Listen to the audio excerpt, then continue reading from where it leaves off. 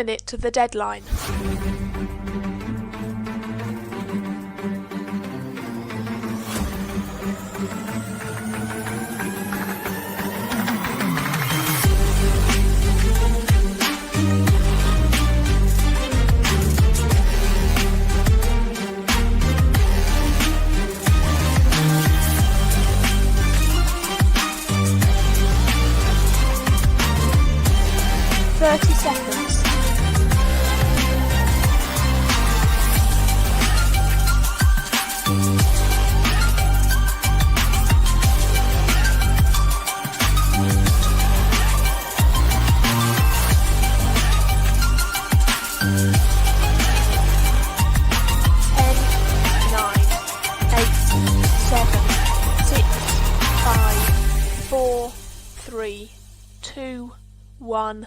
Deadline.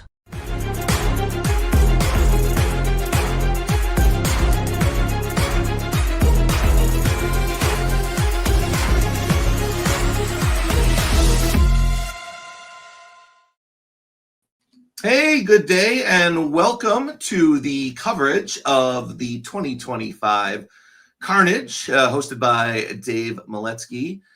This is the DBN crew who will be bringing you the action today. I'm excited to be here. I've attended Carnage a couple times myself. It is one of my favorite tournaments. Before we get to talking about Carnage, I'm going to bring on our cast for today. Joined from all around the world, we've got Brandon Austin. Hey, Kevin. How's it going? Wonderful, wonderful. Michael Blum. Hello. And my buddy Patrick. What's up?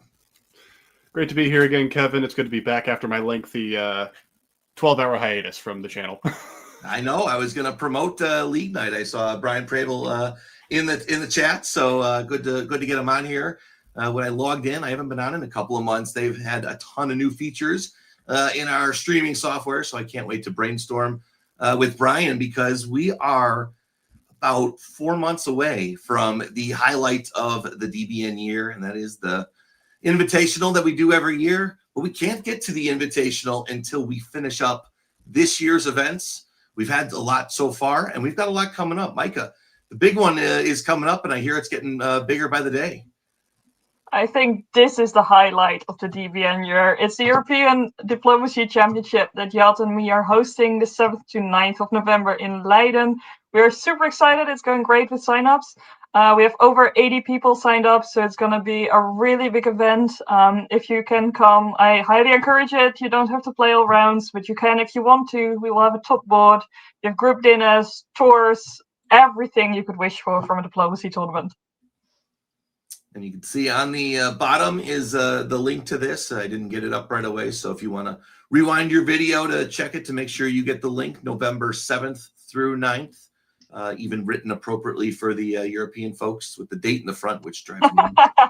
But it is what it is. So join us there. There's Mike participates in a lot of online events too. Patrick will get to those as well. Brandon, down under, you got a big one coming up too. Yeah, that's it. We got our national championship, the Australian Open. That's later in November on the 21st to 23rd. There will be 4 long full rounds of diplomacy, and still got plenty of room and a lot of fun trophies. So if anyone is feeling like coming down under to enjoy a little bit of our summer and join in with some of the crew we've got here, we would absolutely love to see some more registrations. Excellent.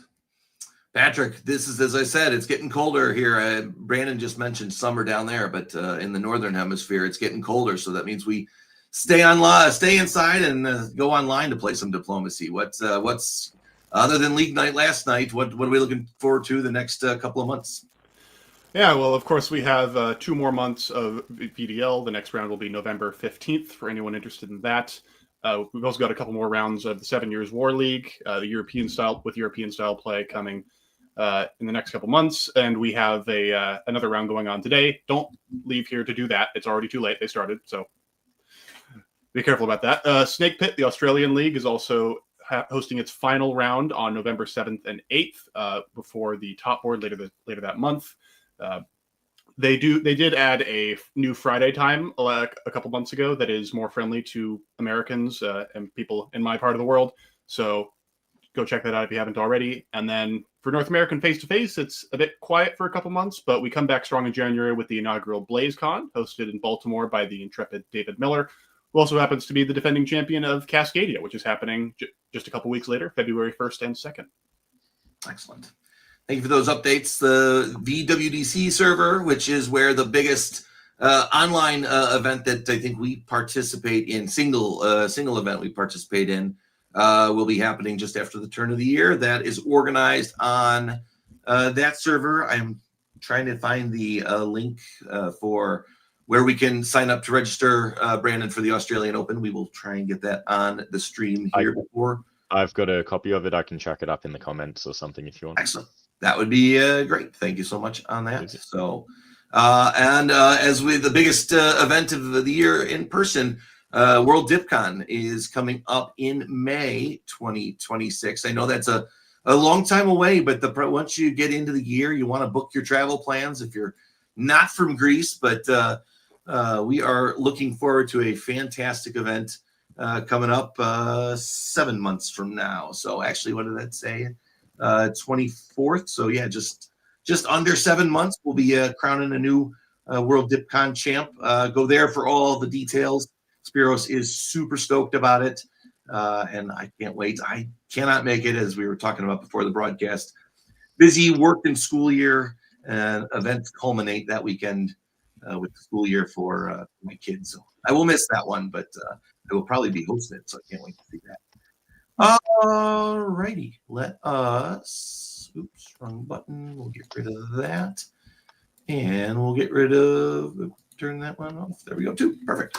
Carnage. It's been hosted in Vermont since 20. Where did we go on that one? Get the date on that. I've been a couple times for a couple North American DipCons.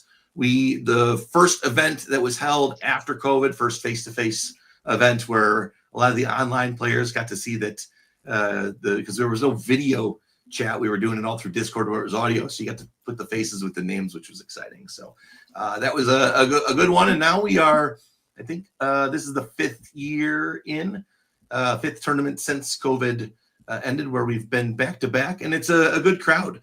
It's an older fashioned type of crowd, less of the online group that we've seen. Let me share window. Here are our participants this year. Some familiar names with online play as well, but a lot of them are players who started in the face-to-face hobby, merged online when we were looking to do that, and then now back to face-to-face. Patrick, obviously, a lot more Americans who looking at this list, who's exciting to see. There's quite a lot here, Kevin. I'll try and leave some for the other two. But David Miller's on a huge hot streak this year. He's won both Cascadia and I believe his third DixieCon. So he's already got plenty of trophies in his cabinet this year, but he's more than capable of adding one more at this tournament, I'd say. Below him, of course, Ed Sullivan, who tragically stole the Win Armada from me with such underhanded tactics as playing really well and being a likable person. How horrible. Peter McNamara, the Terminator himself, coming all the way from Australia to play here as well. He's going to be a huge threat as always. Randy Lawrence Hurt, another really solid East Coast player, a regular at DixieCon as well. He's done really well at these more old-fashioned type of tournaments, especially. Aurora Adaman, a recent up-and-coming virtual player as well. Finished second at Boston Massacre earlier, so big one there. Don't need to talk about Jason Massbaum, whatever. And then Ben Kelman, another big virtual player as well. I was going to say, Brandon, we got an Aussie who made the long trip. What is his travel skills going to be like? I know he's played a lot of American face-to-face. What is the Australian prediction for him? Well, it depends if they're hosting a karaoke night or not. If they're not, all of his focus will be on the game times. And Peter McNamara is not just any Aussie. He knows exactly what he's doing, and he spent a lot of time over in America, so he knows you guys really well too. So I'll be keeping a close eye on him for sure. Excellent. Micah, online names. We see a few of them on here. Other than the big headliners, who's the under the? Let's see if I have any of the next. They show it? Nope, won't show that there. But those are the top ones. Any of the non-headliners you're looking forward to? Well, Patrick just highlighted the 7 names, so out of 10. It's not that much I can add, but what I see in general is that those are not only people that are fun to hang out with, but also I think specifically Ed Sullivan, Aurora, and Ben are people that are quite known for their alliance play, and I'm very curious to see what that will do in this scoring system that I think is fairly positive towards alliance play. So I think we're going to see, based on these names, some very good alliances that will end up breaking way by the end. And I think those alliance players are people that could benefit a lot from that. Nice. And I know, so from being up there, there is a good local hobby. Oops, I think I lost my camera. Brad Blitzstein he's been a DB&I participant. There we go. Oops, I lost my camera again. Oh no. I got to work on that. Anyway, I'll let you guys. Why? We can hear you. There we go. I had a virtual camera in there. Brad Blitzstein is a DB&I participant from prior years, real strong player. The Campbells have been at this tournament for a long time too. So we'll see if any of the local folks from Vermont make it. Robert Roos, I don't know if I saw his name in there, but he was always a great host and helper to Dave when he was up there. So that is the games. The scoring system has been morphed from the old Carnage system, which was ranked base solely, to a version which Karthik helped with. So I don't know if that improves it or it makes it worse. I think if he works on a scoring system, it's good, because that means you might not see him there, and that's bad.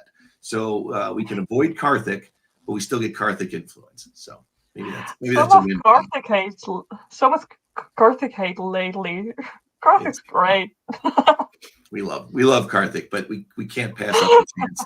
Can't pass up the chance to hate on him a little bit. He's taken more hate than Mass Bomb used to. So Jason has escaped our look. So so that's where we're at. Let's get to the games.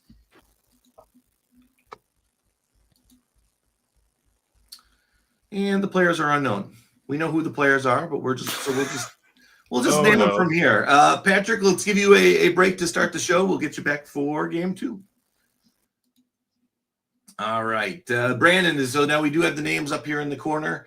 Yep. We've got Will Yarrington. I don't have any of their locations, of course, on here. So anyone who we do know where they're from, Eldor. We've got Peter McNamara, Australia. Seth Victor, didn't have him in. Randy Lawrence Hurt, American, I believe North Carolina still. Chris Campbell, the local, and the aforementioned David Miller. So nice strong board. Putting Peter McNamara in France in the first round of a tournament is not good for everyone else on the board, but let's see how this turns out. Let's do springs and falls. Brandon, let's go have you do the springs. Kick us off here in spring 1901. Too easy. First thing that I noticed straight away is Peter supporting himself into Burgundy, doing that from Paris as well. So wondering if that was potentially a little bit of a communication breakdown between them and Seth and Randy, because we noticed Munich goes to Burgundy, but Venice also goes to Piedmont. Otherwise, having a look around, fairly standard English opening for Ellie. Russia, also a standard opening, noticing a DMZ in Galicia, so hopefully a bit of trust between Chris and Will. And yeah, Vienna holding, not being worried about covering Trieste, and yeah, keeping that DMZ in Galicia. So, and pretty standard Turkish opening as well. So around the board looks pretty standard, but it is interesting seeing that support into Burgundy and that army in Munich and army in Venice both heading to the west. Yeah. Micah, old school Turkish opening here, I guess, since it's an old school tournament. Yeah, we haven't seen much of those lately, or I haven't at all for the past few months. Obviously, a little earlier I saw it, but maybe old school players, old school moves. And no attack to the channel, so it doesn't look like it was 3 against Peter, but you never know. So Micah, with that as the setup, here's fall 1901. I like that. Okay, so we do see friends covering Marseille, but they seem to have made some sort of an agreement with Italy. I think they have asked Italy to leave, but also covered Marseille just in case. And what I think is really cool is that because Burgundy is moving to Marseille, France is at the same time telling Italy, I'm not building Fleet Marseille, don't worry about me, which is only giving Italy more incentive to move away. So I think that's nicely done by Peter, and obviously some good negotiation between Peter and Randy.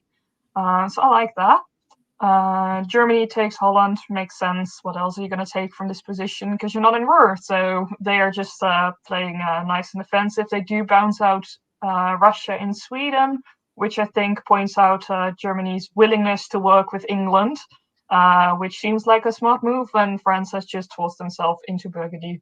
So I expect to see some German-English cooperation from here. England does put the army into Belgium. That means if they work together with Germany, they have 2 in Burgundy next turn. And other than that, we don't see that many super special moves. We see Italy convoying, Austria takes Greece. Turkey does bounce towards Greece, could be anti-Austrian. I think it's a little too early to tell what exactly is happening here. If it had worked, Ankara would have been in Khan and he would have been able to put a fleet in Smyrna, but I don't really think Turkey expected it to work. It's just a safety move to make sure that Austria supports themselves. Yep. Yeah, that was the old school thinking. Who knows if there were any tries to get Serbia to go to Romania? Who knows on that front? Russia does get one though, getting Romania, so the bounce in Sweden, not terrible. Brandon, with England up to 5, Germany up to 5, France up to 5. What's the West going to shake out like in these builds? It'll be interesting. Munich holding is something that sort of caught my eye. Like, I feel like if there was continued tension with Peter and Seth, maybe Munich could have actually gone to Burgundy or something just in case it was moving, or just to tap it or whatever. Yeah. I'm not exactly sure what the go is there, but Peter knows what he's doing. I'm sure he's been able to be pretty straight with Ellie and Seth and Randy. And yeah, I liked Micah's point too of keeping Marseille occupied. So there we go. We see the pretty straightforward builds in the West, but Fleet South Coast, that bounce in Sweden was not taken well by Chris. No, definitely not. All right. Well, then here, how about you tell us what the reaction to that is, spring 1902? Moving to Livonia, and we have Seth being able to support into Baltic. Ellie convoys up into Norway, walks into Sweden, gets into Norwegian. So we've got an EG that's getting a nice solid position up in the north. We have Peter supporting himself up into Burgundy again, and Munich going to Ruhr this time.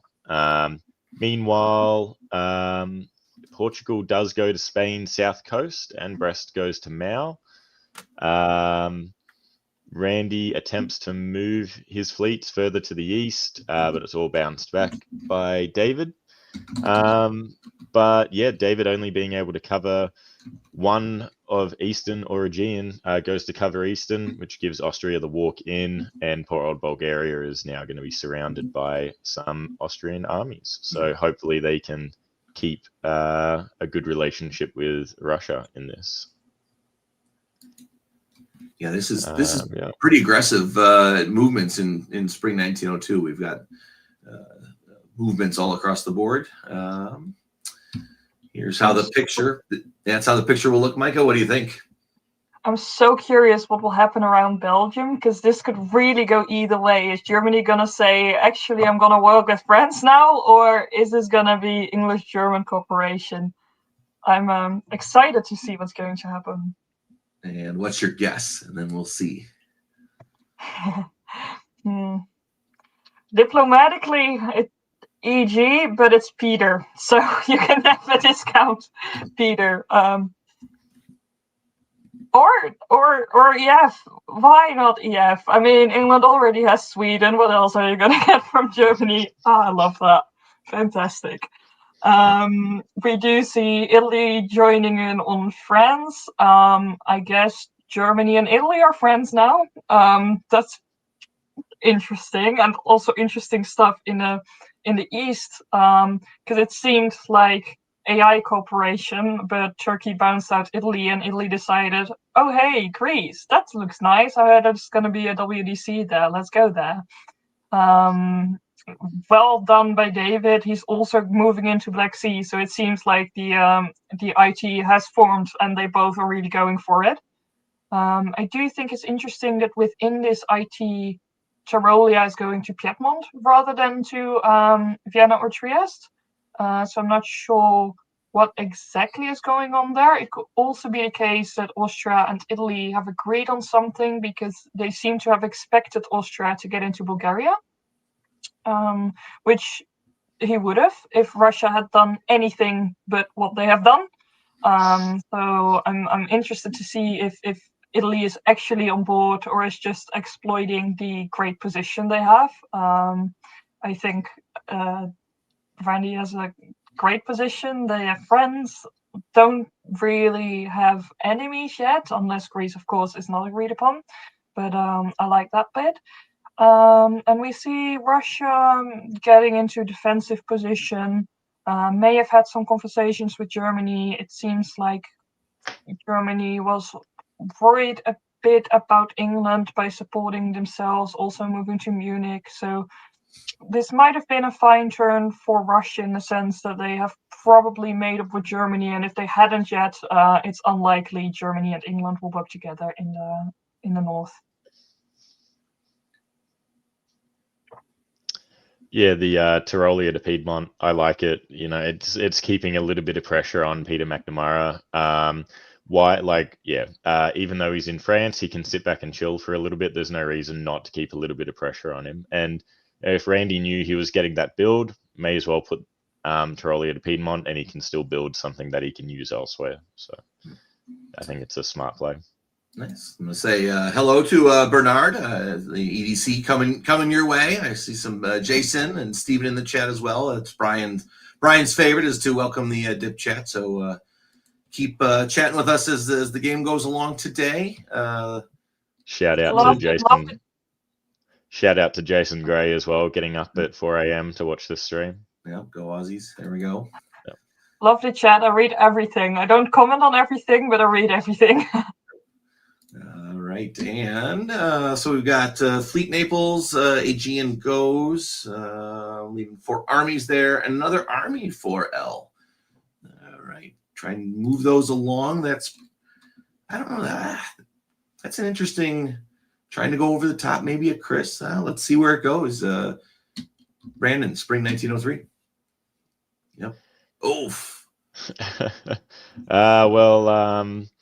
Yeah, well, it does go, that army from L does go up into Norway, but at the same time, we have Seth taking Belgium, and we have Peter going up into Now and Mao.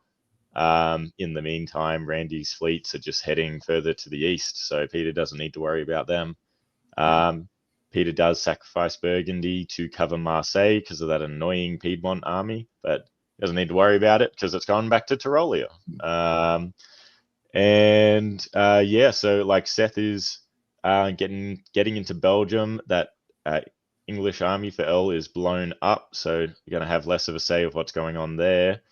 And unless Peter and L are able to work something out, Seth might be able to hold on to Belgium here. So yeah, we'll have a look. But it looks like Chris might have a bit of a defensible position for themselves as well in the north, depending what Seth's position is here.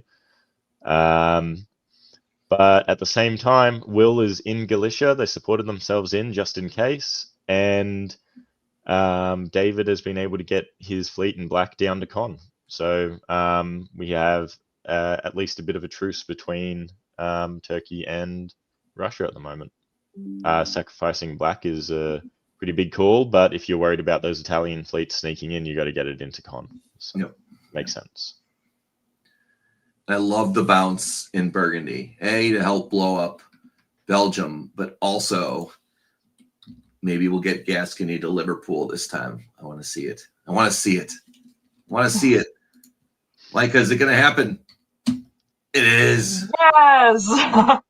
That's fantastic. I mean, once you're France and you're in Mid-Atlantic, you're North Atlantic, and you convoy yourself to Liverpool, you know you're going to have a good game. That's awesome. I think it's interesting what's happening with Germany, who does take Belgium, but also supports himself into Burgundy. I'm curious what exactly happened there in negotiations, but Germany picks up Belgium and is in very good defensive position. I guess North Sea could have gone to Holland, but Germany knew that just wasn't going to happen in this case. I think that's a really cool move to do it this way, because either France would have supported themselves into Burgundy, creating a bounce, or Germany takes it like this. The only way we should really have a problem is if Picardy goes to Belgium here, but that's just a little weird. So I like that play by Germany. Well done. We see Russia also taking a slight risk there. He has to take a risk on something, either by support holding St. Pete or to leave Warsaw open. And he goes for this one. It is the right call that Austria wants to attack him. So this way he at least has a bit of a nicer defensive position. So I quite like that for Russia. I think David definitely saw it coming that Italy was attacking him. We did see him last turn supporting Serbia into Greece. And we have some information in the chat that earlier the move to Black Sea was agreed for defense. I think he felt that Italy was going after him, so defense was more important elsewhere. We do see an attempt for a convoy to Bulgaria. Would have been fun if it succeeded, but was quite unlikely with Con there. Could have happened. I like the ambition. I guess Con could have gone to Aegean, and this is a fun move, so I like it. I think it's overall good turn for Austria. They're not losing anything, and they are gaining Romania, yes. And it seems like they have a friend in Italy, and they have the position to do something with that friendship. I'm interested. Seth, Brandon, Seth goes both ways. Attacks England, attacks France in this. Is it you build an alliance, but now you're on your own? Is this something that could maybe patch ENF back together? It's going to be a little hard to do with the French army in Liverpool. But they might be able to spin something.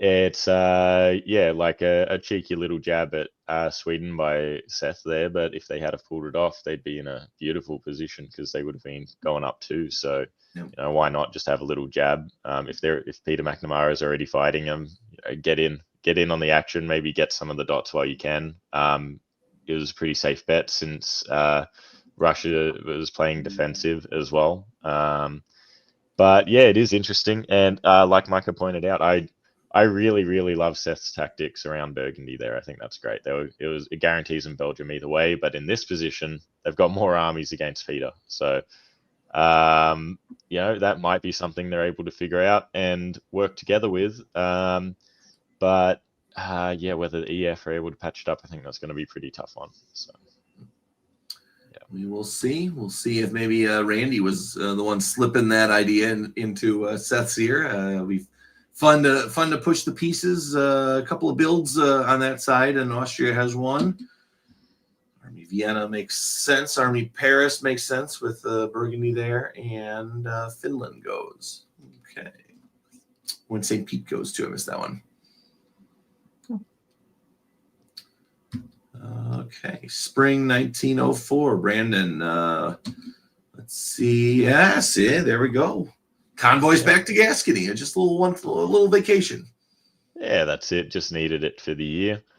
Yeah, so does the complete reverse. Liverpool goes straight back to Gascony, letting York just walk into Liverpool. Here we actually have a bit of Russian and English cooperation between Chris and Elle, meaning that Elle is able to get Sweden into Denmark, but now Seth has just walked into Sweden, and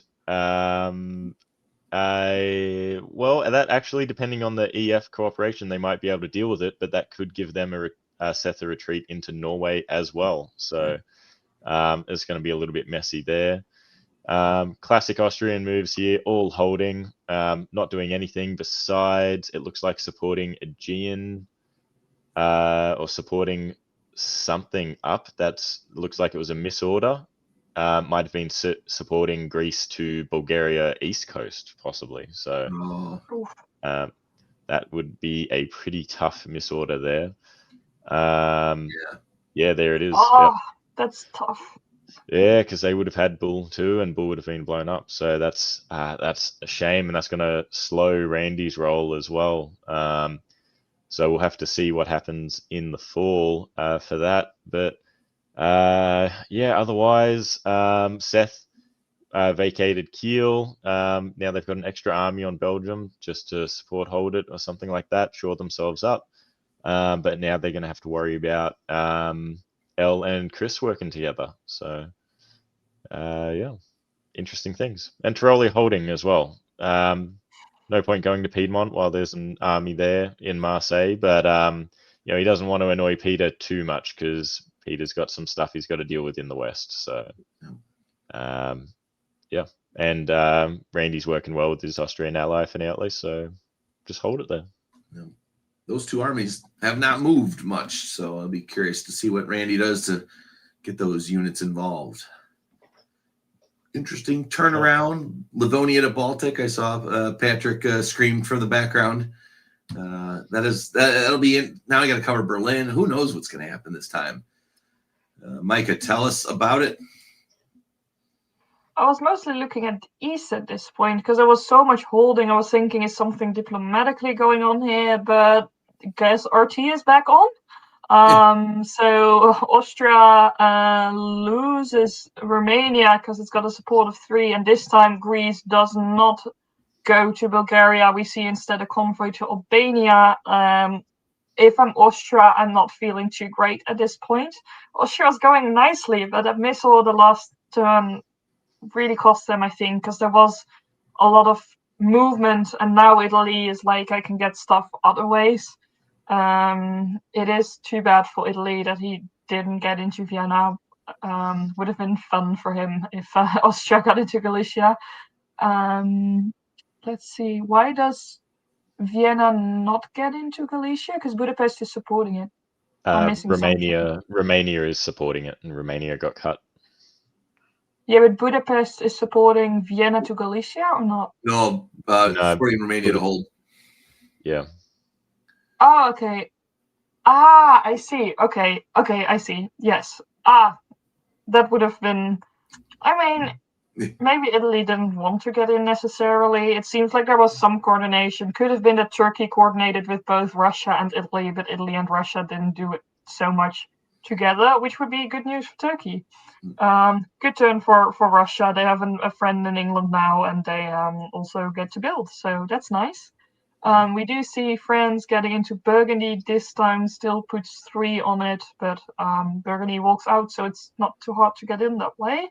We do see Mid-Atlantic moving to English Channel, just getting into position to go either way. He can still go for London, he can still go for Belgium. It's whatever Peter feels like doing.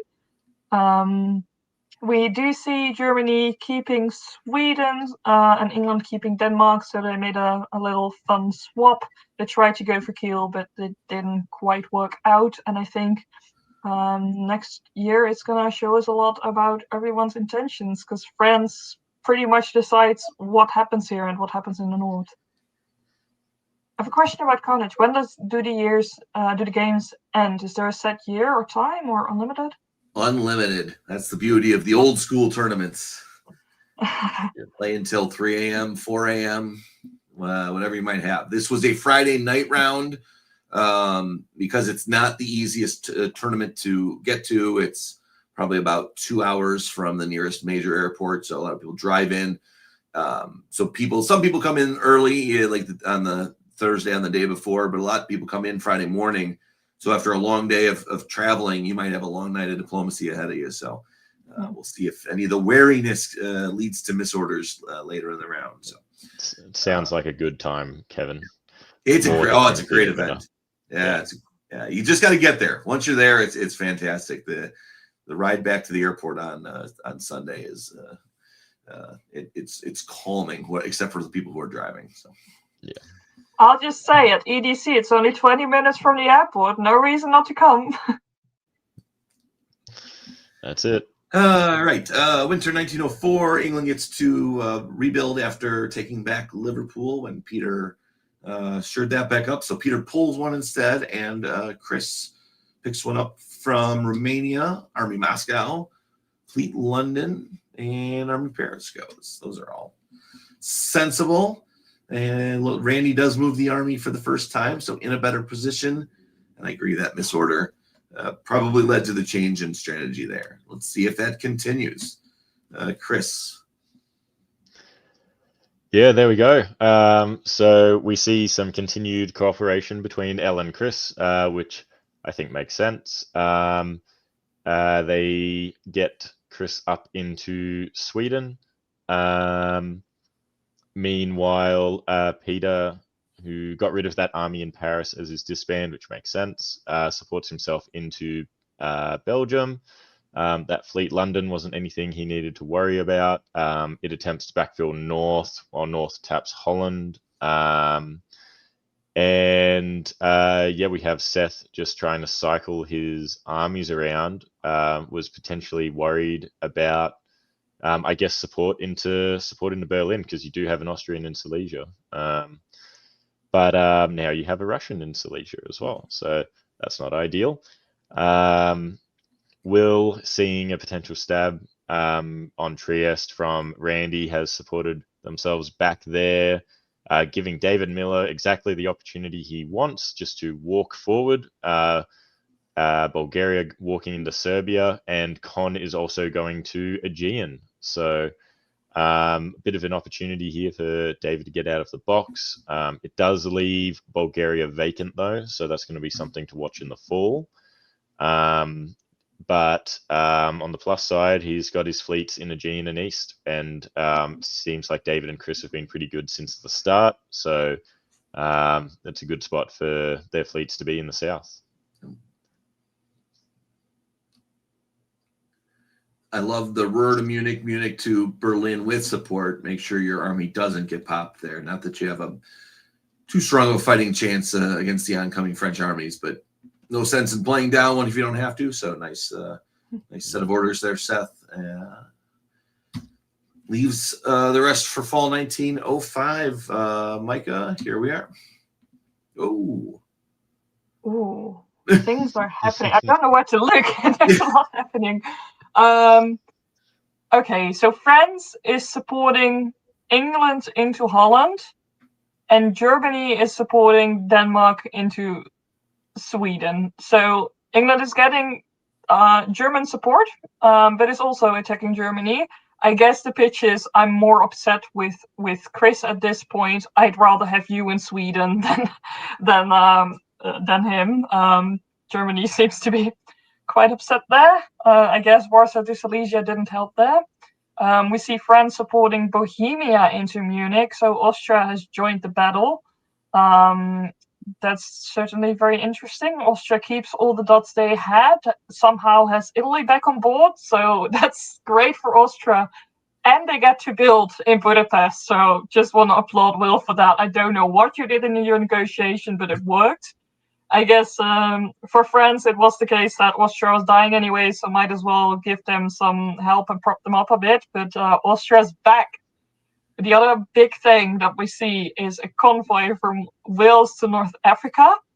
Yeah, exactly. I was looking at that, and it's certainly interesting. It could be either followed up with something like Mid-Atlantic to West, and then them trying to go for Tunis, reduce in Marseille to Piedmont. Maybe Peter had hoped to build a fleet in Marseille. But it also opens up some room for maybe moving into North Atlantic, maybe Irish, and having some fun over there. I think England building one makes that a bit harder, but hey, if you trust Peter McNamara, nothing will go wrong, right? And the last thing I kind of see is Norwegian moving into Norway, which is nice because it creates the possibility of doing something with St. Pete later on, or even something around Skagerrak, if you don't know exactly what is happening there. Very exciting turn, I like it. Yeah, it's a tough turn for Seth as well, going down Sweden, Belgium, and Munich, so down 3. Just a shout out to Jason Gray in the comments as well. This is the end of 05, and no power has been less than 4 all game. So that shows just how much everyone's been communicating and talking. And Germany has lost a couple of centers now, but still no one dropping down below 4 till 05 is a pretty big deal. I was going to say, this is a we were just talking about an unlimited game time-wise, and it's looking more like C Diplo with the bouncing back and forth. So yes, we do get Germany down to 3, but still no one above 6. With Germany pulling 2, so the Skagerrak fleet, while potentially useful, may not live to see another day, but we will see. Austria with an interesting comeback, being able to build in Budapest. Kiel and Skagerrak do go. Peter McNamara does get that fleet, just not where he wanted it necessarily. And Army Eddie, so attack rather than defense for L. So this might be exactly where Peter wants his fleet, because now he can go after England, and England has built an army, so he can just move up and have fun. Yeah, he was able to keep Randy out of Piedmont, because he could have guaranteed building in Marseille by moving the army somewhere else. But he's kept Randy away, and Mao can go to West and Brest can go to Mao, and it can all happen pretty quick. So, or it can go north. So never mind. I made a good call for once. we love English Channel to Wales, Mao to Irish, and Brest straight back into English, especially when London holds as well. Peter able to gain some decent capital there, supports himself up into Ruhr, popping that army, and Marseille backfills Burgundy. L convoys Eddie over to Norway. Norway goes to Barons. St. Pete's pretty much going to be a given now.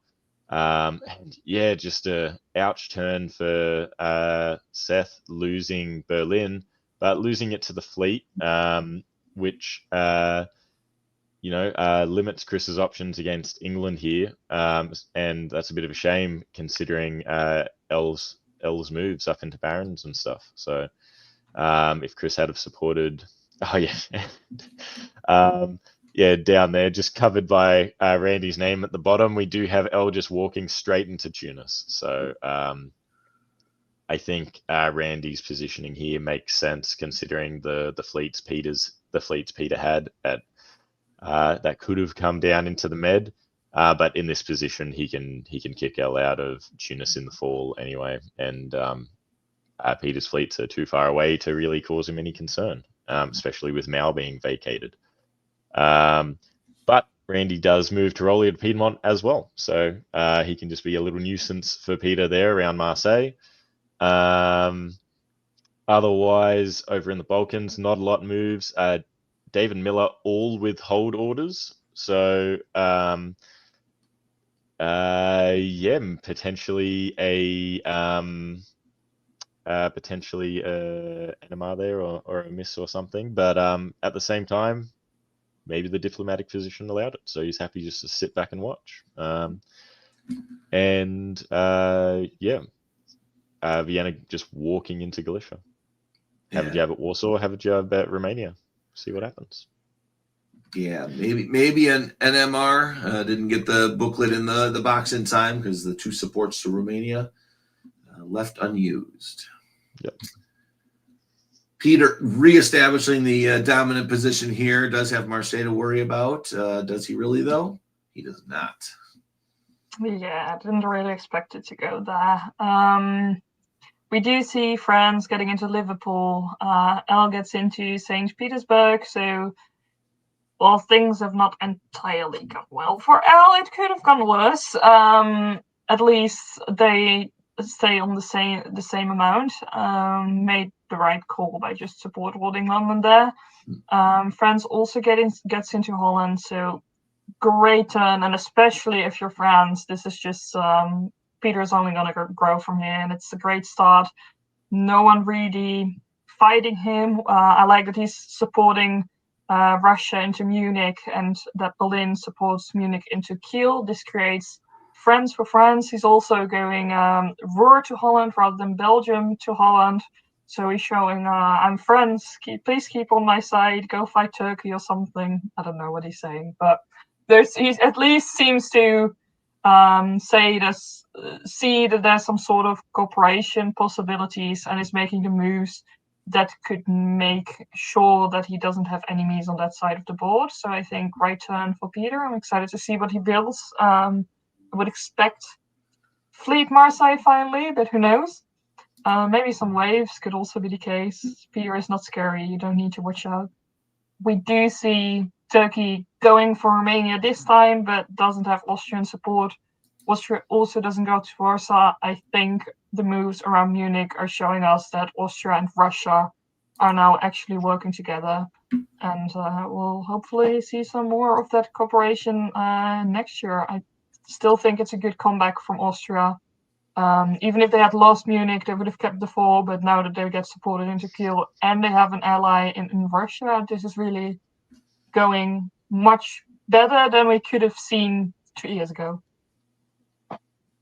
Yeah, David drops the spoiler here. We were going to get to that when we got to his other game, but he is playing 2 boards, so that could and usually does lead to a little bit of chaos. And so much diplomacy on this board as well, looking at it. If we just look at the moves, there's a lot of switching and things happening. So well done, David. Yeah.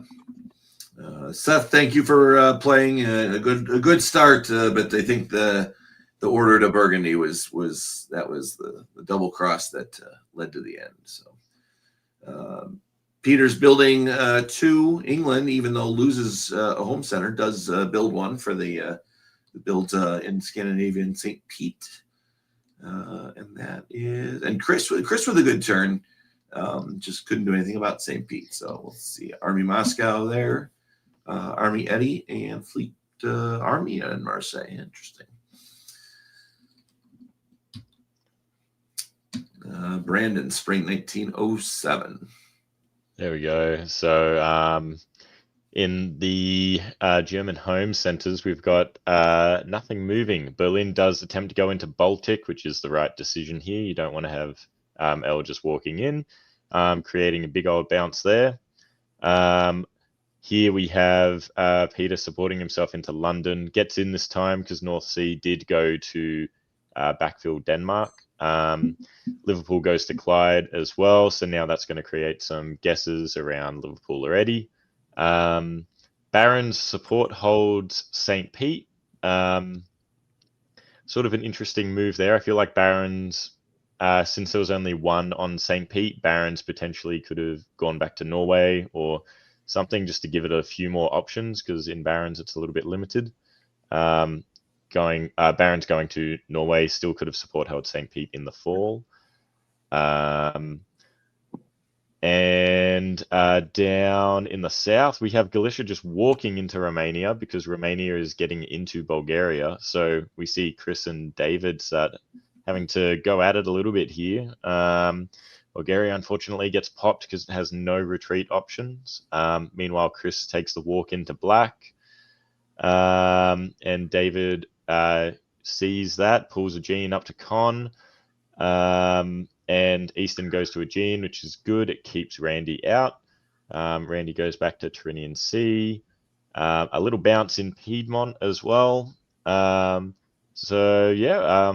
Will being able to walk into Romania and potentially be able to snag something else in the fall is again a pretty decent Austrian position. We'll have to see what I'm interested to see what Peter and Chris's coordination will be in fall, because there could be some potential options around Kiel as well, since they do have 2 armies on it. So yeah. Brian, I like to help out people playing on 2 boards too. It's just easier to take their centers, so that way they don't have to worry about 2 boards. But I don't know the game as well as others.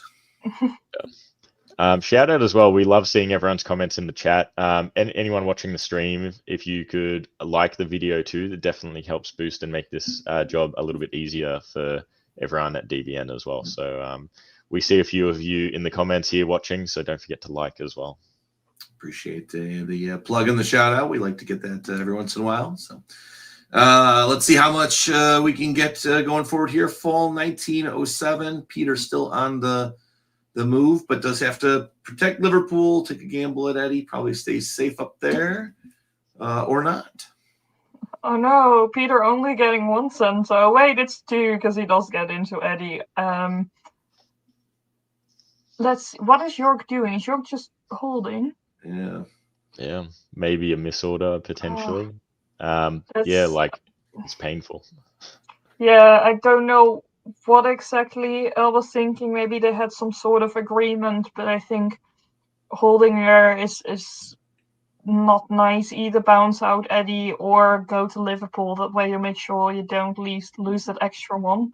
But Peter may have made some sort of pitches, or might have said like, yeah, you can be my janissary, or let's work together. You don't know what's going on with the diplomacy, but that's tough. I do see, as Patrick says in the chat, England might have just given up with the North Sea disband as well. I'm not sure why exactly North Sea wouldn't retreat either. L's not going to be building, so it's not for reasons like that. Maybe they have some agreement to let L live in the northeast and just bother Russia, and then Peter is just going to take the mainland. We don't know what's going on, so we'll see next turn what's going on there.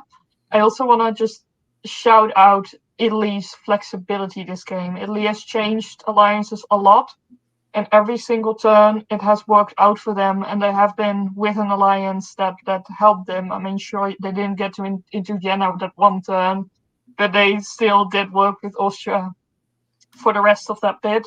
And now we see that same flexibility working out for them again when they are able to convoy Albania into Smyrna. It seems like Turkey is himself convoying it.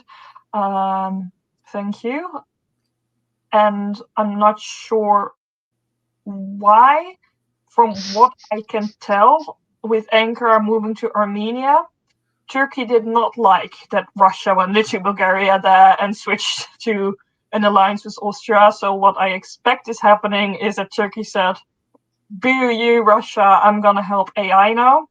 And of course, that includes a convoy to Smyrna. Why not? So, it depends a bit on what Russia is going to do. I don't think it's too bad for Russia at this point. Russia still has Austrian support. Austria is in a better position, especially if Italy is on board with Austria, because they can just kick out Bulgaria.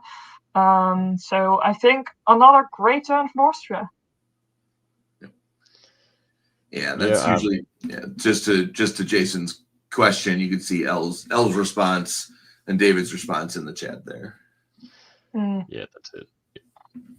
So usually at that point of the game, it means we're wrapping up. But Peter still has 2 builds and a few more centers to get. As we mentioned before, there really wasn't a big point bonus for extra centers. More so now with the new Carnage scoring system. There is. So let's see what we get. We're going to get 2 more fleets for Peter. Randy builds an army, and Will builds an army. Spring 1908. Brandon, what will we see Peter push for? There we go. Everything. Gascony takes the walk into Burgundy. He gets himself into Roe, goes to Skag. He's in North. He has Norwegian. He's in Mao, West. He got bounced out of Leon, but oh well. I don't think that really matters. Look at his positioning. It's going very well for him. So yeah, just a whole lot of moves. The only bounce being Marseille. Piedmont didn't make it through, but that was probably just hoping Venice vacates or something. I don't think it was going to in this position. And we have Chris trying the same tactics up in the north against L. Livonia supporting into Moscow. That doesn't happen. We have that familiar bounce in Baltic as well, and a cut of Kiel. Down we have IT. Not IT, sorry. We have Will supporting themselves into Tyrolia, which, if they're going to work with Peter here, gives them some juicy options around Venice. In the meantime, we have Randy supporting Sevastopol to Armenia, which is now making Armenia go back to Ankh, and is going to give Randy and Chris some options over Ankh in the fall. So I think we're going to see David drop an extra one, an extra center this turn. We'll see. I believe the answer to Jason's question is I believe it is 34,000. I do not think it's just 18,000. I think it's the full shebang, and no one else can beat it. Dave is a purist, like I am. A solo is worth every point you can get, and so David does reward that with his scoring system. So there is a chance. Let's see where we get to here. Fall 1908. Yeah, there's definitely a chance, especially if you have England on board. England does take Liverpool, but France gets Norway and Sweden. So if I'm France, I'm not too unhappy about that trade, especially since England can't build on the mainland anyway, so that's fine. France and England are still very clearly working together. I like Holland supporting Denmark to Kiel. That means there's either going to be a bounce, or at least it's not going to be Russian. If it does go through, France takes Denmark, so nicely done by EF. France gets into Munich. France gets into North Africa. France bounces Lyon. Good turn for France. I think they're getting Munich, Sweden, Norway, so +3 minus Liverpool, so they go +2. And look, they have exactly 2 building spaces free. Yep. This is a fantastic Peter game. He's played the game really well all games, kept the good people on side when he needed them, is also now attacking them when he needs to. I think Piedmont to Tyrolia is a fun, cheeky move. Piedmont was going to get popped, but this way he at least is able to keep Trieste out of Tyrolia, making it easy to maintain Munich. With Berlin being a fleet, he doesn't really have to worry about anything in the middle of the board, and this could very much be a soloing position if he wants to go for it, and it's Peter, so he probably wants to go for it. For especially a first round of a tournament, this is fantastic. We see Turkey with some of his last breaths supporting Italy into Cologne rather than doing something with Russia. I think the original agreement was that Smyrna supports Armenia into Ankara, but Turkey managed to diplomatically convince Italy that a lot for him is better, I think. I think people are recognizing the Peter problem a bit, but I don't know if it's in time. I like that Austria at least moved towards the line. Maybe that Austria-Russia cooperation can continue and actually continue now rather than Russia secretly attacking Austria as well. So Peter's building 3. Did he wave one last time? Maybe that was it. Oh, Piedmont got piffed. There you go. Maybe I missed that. All right, so building 3, but can only build 2, so we'll play 1 short. That will certainly stop his chances for a solo, I'm sure. I'm trying to go forward. I think that is where the orders run out. So my guess is, there we go. I hit the wrong button. That's it. All right, Fleet and Army Paris. Denmark goes, which was expected. Ankara and Armenia go. There we go. See, I thought it was over. Yeah. And it is. So Peter stops at 12. Hard to think that he couldn't have gotten Denmark Kiel. I think he could get about 4 centers, probably, if the rest decides they're going to coordinate. And at that point, 16 or 12 isn't going to make the difference score-wise. Yep. But still, coming out first with a strong 12 centers, getting 8,512 points because we love big numbers. It's an awesome first game and great for the Aussie representation. If there's an Aussie player in America representing us 100%, I want it to be Peter every day. Sorry, Darcy, you don't make the cut. But yeah, this is what we love to see in round 1. And I am interested to see how David's other board has turned out. Hopefully, David Miller's other board has turned out a little bit better than this finish as a 1-center turkey. That's a good transition to get there. We'll bring Patrick back on stage. Patrick, you had a good post earlier about Eld. Tell us about the Imperial variant. Yeah, sure. It's a really big, ambitious, world-spanning variant with 25 players spread across 6 continents. They introduced some new mechanics to make that a bit more palatable, like coring, where you can create new home centers by dedicating units to it for a couple of turns. And it's I played an earlier phase of it in extended deadline form at some point. Honestly, those huge world scale variants played over Discord, like I don't do too much of them because they're just that time consuming when you're trying to play a lot of Classic as well. But it's been a really impressive project to see develop from Elle and her co-creator Flair, who's bringing it to Norwegian tournament. Who brought it to, I think, the Norwegian tournament earlier this year. It was. It's a great variant, and I'm glad to see it seems to get positive reviews so far based on what I've seen posted about it on Discord from this weekend. Yeah, excellent. Well, good. I did see a picture of it. I'll have to see if I can share that on screen as we're going through the next game. So congrats to Peter on a good first round. As I did not know the result as I came in, and I made the joke about way to give a tournament to Peter in the first round by giving him France, and Peter lives up to the expectations. So good start for him. Brandon, we'll give you a break here. Go refresh your coffee since it's still 5 a.m. for you. So we'll see you in a bit. Board 2. Giving on the players here. Nope, still unknown players. All right. Well, we know who they are. We just don't know where they are. But we know Seth is playing 2 boards as well. So that may have been a reason why. And to play 2 boards as Germany and Austria is that's a stab by Maletsky to do so. Well, at least the names are correctly displayed on the intro screen rather than the at least if not the intro board, the intro screen. At least the names are correctly displayed on the board, if not the intro screen. Yep.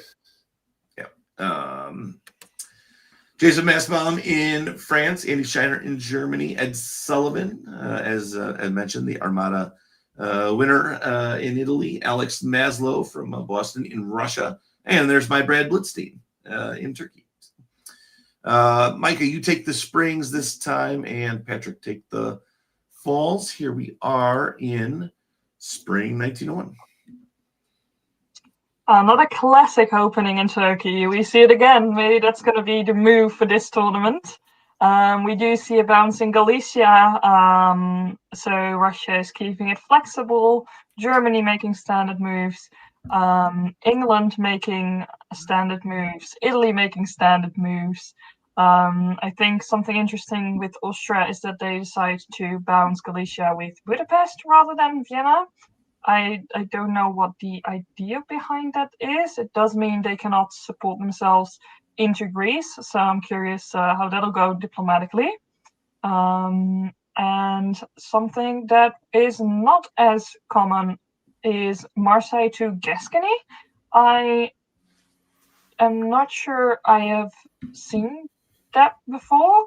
The only thing that I would think it would be for is to convoy Gascony into Portugal or something, and then say, "Oh, I'll do that. Germany, give me Belgium." I don't know. Maybe there's some other things going on. I'm sure Jason Messbaum has a plan. So I'm excited to see where that goes. Yeah, it's a slight variation of the Lisbon Leap, where you try and put your army into Belgium a bit more aggressively to get that convoy before you agree to that convoy. Sorry, with Germany. So. Let's see what he does. He just walks to Spain. No, that works too. Yeah. Different route. I like this opening, but you don't need to do the fancy continuation of it all the time. This puts Jason in a pretty solid position, especially if he's bought off England with that supported convoy to Belgium. Bad news for Germany here. If England and France are working together, is that he's bounced Sweden, so Russia's not going to come to his aid most likely if that's the alliance that forms. So I would not want to be Andy on this board at the moment. And although he has 2 builds, he's not out of the game by any means. Meanwhile, Greece is bounced after that brave experimental opening from Austria. I don't blame him for trying it. Like, at the end of the day, every Austrian opening requires you to trust one person and then protect against 2 others. And he chose the opening to protect it against both Russia and Italy, but Turkey's going to take advantage of that sometimes.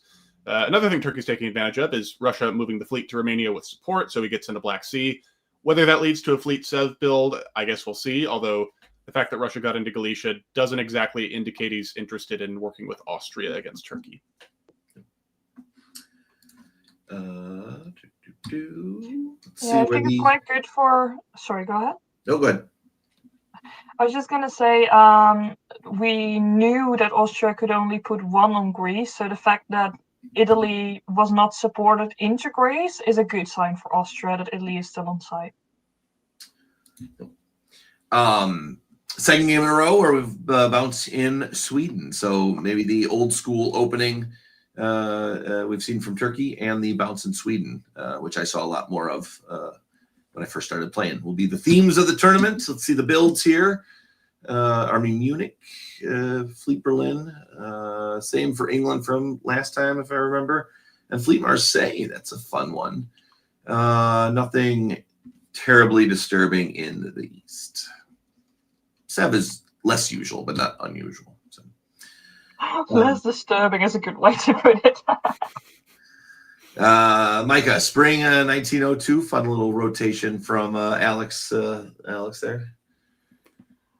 Yeah, it works, so good for him. We see Austria also making some rotations and it not working out as well for them. I was just talking about how Austria had a friend in Italy, and now we see that Italy really wants to take their friends' dots. So too bad for Austria.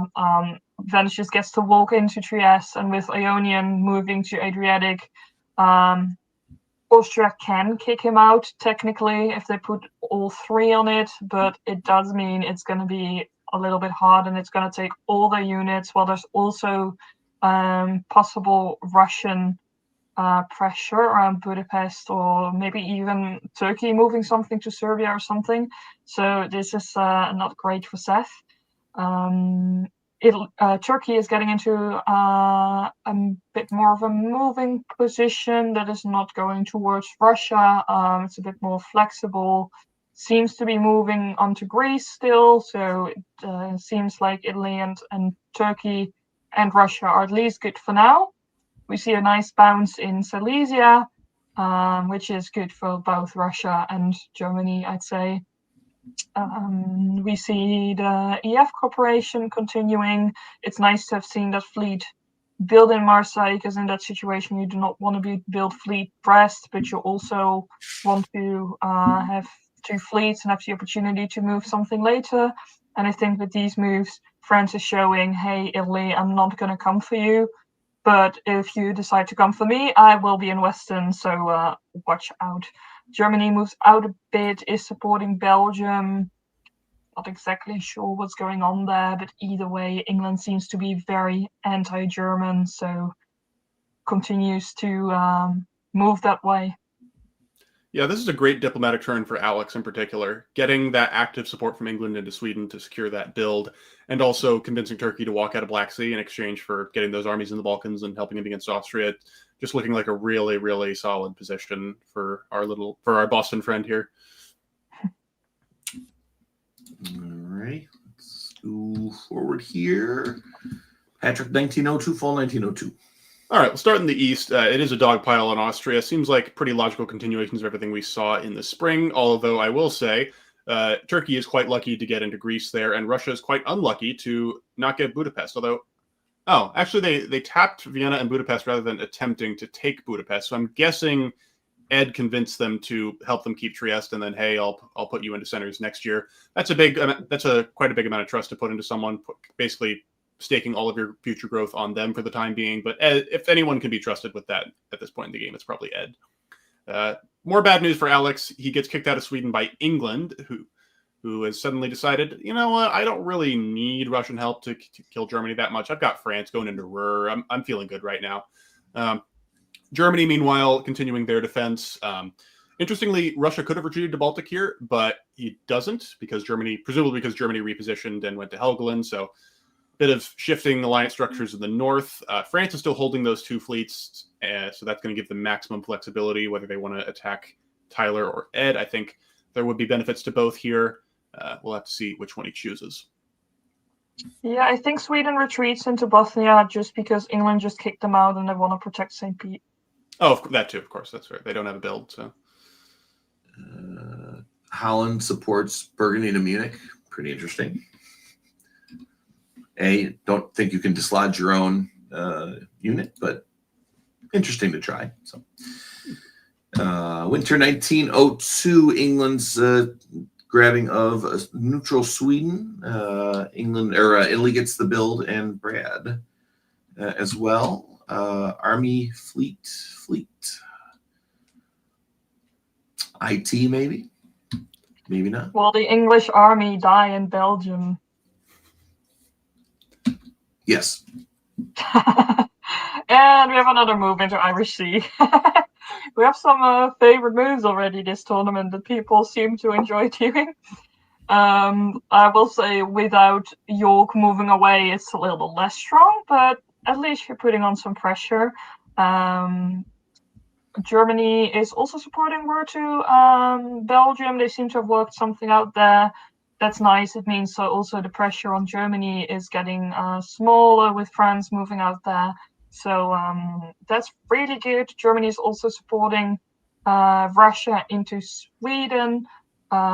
Great diplomatic turn for Germany. Germany isn't really gaining anything and can't really gain anything, but they've made two friends that were previously attacking them. So well done, Andy.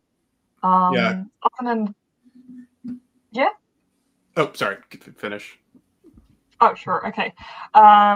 We do see Turkey trying to convoy into Greece, but Italy decided that they'd rather have it, and Austria also decides they'd rather have Italy have it. So the two of them seem to have made up a bit. I think that's really strong by Ed. RT was getting together a lot, was getting the growth, and this way he gets to counter that a bit, and is making sure that he is getting the fruit from this alliance. Austria is way too busy supporting themselves to be attacking Italy right now. So really good for Ed. And also to do it by the fleet to get future movement and having Greece be supporting things or the other way around. Yeah, this is sort of what I was concerned about when I saw England take Sweden, because sometimes it's better to just continue on the path in the fall that you started on in the spring. We've seen a lot of spring-fall pivoting, some really dynamic play so far in both of these games. But this is a case where if you're taking the Russian center or the neutral center instead of the German center, then you're not doing the EF play. And France is not going to be happy about that because you're not softening up Germany, so they can get something out of Germany. And with Jason in such a flexible position still to turn around and do exactly what he's done here, that can easily come back to bite you. So perhaps a bit of a lesson there for Tyler. Good spot for Jason to be in. He knows how to play this game. Former Diplomat of the Year, DBN Diplomat of the Year. All right, we see no big surprise pivots in the fall. AI are still together, but Austria forces Galicia now, so explicitly anti-Russian in addition to anti-Turkish. Not exactly surprising since they did make an attempt on Budapest in the spring. Meanwhile, in the north, we've still got pretty traditional FG moves. Germany actually helps Russia keep Sweden rather than going for North Sea, which makes sense because, well, what else was Norwegian going to do but support North Sea? And Jason moves into English Channel, which was guaranteed, and now they get a convoy into Wales with support, which is also guaranteed. So really good progress for both Russia and France, and Germany will just be happy at this point that they've got those hostile units away from their centers and turned into friends. Okie doke. That gets us there. Tyler's pulling one, as you all discussed last time. Jason and Ed building one each. Alex will put down Army Sev again. He must like Sevastopol. Second Army there. 2 fleets. And a loss of Skagerrak. Okie doke. Spring 1904, Micah. I really like the Italy position here. He has places to go, he has the units where he wants to have them, and he has friends. It seems like Austria and Russia have talked. Maybe Austria was worried about Italy. I'm not entirely sure what the move from Galicia to Vienna was about, but I guess it's something you can do. Maybe there's some sort of plan, I don't know. But Russia is supporting Bulgaria, so it seems like Austria expected support and in exchange backed off of Galicia, but that support didn't actually happen. We do see Russia convoying into Ankara, so Russia seems to be anti-Turkey, but not necessarily entirely pro-Austrian growth. He is, however, moving to Warsaw when he could have walked into Galicia, so there are definitely negotiations going on there. It's just a question of what exactly ends up happening. Maybe he wanted to see if he landed a convoy before deciding further on some sort of agreement, and to see if he was not going to lose Romania. We see in the west some bounces, a convoy to Wales, which lands. Always really nice to see that. England is moving back, so France won't get anything very, very soon, except Liverpool, I think. But is definitely going the right way and going steady. And Germany doesn't really need to be that scared of anyone right now, so that's a good comeback. Real quick, Mike, before we go to the fall, would you prioritize taking London or Liverpool here as France, now that you've got the choice? That's a good one. I mean, there's a fleet in London, so you would love to get rid of that, but yeah, I guess it has to be London. Yeah. What about you? Yeah, probably London, so the Irish can support Mao to now instead. Enable some more forward momentum. All right, let's go to the fall. We'll do that. Let's see what silver-tongued Alex Maslow will do this time after convincing Austria to leave Galicia and for Turkey to not cover Ankara. He goes into Smyrna, actually, which is slightly harder to hold, but also a lot more fun. So, oh well. And it seems like Austria wasn't angry enough about the failed support to Bulgaria, if that's what Russia promised to take Romania. So instead, he gets the support to Bulgaria now, but Ed has other ideas about how the game should go from here in the Balkans, as he stabs for Serbia, which was very risky given the presence of Vienna able to cut Trieste pretty easily. But clearly, he sees that Austria trusts him a lot more than Russia at this point and takes full advantage of it. So really well done to Ed there. Meanwhile, in the north, we've got Germany actually abandoning the attack on England and lining up on Sweden again. Presumably was spooked by those moves to Livonia and Warsaw, which was very reasonable. It's very rare to see two armies line up in that position and then not go to Prussia and Silesia. So covering his bases there. Wasn't going to get an English home center this year anyway because the North Sea didn't get in. Meanwhile, Tyler gets into St. Petersburg, but is not even because he loses both London and Liverpool.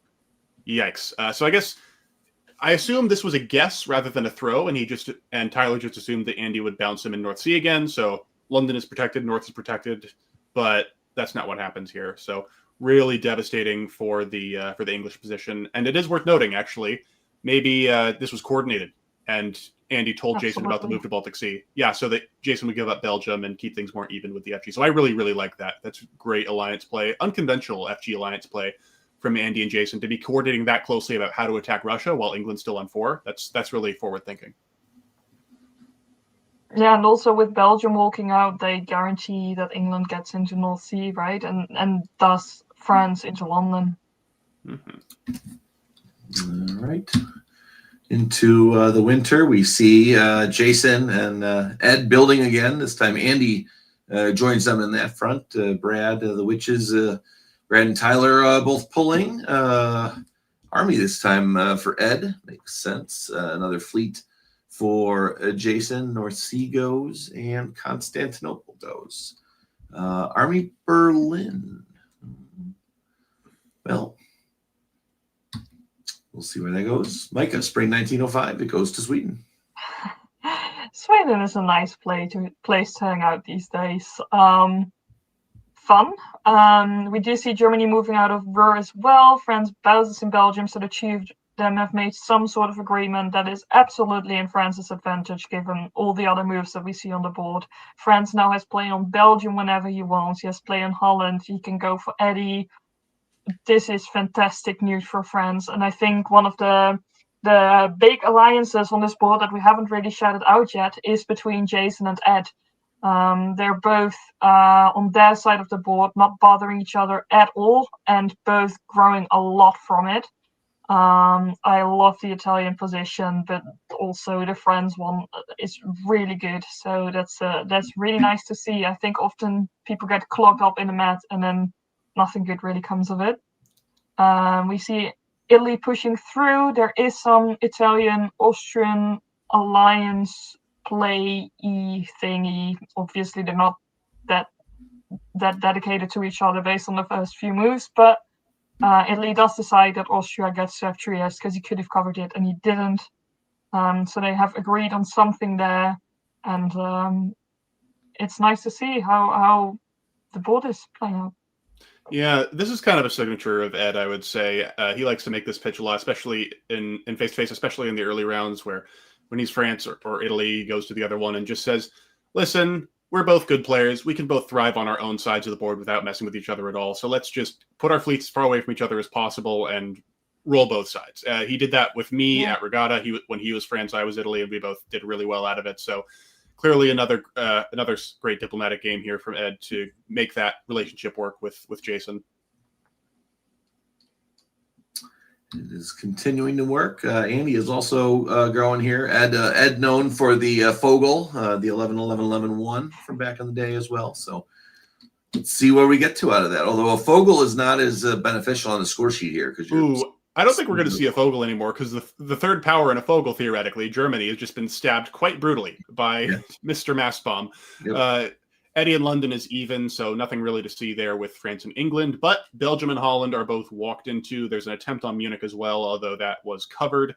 So Jason's going to be +2 here, really just stamping his authority on this game and trying to win, at least on the West, and trying to win that race with Mr. Sullivan.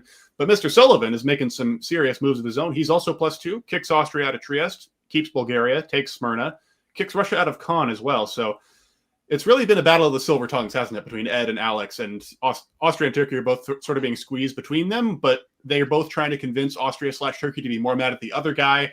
And right now, Ed's doing a great job of that, getting Brad on side for that turn. And I'm not thrilled about Alex's chances to top this board, even with Germany getting weaker. Although he does get St. Petersburg back after England walks out, so that is something of a coup for him, especially because England is not going to get that unit back elsewhere. Yep. Leaves us with so it usually was Ed and Jason 1 apiece. Now they get 2 apiece. Brad goes down to 1. Andy only loses 1 for all that, so not terrible. He will pull Denmark. 2 armies for Jason, army fleet for Ed, and Barents walks out and then goes away. Wow, that's a big disband from Germany. Sev wide open, and not so much. Yeah, wow. They stick together, France and Italy. It's really cool when you can have an alliance that's not directly a neighbor, but when it's benefiting you so much from the fact that you are an alliance in the way that you're not enemies. beautiful execution. We do see Austria getting into Piedmont, but France just moves to Gascony, so it's not a problem at all. Italy advances. I don't really like Adriatic in Trieste because a fleet that can't do that much, but with Tyrolia being in Piedmont, it makes sense. So yeah, not loving that, but I can definitely see why Ed is doing that in this specific scenario. We do see, Ed gets into Budapest, gets into Romania, gets into Calm. I think having a fleet in Trieste will be okay for him. I think he'll get over that bit. I think this is the moment that we say goodbye to Brad. Thank you for playing. Unless I guess some things could still happen in the fall, but it seems like this is the end. They have defended, but it's at some point when Russia, Austria, and Italy are fighting you, it's going to be a bit hard. Russia is retreating all the way from the German centers. Maybe they have some sort of agreement. He is, however, moving into Baltic. Could be to just prevent Germany from moving towards Bosnia and Finland or something. We see France continuing to move. France does seem to be moving against Germany again and has the full reign over the West. I think an interesting move is the North Atlantic Ocean hold. Same with the Eddy hold. They're being flexible. Eddy could have supported English Channel to North Sea, but chooses not to. I'm not entirely sure why, but this way they can move ways, I suppose. I'm really puzzled by Eddy holding here and Nenio, because presumably if Germany pulled Denmark, then they were supposedly willing to let you do what you'd like. So presumably you take that chance to go after London and Norway, but instead Jason's sort of slowing himself down here for not too much benefit. In terms of what the German disband means compared to these moves, I'm guessing Germany was going to throw to punish Russia, but now Russia's suddenly convinced Germany to move back and has said, hey, I'll move all my stuff away from you and you can just defend. That's what this looks like to me, which, if that's the case, again, another great diplomatic play by Alex. We'll see if that continues in the fall. I'm also going to be looking for a potential Italian support of Turkey into Sev. I am wondering the same thing, and Brad survives. No, an Italian support of Austria into Sev, as Turkey remains in Ankh with both Russian and Italian blessings. So I guess we just want everyone in the East to survive this game. You know, Ed probably thinking, hey, you know what? You guys give me a great game. You've given me all these dots. It's an embarrassment of riches. I'm really happy about that. So how about you guys just live on your 1 centers or 2 centers? That sounds great. Meanwhile, in the West, Jason doesn't really care about any of that. He is making the proper positional plays that he missed out on in the spring, getting into Helgeland, getting into North, getting into Norwegian and Yorkshire. So all those great, useful spaces are going to help him clean up in the coming years against Denmark, London, Kiel, Munich, etc. It seems like, especially with Vienna to Bohemia, he might be starting to lose his window to take and hold the German home centers, but still a pretty clear board top for either board top or strong second place for Jason at this point.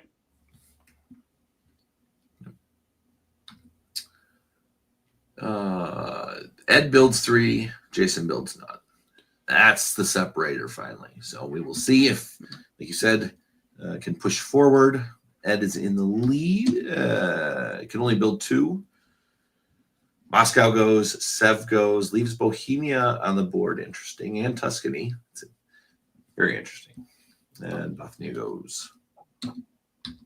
Spring 1907. Do we see an end? We do not. I think Bohemia and Tuscany are the things that can do something about France the most. If I look at the moves here, it seems like Austria and Italy are gonna either support Austria into Marseille or convoy Tuscany into Marseille. They could maybe make a play for Marseille, for Spain, I mean, but I think they're probably good. They probably want to take the guaranteed one. I mean, it isn't guaranteed entirely, but maybe they can ask Germany if they maybe want to tap Burgundy for 1 turn to make sure that someone else gets into Marseille.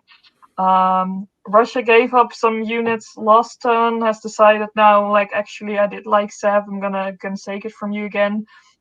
there must have been some sort of agreement where Austria got to go into Sev to keep Bohemia and Piedmont. At this point, it's unnecessary for Austria to have Sevastopol, so Russia takes it back.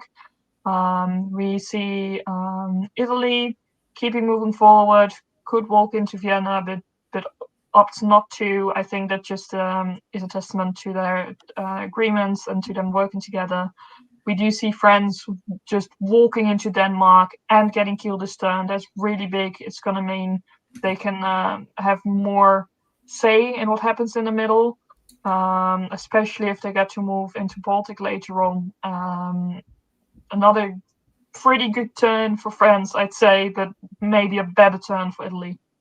Yeah, I think we need to draw a little more attention to Alex's disbands. He disbanded both of the units that were capable of affecting the North this year, which means he has definitively made the choice, I'm going to fight Italy. And that might just be the little push that that France needs to catch up here, and combined with the German tactical miscues, it might be the push France needs to catch up here and actually get the top away still. Because Ed doesn't really have any growth here. Like the French centers are going to be locked up fairly easily unless Munich taps Burgundy right now on its way out, which I guess it could, but it's further progress from there is hard. You can't take Vienna because that takes a critical unit off the line. You can't take Ankara because Black Sea is still there and you don't have an army to get to put into Smyrna. So it's a much more awkward position for Ed than the center chart may suggest. I don't know. You can take Vienna if you support Austria into Marseille here. That's a good point, actually. Burgundy. Burgundy could stop that. We'll see what they do. You do support it in, and it does make it. Yeah, Munich does cut Burgundy, so Austria gets into Marseille guaranteed. Jason does try and annoy the offensive by putting a raider into North Africa, and he'll be able to build Fleet Brest to protect Mao. So that's a really solid counterplay, but still losing a bit of ground there. Gaining plenty of ground in the north, though, keeping Denmark, keeping Kiel, not getting Munich. And losing Norway, actually, as well. They walked out of Norway. I assume that was just... Well, Sweden didn't support Skagerrak to Norway. So this actually looks like a bit of an agreement between Jason and Andy all of a sudden saying, hey, listen, Italy and Austria are going to come for your center soon because clearly I'm not going to get them at this point if they're propping you up. So how about you take these and I'll prop you up in whatever you have left while I deal with the AI, which is pretty solid pitch. Ed, meanwhile, trying to convoy Turkey into Romania. Fun. I like it. It does prevent Ed from taking Vienna, notably. So Austria is actually... No, they're not going to build because they lost Sev, but it's still a pretty awkward spot for Ed to be in because now he doesn't have enough armies to defend against the RT, if we want to call it that, and take Austrian centers behind Seth and go to the line with his own armies. So it's a bit of a situation of Italy being overstretched here, partially because they have multiple fleets that aren't really useful as fleets right now. They'd be better off as armies. So occasional reminder to build as many armies as you can. It's Italy, and only as many fleets as you need. Something I really want to shout out there is the switch of moving Con to Bulgaria East Coast. That's really nicely done. It means Italy can have more movement around that area of the board. Nice work. But yeah, I agree with you. Ed had one in pocket, gets to build. Jason picks up one. The fleet in Brest, as you were suggesting, does come on the board. Army Venice, and that is it. To spring 1908.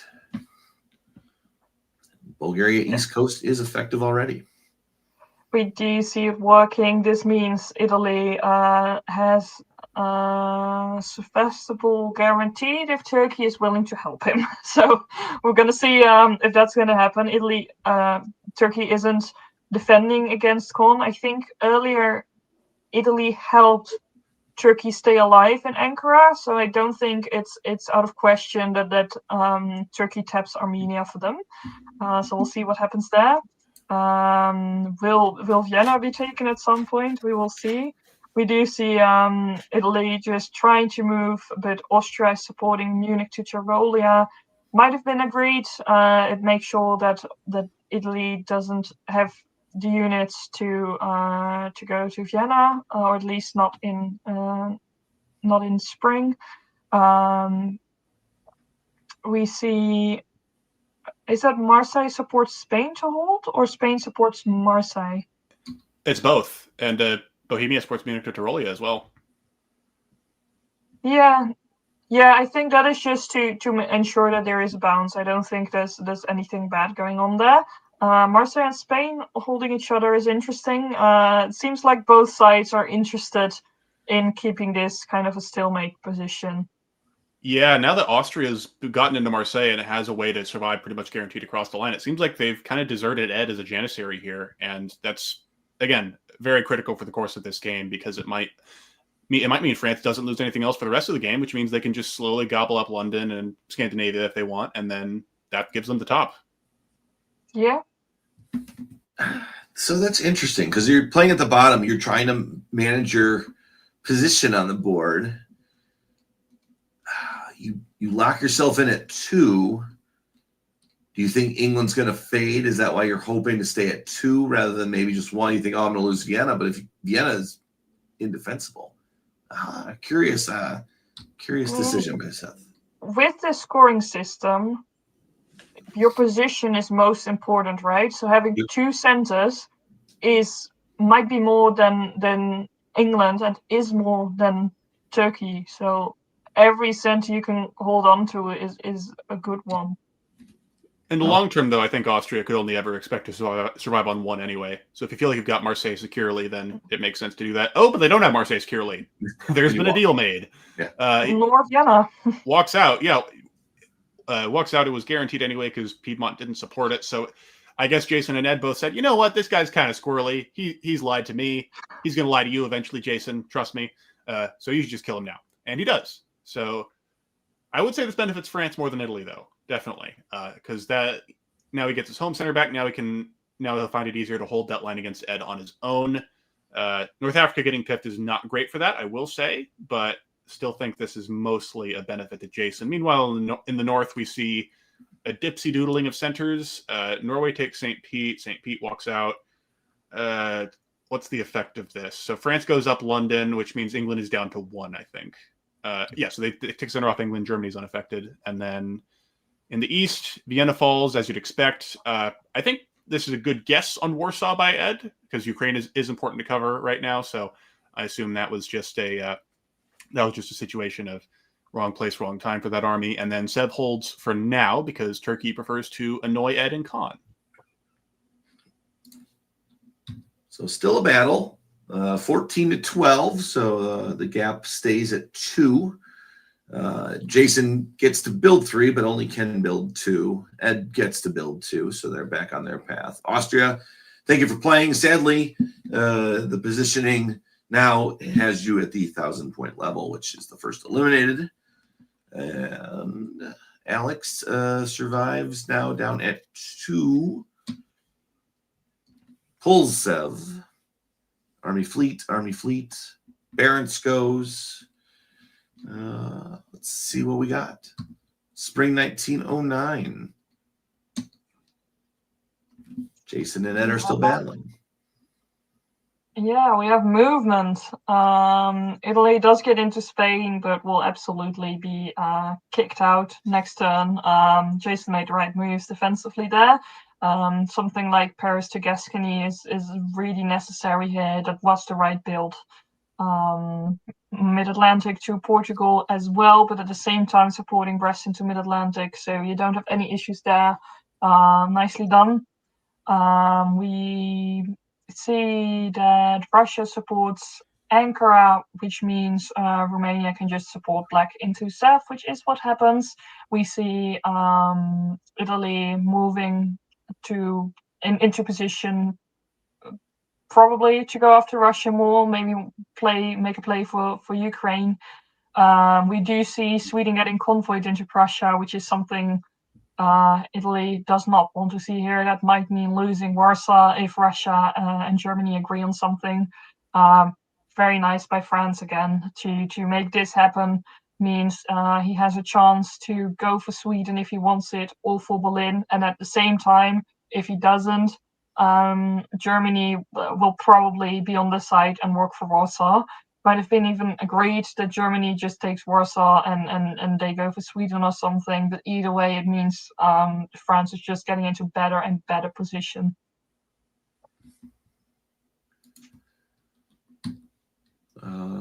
So Spain under pressure, but movement elsewhere for Ed.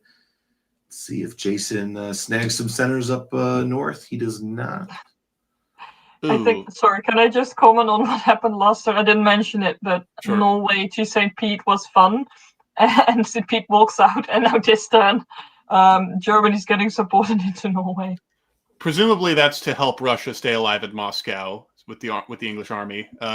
And sure enough, Russia does stay alive, and Germany helps them stay alive as well by taking Warsaw.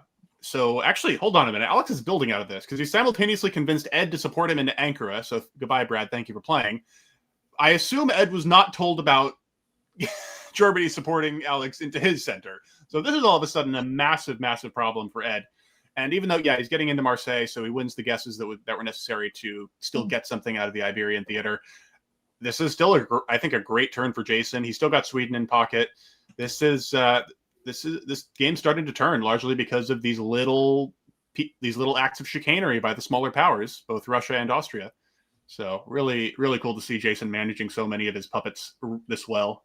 He's certainly good at it, I'd say. I remember you don't want a top board as good as the DBNI without knowing how to manage small guys with varying motivations. That gets us to 15 and 11.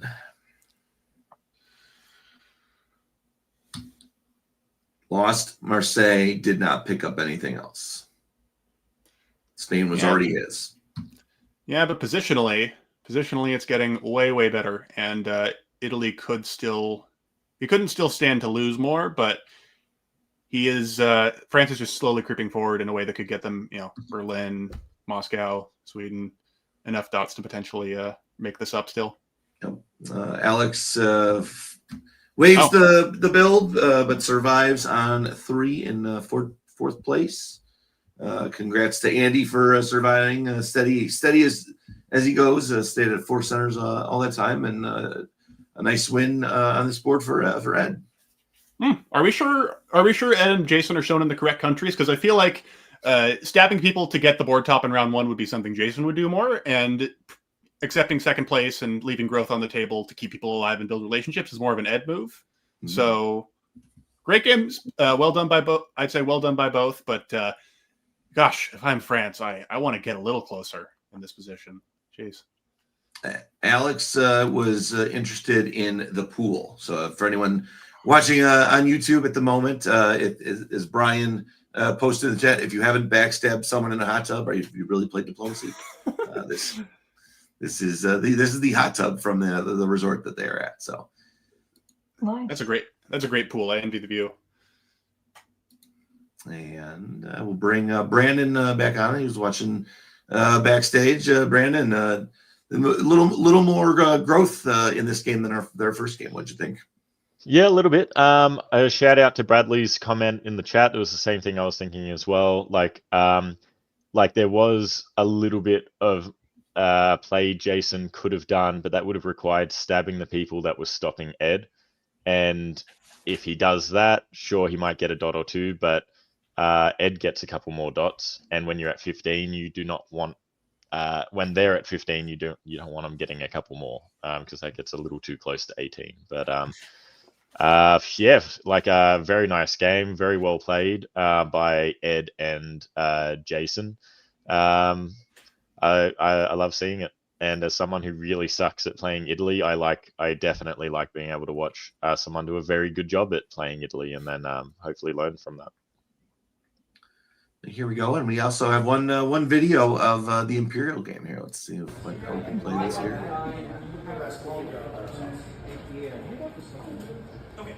I see they brought the small board. We got a gunboater to kill. I like your style. Not you. No, it's a different one. It's a more evil one.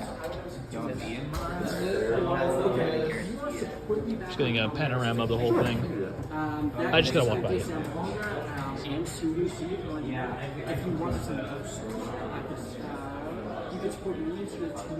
That is a large board.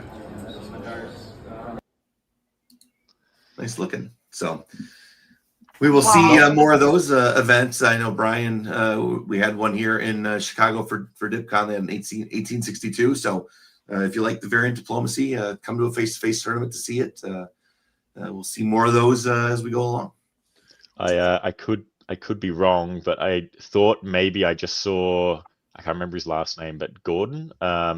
He was a Canadian player that flew over to Australia for the Flying Fox Fandango a couple of weeks ago, or last week, whenever that was. And I think I may have just seen him in the video there. So big shout out to him if that was him. Getting around to a lot of tournaments recently. So yeah. Excellent. Micah, we'll give you a break on this one and have you come back to start round 2. All right, so we go to board C, which will get us to Ian Rudnick in Austria, Aurora Edelman in England, David Miller's second board in France. Gordon, there you go. Gordon Clarkson, is that right? Yeah, I think so, yeah. Yep, there we go. Brad Blitzstein playing 2 boards in Italy. Alex Maslow playing 2 boards as Russia. So 3 players on this board. Have played already on another board in this round, and Ben Kelman playing just a single board here in Turkey, which I don't know is his favorite country, but I feel like we see him in Turkey every single tournament. So, Patrick, Could we have a look at the board? What's that? Could we have a look at the board, Kevin? Oh shoot, why am I not? Oh, I got kicked off when I did the video. Sorry about that. There we go. There is the board, and the same names that I just read. So nothing's changed. All right, Patrick, you got the Springs, 1901. All right, for sure. I'm going to be watching Ben Kelman here again. Really good player. Haven't seen him on either of the other boards. And he's immediately making some headlines by going up from Smyrna to Armenia. So we've got a potential early IT play here, with Italy also going for the Tyrolean attack. Pretty neutral stuff from Austria in the meantime. Russia opens north, notably bouncing Galicia rather than DMZing it, which can often make that opening quite a bit less effective, especially when Turkey does this. So perhaps a bit of mistrust between the 2 Boston players and Alex and Ian that Ben and Brad are taking full advantage of. Meanwhile, in the West, we see a bounce in Burgundy gone wrong as David supports himself up to Burgundy instead, from Marseille, strangely, instead of from Paris. So I hope he's going to get Belgium from Burgundy, because otherwise, one build France because you supported the wrong unit to the province. That would be a little embarrassing. But Aurora seems pretty pro-French based on that Liverpool to Eddie move. So we'll see. I think David's got some kind of plan here. All right, got fall 1901, Brandon. Well, let's see where we go. Immediately, I'm looking down at Ben's position. So takes black and then moves Armenia back to Ankh. And David takes Belgium, keeps Burgundy, and snags Portugal. So very nice. Picks up the 2. Has a nice diplomatic position with England here then. Aurora being able to pick up Norway. And there's a bounce in Sweden. We're seeing that again, not the first time in this tournament.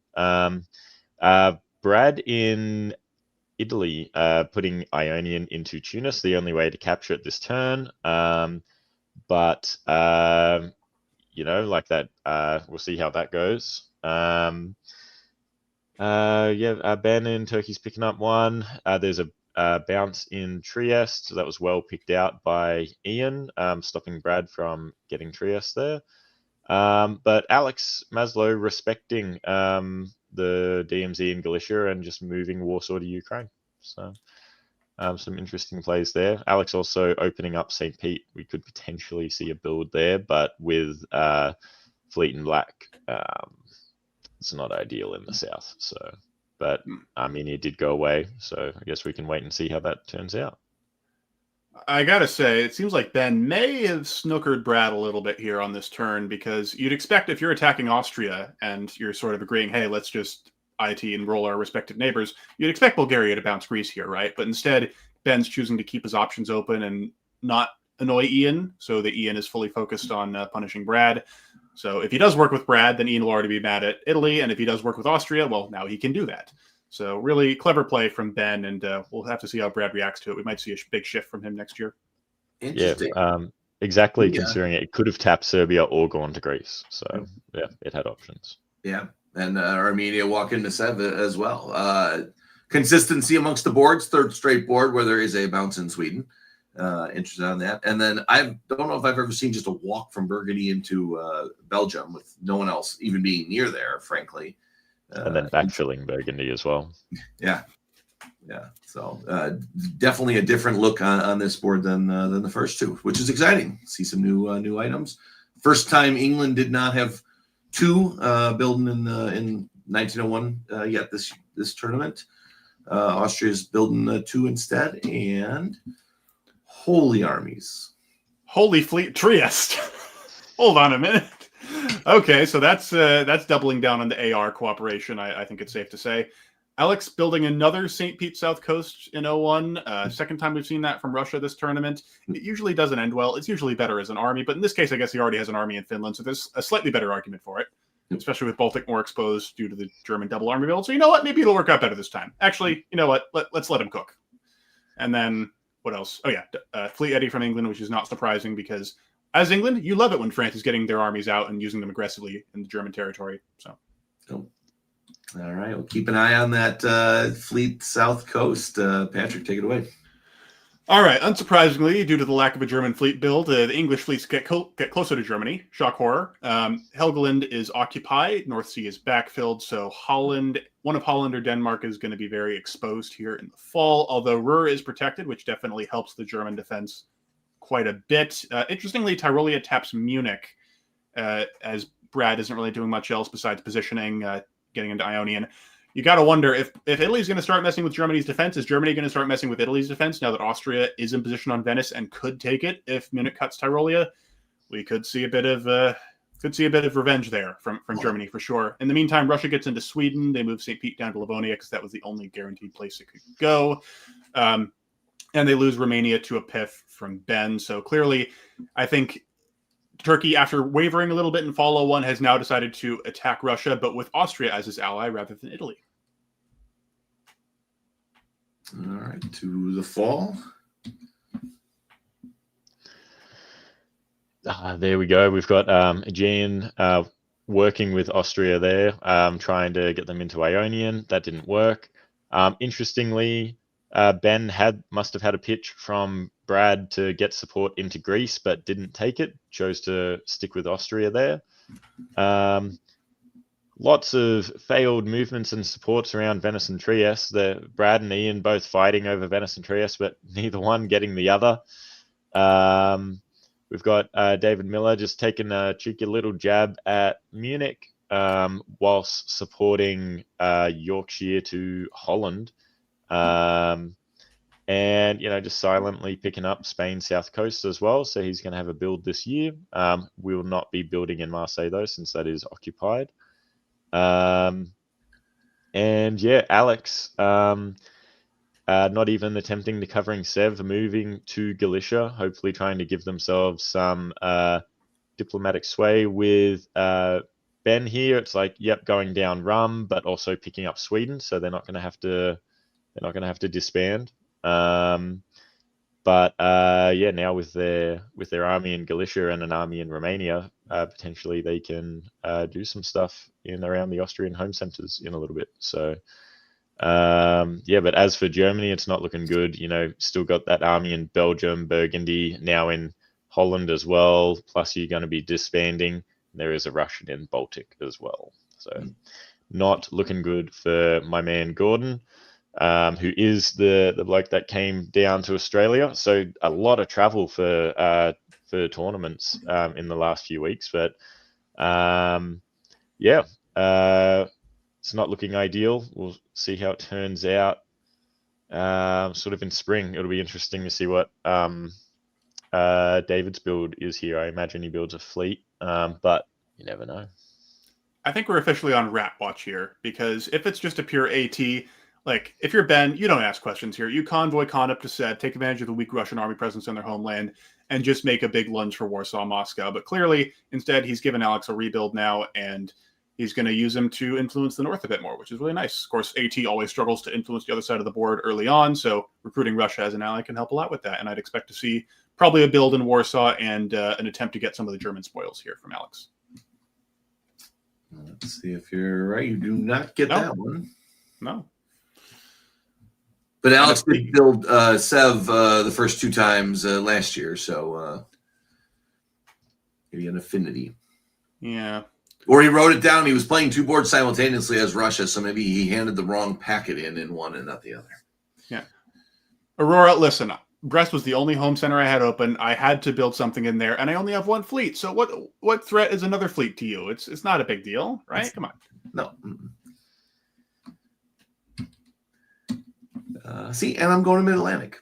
Exactly.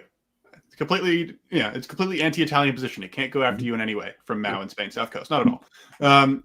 France, great turn for France. Really, the second fleet really improves the flexibility of their position. They're walking into Munich as well because Germany seems to be prioritizing defense against England and now Russia, who is trying to get involved a bit more from Baltic and Silesia, which is unfortunately bounced. The fleet in Denmark is piffed, which you don't see very often, and England gets in there. Notably, though, Norway moves down to Skagerrak to cut off that retreat and piff the German fleet, which conveniently sets this position up really well for an ER, potentially. That is both giving Alex way more options in the south, and that may explain the Army Sev build, because it means he's not completely giving up on the south if he finds a better ally than Turkey in the north, right?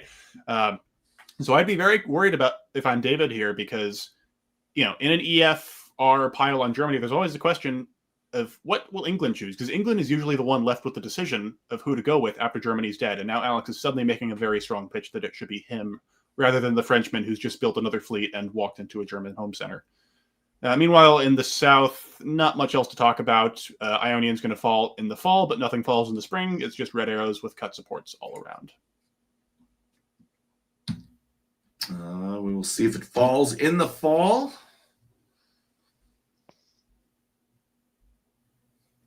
Yeah, so we see David Miller working with Gordon, putting them back into Holland, because Holland is where English armies go to die.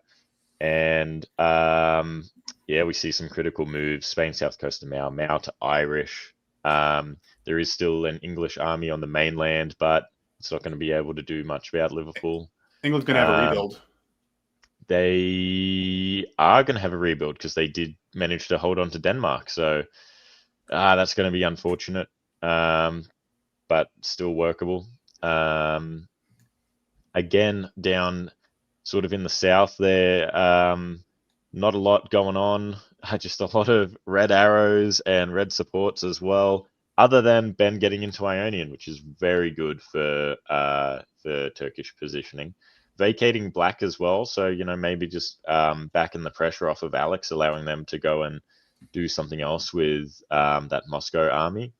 And Galicia to Bohemia is huge as well, bypassing that Austrian position and now having a bit more of a say in the west. So really preaching that rat as well. But unfortunately not a lot of movement or progress for Italy or Austria. So maybe these extra units in Bohemia and Ionian are going to have a bit more of a say in the following year. Yeah, I think the Russian moves in the spring really prompted some big shifts from both France and Turkey, right? Because now Russia's right, they got those armies in the south, so they're protecting Sev. So they're really saying, hey, Ben, before I move away from you and keep doing rat stuff, you have to move out of black, which he does. And also seeing that the ER pitch is being made, David sort of nipping that in the bud by attacking England early before he can be stabbed, which is probably quite smart despite the rebuild, because he's got total power, control over England's territorial waters from the west and the south. Yeah, 100%. You still want to be putting that pressure on them. And, with an army in Gascony, you can toss up a convoy option like we saw from McNamara earlier. Yep. We'll see Fleet Brest. We see Fleet Liverpool. And that's it. Easy on the builds for us here. Spring 1904. Patrick, there you go. All right. In the West, nothing much to see. David and Aurora both do all the expected things you'd want to see from an EF war here. Russia still trying to support themselves into Denmark, so I guess that ER pitch from Alex was just a bit of smoke and mirrors, as he's now, I assume, lobbying for German support, but still not getting any because Germany is busy tapping Munich and Ruhr. Interesting. That is a choice you can make, but I feel like France isn't get kicked out of Munich unless you devote all 3 units to it, which he didn't. But you can get that Russian fleet out of Baltic by supporting it into Denmark. So if you want to make yourself a bit more secure, that would probably have been the way to do it this turn, especially with Russia going up to Silesia now, so they have an option on Berlin because they're still stuck in Baltic. So not great news for Gordon there. Meanwhile, in the south, it's a bit more interesting as the red arrows are finally replaced with progress from the rat as Ian gets into Venice.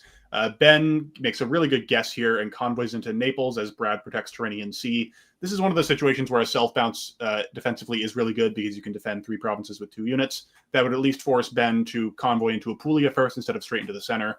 So a bit of a miscue there tactically from Brad that's going to accelerate his downfall here, which is probably inevitable either way, to be fair, at this point with how glued together the rat seems to be at the moment.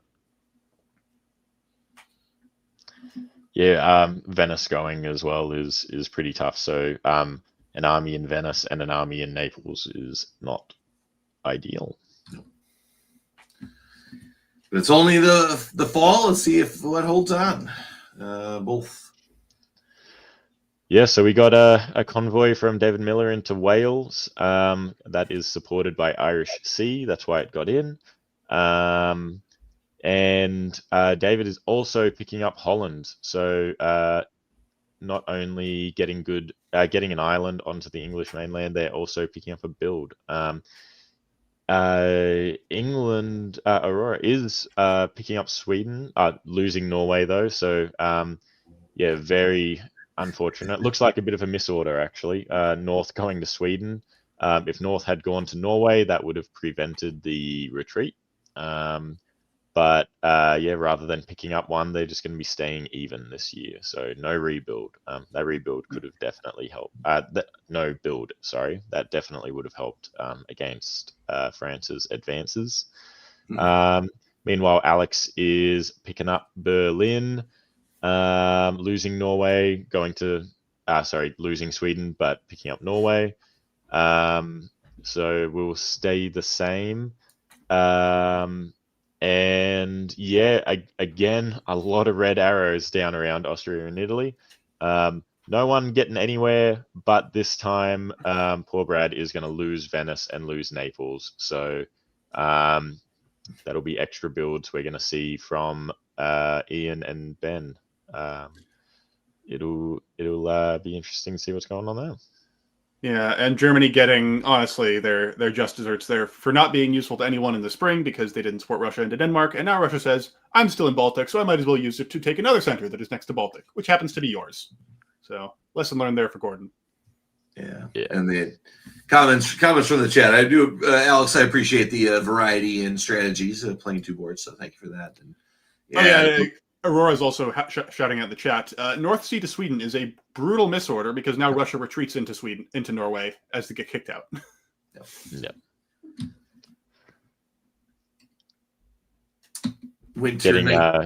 Getting Russia on, having to play 2 boards is tough. Having to play the same country on 2 boards is extra tough. So big shout out to Alex there. Yeah.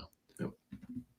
Guys, we're seeing something possibly more rare than a no-stab Jason Massbaum alliance game right now. And that is a South Coast fleet build that actually just makes sense as the correct build. Well, this is the second one of the game, so you figure one of them had to work, right? The first one was hugely risky, though. Yeah. All right. So David Miller off to the races with his straight line upwards, spring 1905. Let's see how he goes. He does continue. All right. Yep, David does get into Liverpool, although he takes it with a fleet, which is always so awkward positionally. As France here, I'd almost be tempted to support Wales into Liverpool and then put Irish into Wales to continue pressure on London, just because having the army in Liverpool is so important for having play on Eddie in the future.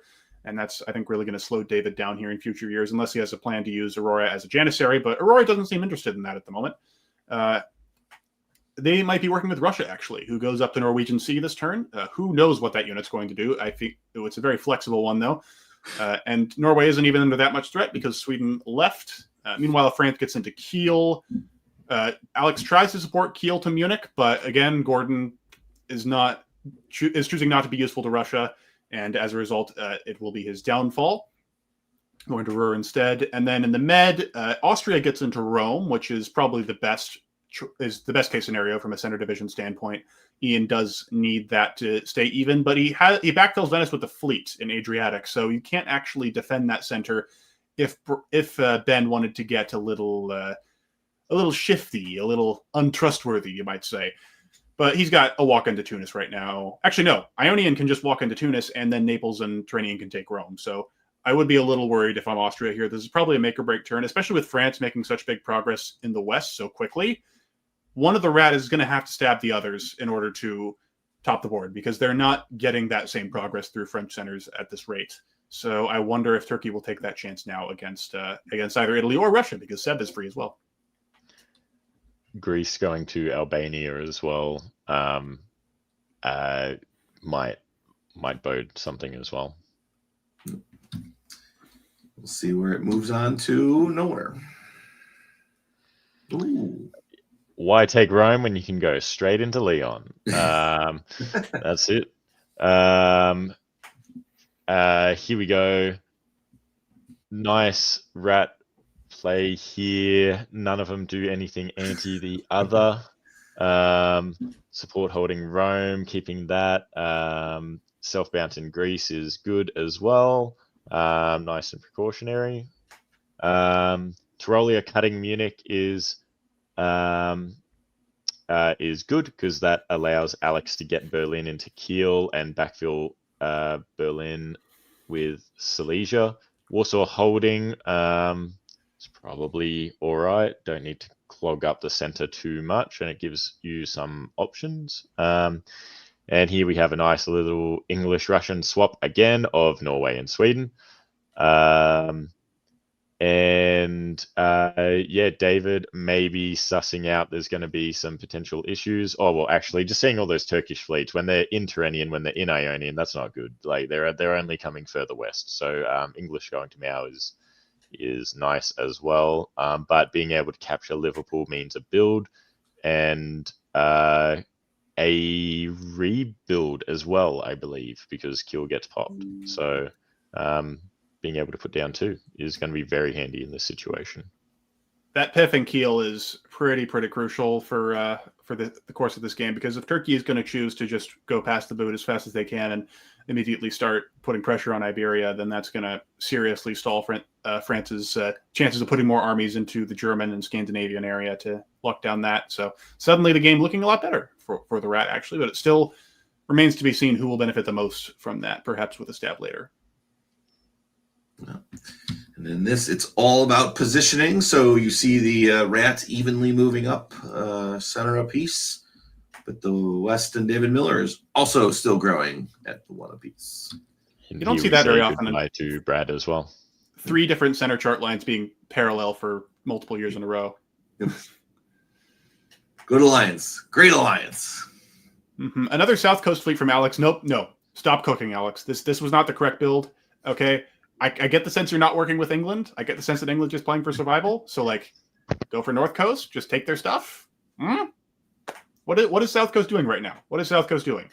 Alex is a friend of the program. He likes to build content. Okay. Exactly. Fair he's enough.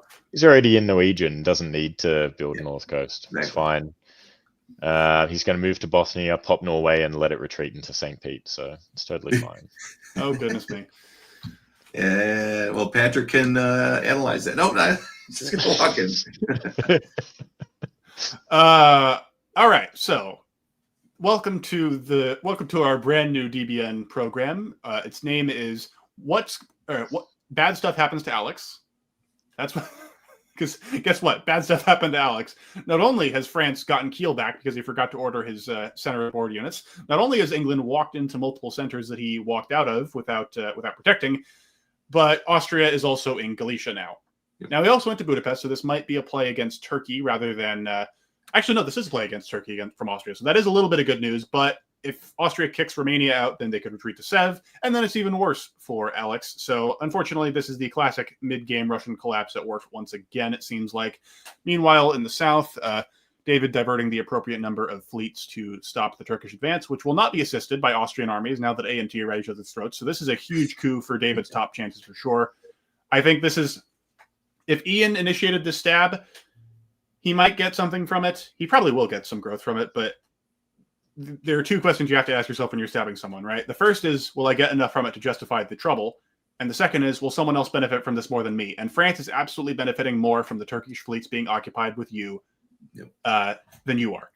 So that's a bit of trouble in Ian's future, perhaps. Although, you know what? Second place is maybe better for settling for a three-way tied second in a triple. So Same number of points. We'll see. Ian saying in chat, this was an interesting choice. I think that's a little spoiler for what happens in the future. I think Patrick agrees with you. Yeah. Okay. So we see Alex's fleet and Clyde just going to now, because that is somewhere that it can go. And we see Bosnia popping Sweden. So going to be able to maintain that one. Kiel and Munich holding hands. Oh, that's cute. Silesia covering Warsaw, seeing what's going down, probably not trusting Ian because of Ian's moves against Ben. Unfortunately, as you pointed out, Patrick, Rum does get popped, but it has a retreat to Sev. So Turkey will be going down one, though, but having two PIFs means they will be getting a rebuild. So that is a good choice with Leon, even though it had retreat options. Being able to disband it and rebuild it is good considering what Ian is doing here. Meanwhile, David is making the correct moves that he probably has to make for this turn to cover everything. And, will we be able to see David and Ben's fleets disengage? Not 100% sure yet, but that might give Ben the break he needs to be able to sort of push back on Austria a bit here for what's going down. Now, Alex is going to be losing St. Pete, but that is to a fleet, so that's not worst case scenario. Does suck to be going down that center, though. So I find it interesting that France piffed Lyon from Spain rather than from Marseille, which is slightly worse because Ben's obviously going to know, like when he asks France to blow up this fleet, he's inviting France to move his fleets closer to potential centers in the Med. And of course, it's very savvy for David to take advantage of that because it could give him Tunis later. But Ben will know that he's a good player himself. So I presumably Ben would have negotiated that, hey, you have to take it from Spain, or I'm just going to retreat it to Western Med and continue to be a nuisance. Because if you take it from Marseille, then it's too easy to walk into Western Med, North Africa, Tyrrhenian all at once, and then I'm kind of cooked. Ben may not have cared at that point. He may just say, I'm going back. I don't care what you do. Those aren't my centers. Austria, the big winner, separating the three lines going up together. Only two behind David, but arguably Austria will be under attack sooner rather than later. Shout out to Ian as well for being Austria going up two and having two centers to be able to build in as well. True. Very true. We see two armies come down from Austria. A third fleet might have been useful here to break into Ionian, or at least try to, and tie those Turkish fleets down. But hey, judging by the fleet con build, maybe Austria and Turkey are going to try and get back together here. We will see. North Atlantic off the board. Spring 1907, Patrick. All right. So on today's episode of Bad Things Happen to Alex, England gets back into Sweden, and Skagerrak is probably going to have to be pulled off the board because he doesn't have enough force to retake that center without French help. Although, to be fair, France could take Denmark here and enable a retake of Sweden by Russia, so it's not completely off the table. We'll see how David handles that. In terms of how David's handling his southern fleets, it's very clear he is taking advantage of that invitation to Piff Lyon to move even further into the Med. Although, notably, he goes into Tyrrhenian. Spain moves to Western Med, or Spain moves to Lyon rather than Western Med. So this is not an anti-Turkish fleet presence yet. Clearly, he's still talking to Ben, or Ben's still talking to him, and making sure that David's not just taking him for a ride in order to help him, quote unquote. But this is the situation where keeping that fleet in Marseille really hurts David if he wants to attack Austria or Turkey here, as Marseille goes to Piedmont, but it's a fleet. So we can't get Venice because Tyrolia is not enough to get that center forced on its own. All right. Fall 1907. Shouldn't see too much movement here. Oh, there's the Denmark. Yeah, and convoy into Denmark too is very nice, supported by Kiel, and being able to snag London, that was given. And David walks into Berlin as well. So that is 3 centers, and puts Piedmont into Tuscany too. What else is going on here? It looks like Ian is now pulling back from that Turkish position where they're all holding. There definitely could have been some play on Sev as well, but here I guess they're looking and seeing France did not turn around and go another way. They are still coming, so it's time to turn around and go and fight them. Try and rebuild that AT. But this is just coming up big for David here. Being able to get Berlin, Denmark, and London. So that's only going to mean more, and that jumps him up to 14. So depending how long they want to play this game, this could go on for a little while, because we've got a very weak Russia and very weak England as well. Look at Ben's orders here. This is Jade Buddha Peace Prize territory. He's not taking advantage of the fact that Austria has to turn around now and deal with the French units. He's just sitting back saying, hey, listen, I get it. Stuff happens. Go ahead and defend your border. It's important that France doesn't run away with a solo or something. So still really savvy stuff from Ben. I don't think he's made any of these moves in this game with the suggestion that, oh, France can do what they want, whatever. It's not my business. I think he's still playing for the absolute best result they can. Yep. Yeah. Well, solid 3rd place at this point. And if Austria starts to fall, you pick up some of the pieces behind. So. Mm-hmm. But if Austria starts to fall, it's probably solo. And then you don't get any points. That's true. 3 more for David on the exponential. We've gotten rid of the line, and now we're on a curve at this point. See a convoy straight into Rome, potentially. It can be defended, but we'll see.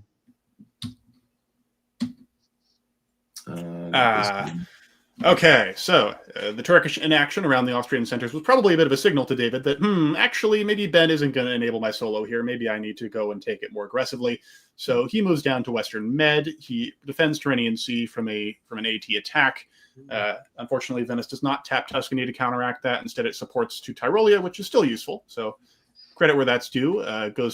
Bounces Silesia as well. So Venice and Vienna and such aren't really under threat right now, but Tunis is another story. Tunis is guaranteed in the long run unless Tyrrhenian is kicked out right now, which they do have a guarantee to do, but they don't have a guarantee to do it while also keeping Tunis. So it's a bit of a tricky tactical situation here for the AT, and I'm excited to see how they handle that. Meanwhile, in the north, more center swapping in Scandinavia between England and Russia. How much of that have we seen in this game? But it makes sense that they'd want the fleet in Norway right now in order to have more play on North Sea and tie down more French units to defend that. If they've got the fleet in Norway, they have play on Sweden again to boot England out. So, yeah. So please, Alex, don't be vengeful. I don't think you're being vengeful. This looks like a stop the solo move set. Don't be vengeful. Content. Speaking of content, we would appreciate some likes and subscribes as well. We have more people watching than we have liking at the moment. So, oh shoot, wrong button. Which one? Nope, fall. There we go. Wrong button. Trying to type. Brandon, fall, and so Tyrrhenian does get dislodged. And Tunis is not lost. Are there any center swaps going on here? Yeah, we see Aurora getting down into Denmark, so David will be going down 1. Sweden being the mover. Any other center swaps? I see Ben snagging a little Greece center there, so that'll be a build for Ben. Otherwise Ukraine holds. Ian moves the Austrian armies further to the west. Now Tyrolia gets piffed. That will not be able to be rebuilt due to losing Greece. But they're in Bohemia, they're in Galicia, and they're in Trieste as well. So there's still going to be some play around those central centers. And yeah, David going down one is going to hurt as well. We've got Ben in chat saying there wasn't any center markers, so he forgot they didn't own it already. Oh, I've used that one too, Ben. No. Yeah, I'm not even going to joke that before. I'm not even going to joke about saying, "Oh, that's a likely story," because I feel like Ben's a pretty honest guy, so he wouldn't. 100%. But real quick, can we go back to the fall? There's a bit of I'd say there's a bit of a tactical concern here. As great as it was to see the AT correctly defend Tunis here, the fact that Tyrolia didn't tap Piedmont here is going to have big ramifications, because as long as there is a fleet in Tuscany, as long as there's that extra unit on Tyrrhenian Sea, you don't have a true stalemate line that includes Tunis. Yeah. And that might be what stops them from stopping the solo here. Of course, Scandinavia, Denmark's a setback. That's not great. But at the same time, like, David's favorite tournament is DixieCon. He is used to grinding out tactical situations for as long as he needs to get the best result. And in this case, his best result is still a solo. So there's a very real danger here that he's just going to keep going and roll over the north as slowly as he needs to while Tunis is taken. All right, so the exponential growth hits a brick wall on the upside. Austria also takes a dip turn there. Ben grabs one. And Alex builds. Unfortunately, St. Pete was taken, so no space for a St. Pete South Coast build. Spring 1909, do we keep going? We do. We do, and Tyrrhenian Sea is held. Tunis is not, so my worst fears about David's solo chances continue.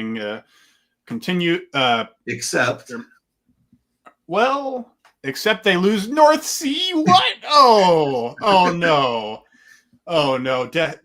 David's going to be, I can just tell, David is going to have some PTSD flashbacks about that Denmark misorder for a while, because it's enabled this. And this, now that England has a raider, nothing stops a solo push like a raider that the solo threat has to divert units to deal with, because if they're diverting units to deal with that, they're not pushing forward, and they might even get rolled back in other areas. So that might be what forces a draw here from David. That's a really big bailout for the AT for sure, and for Russia as well. Can we still call it the rat? Is it still a rat?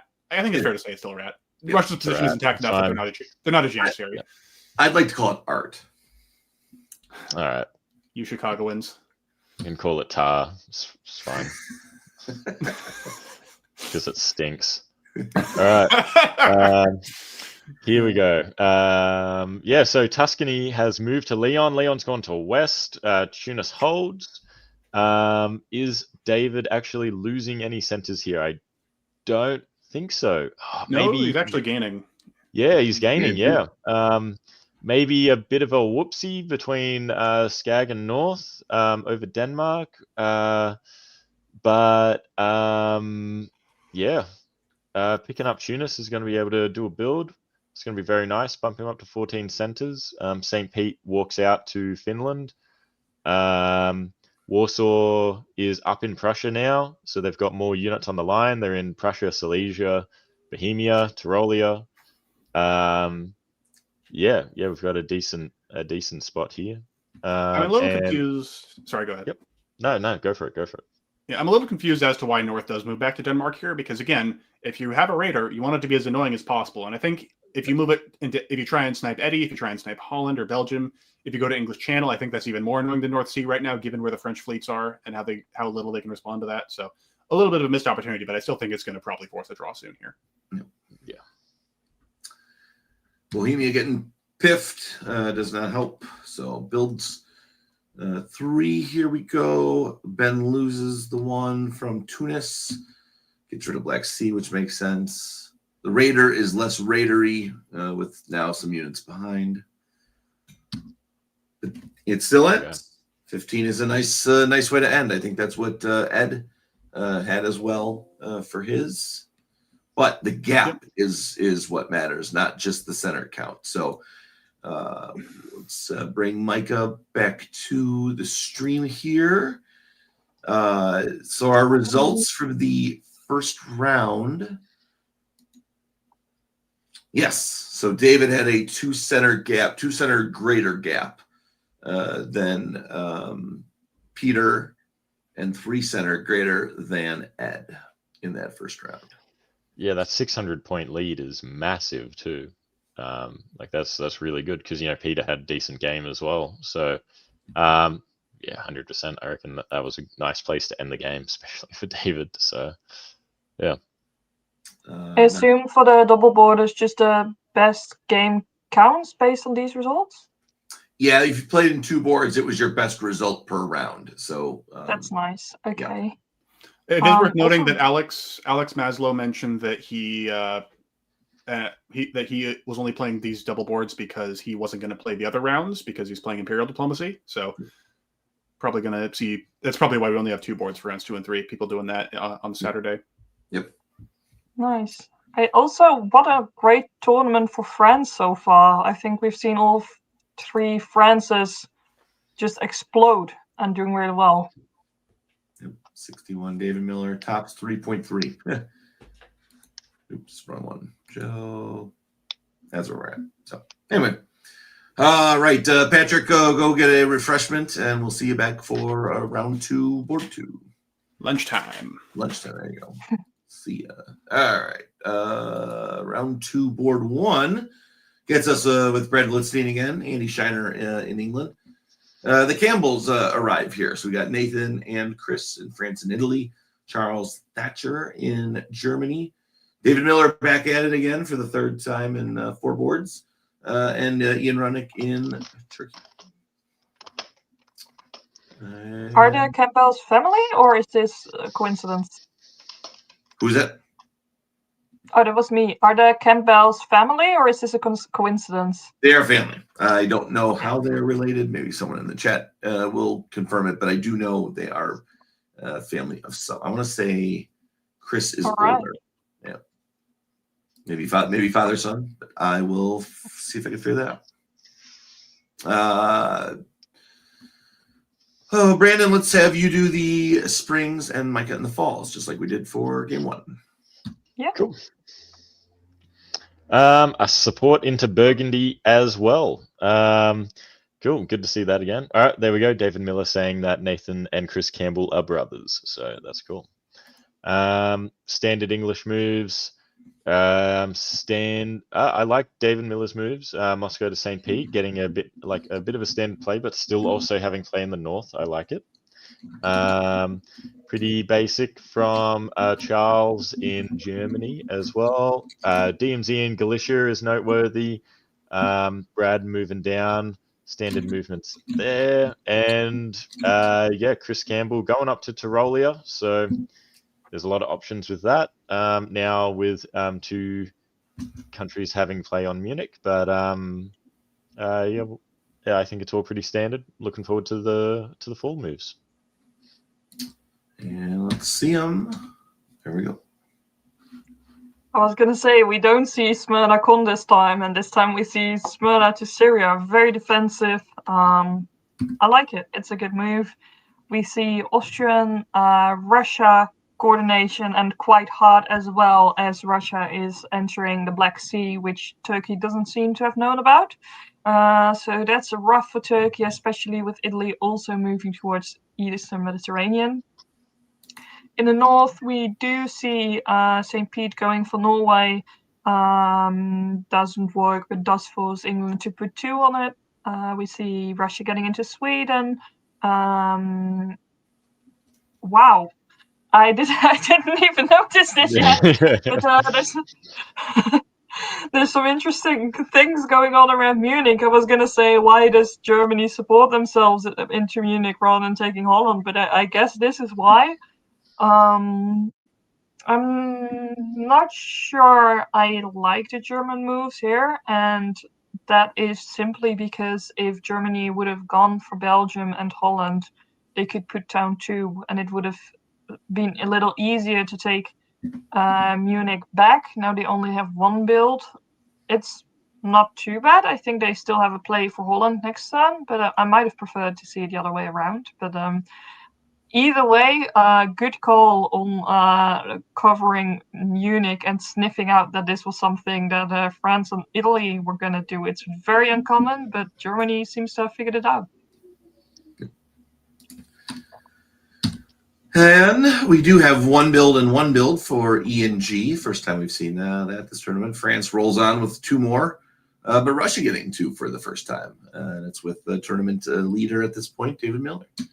David does not put down Fleet South Coast because he can't, but I think he would have. We'll never know. Yeah, that's it. I think these are all pretty expected, but I am liking Fleet Ank build from Ian as well. Interesting when there is an Italian in the Eastern Med.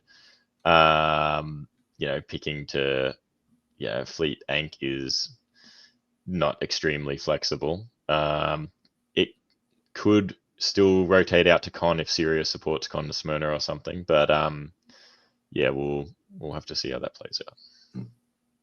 And let's do it. Nope. It does what we sort of expect 2 northern Turkish fleets to do, and that supports itself into black. Sevastopol supporting Black Sea into Armenia is interesting.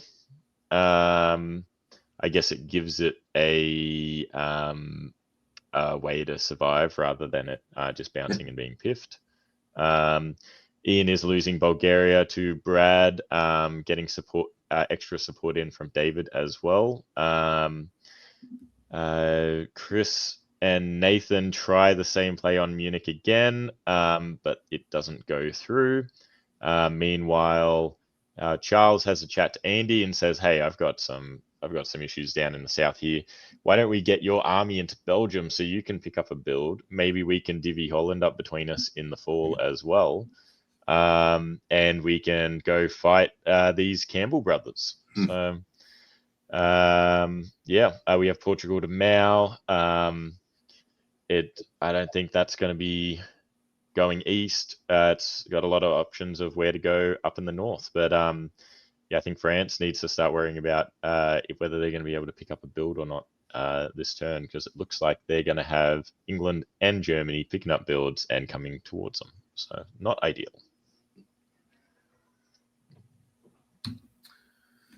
Chaos in the east, communication in the west. Holland stays uncaptured. Things are happening. Last time we saw some England-Germany cooperation that has not gone away, but they are also not really progressing. Germany is prioritizing to support Munich, therefore cannot take Holland. As England is using the units to support hold Norway. I guess Denmark could have moved to Sweden. That way, if Sweden was supporting something to Norway, it would have been cut. And if Sweden moved into Norway, Germany would have gone Sweden.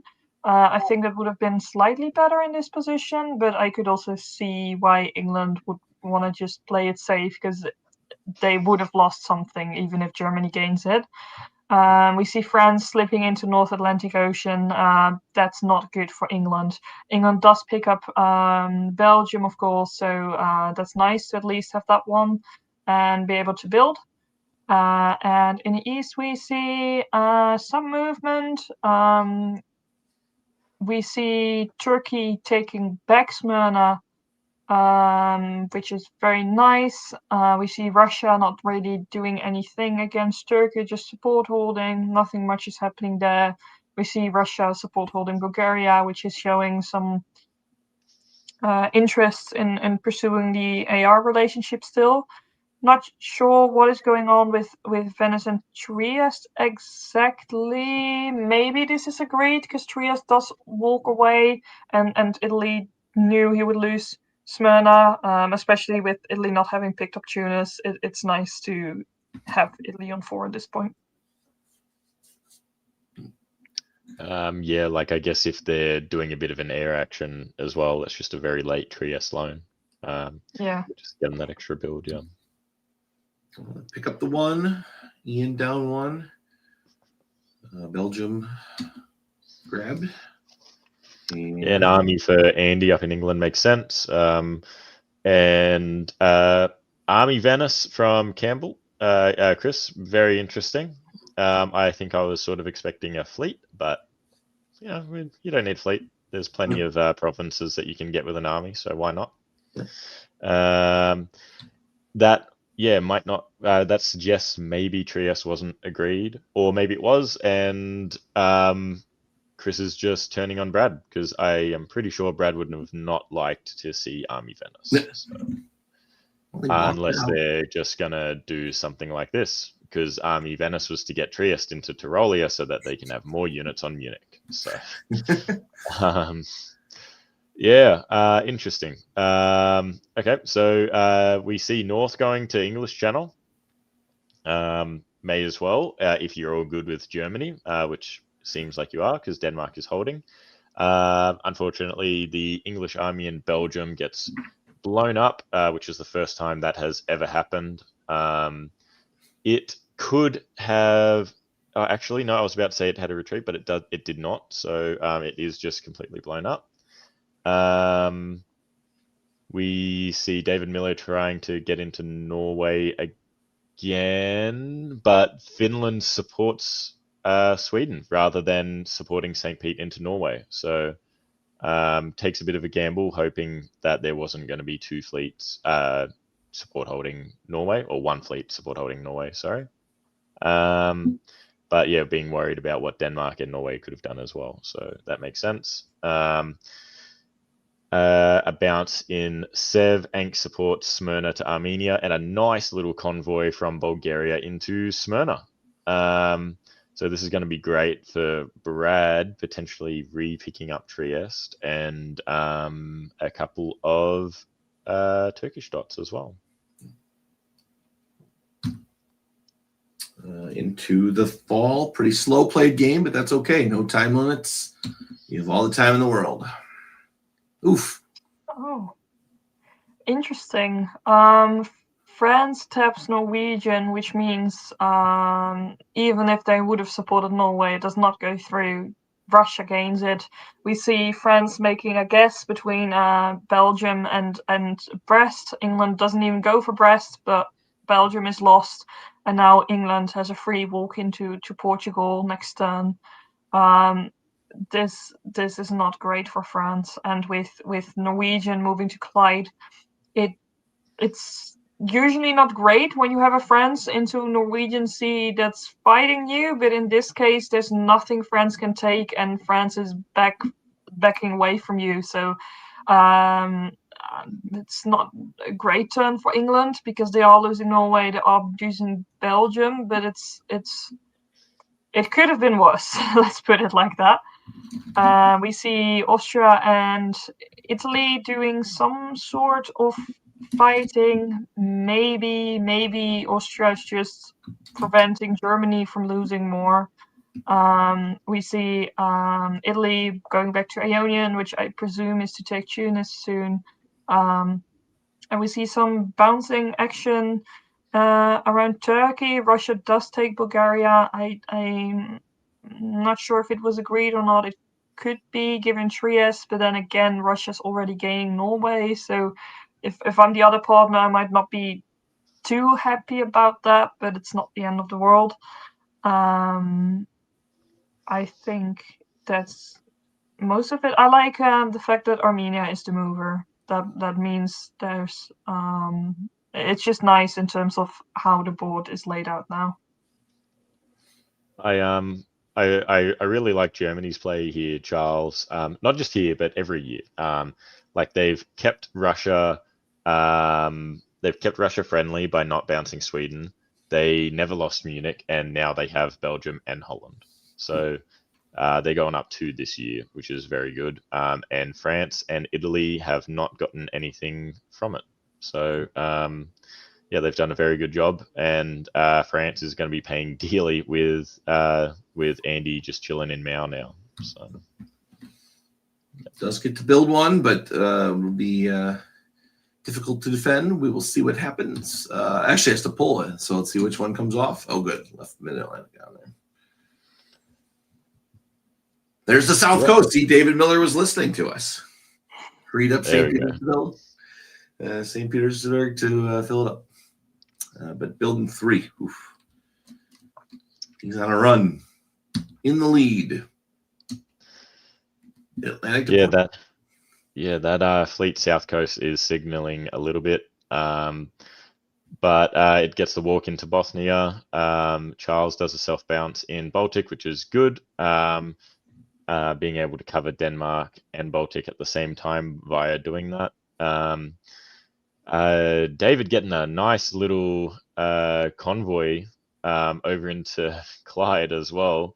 That's very nice.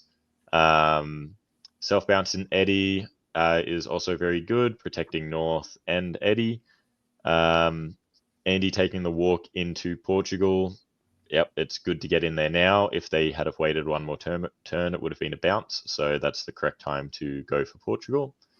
Here we have Charles in Ruhr, which means there's going to be potential play on Burgundy next turn. But you've also got... Oh, actually, you only have Austria on Munich. There's only one unit on Munich for the first time in a little while. Oh, there is Burgundy as well, but that's definitely going to get cut, you would assume.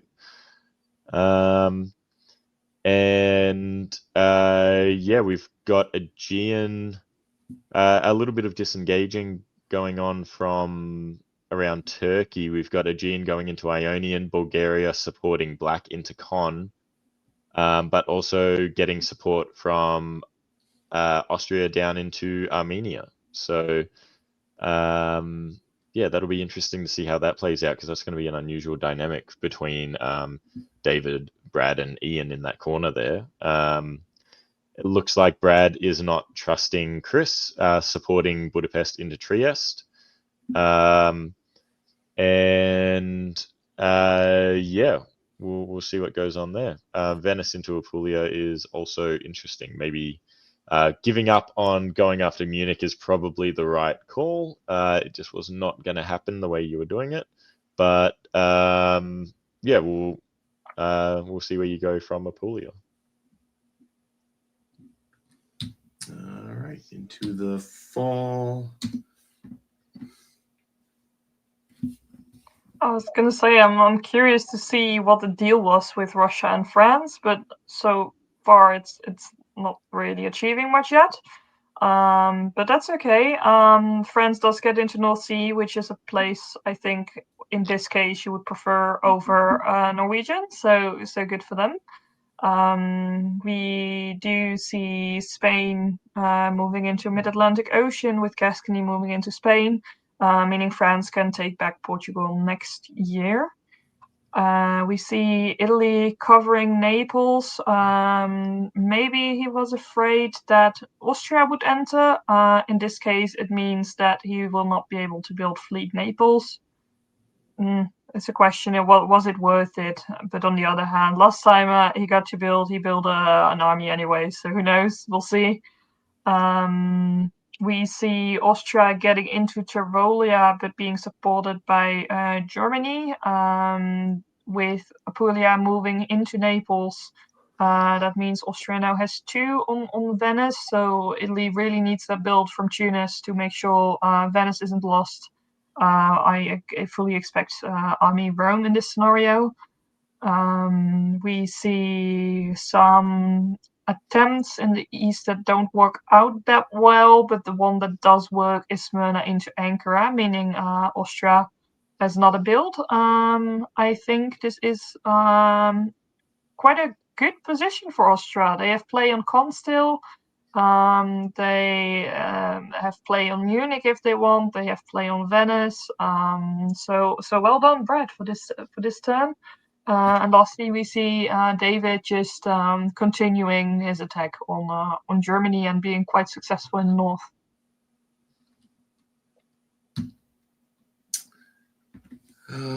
Little movements here each way. +1, -1, +1. A couple of armies, Fleet London and Fleet North. Yeah, disbanding North here is tough because it's a very nice position to have, but it, might be making Nathan or David wish they had a coordinated around something on Eddie or whatever in the last turn when they could have. So yep. Yeah, it's tough. Ian's still holding on. Let's see if he makes it through 1905. Maybe. Yeah, so here we have Nathan blowing up that fleet in Portugal. They're definitely going to recapture that. There's no one that can stop that. David's army in Clyde gets blown up as well. Andy retakes North. No one's even contesting it. There is a well-caught bounce in Bothnia that is going to keep Germany and David and Charles disengaged a little bit there. Berlin getting supported into Silesia as well is cool. Meanwhile, David is pulling his armies back, going back to Warsaw and Moscow and Sev. And Bulgaria advances into Con as well. So I think there's potential here for some decent Austrian gains, depending on how friendly they want to be with Russia at the moment. So yeah, we'll have to see how that goes. I will note that Silesia is a German province, not a Russian province. So just retaking was rightfully there. Patrick mentions a potential stab. Do we see it? See a little bit of it. Kind of. Austria does take Bulgaria, but does not make a play for Romania. They also did move out of Galicia last turn. I'm not sure exactly what is happening. Ankara does get put back into Smyrna. There's some sort of cooperation, but some things are not entirely in favor of Russia, such as the taking of Bulgaria. At the same time, Russia did have more centers already and is gaining calm, so it's not unthinkable that they are just going to keep working together, especially with Russia still fighting Germany and Austria still protecting themselves against Italy. We see France moving down mid-Atlantic into Western, and we see England moving up, setting themselves into position to attack the person that thought Clyde was a good space to be. Yeah, that's it. All right, France picks up Portugal. Brad picks up one. Ian is out. I'm liking how. Yeah, I was about to say I'm liking how we have 4 fleets down in the south, but they belong to different countries. But now we have 4, and 2 of them are French. So and Marseille on the way as well. So let's see who. It's hard to believe that Austria has more fleets than Italy, but it is what it is. Yeah, we've got 5 fleets now with the fleet in Trieste. Yep. Spring 1906. David pulls back a little bit. Yeah, a couple of hold orders from David. Prussia going to Warsaw, Warsaw going to Galicia as well. I think last turn we saw a failed order from Bohemia. It was supporting Galicia to Silesia, and there was no unit in Galicia.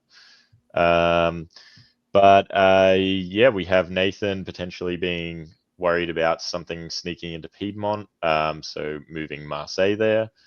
Following up with west into Trinian Sea is interesting. I think this might just be coming from a communication breakdown between Chris and Brad. Maybe they're not being able to talk too much because, you know, they could have self-bounced here or arranged something. Or maybe, more hold orders over in the Turkish home dots. Akon and Smyrna holding. Serbia Bull hugging each other. Budapest just chilling, doing nothing. And Bohemia going back to Vienna and Tyrolia going to Trieste. So I want to give another shout out to Charles in Germany. A few people have tried to get things from them. They have all failed, and now everyone is walking away from them. Mm-hmm. So they are in a very nice position here. Even getting support from France to get Ruhr into Munich. So yeah, that's very well done, Charles. Doing very good.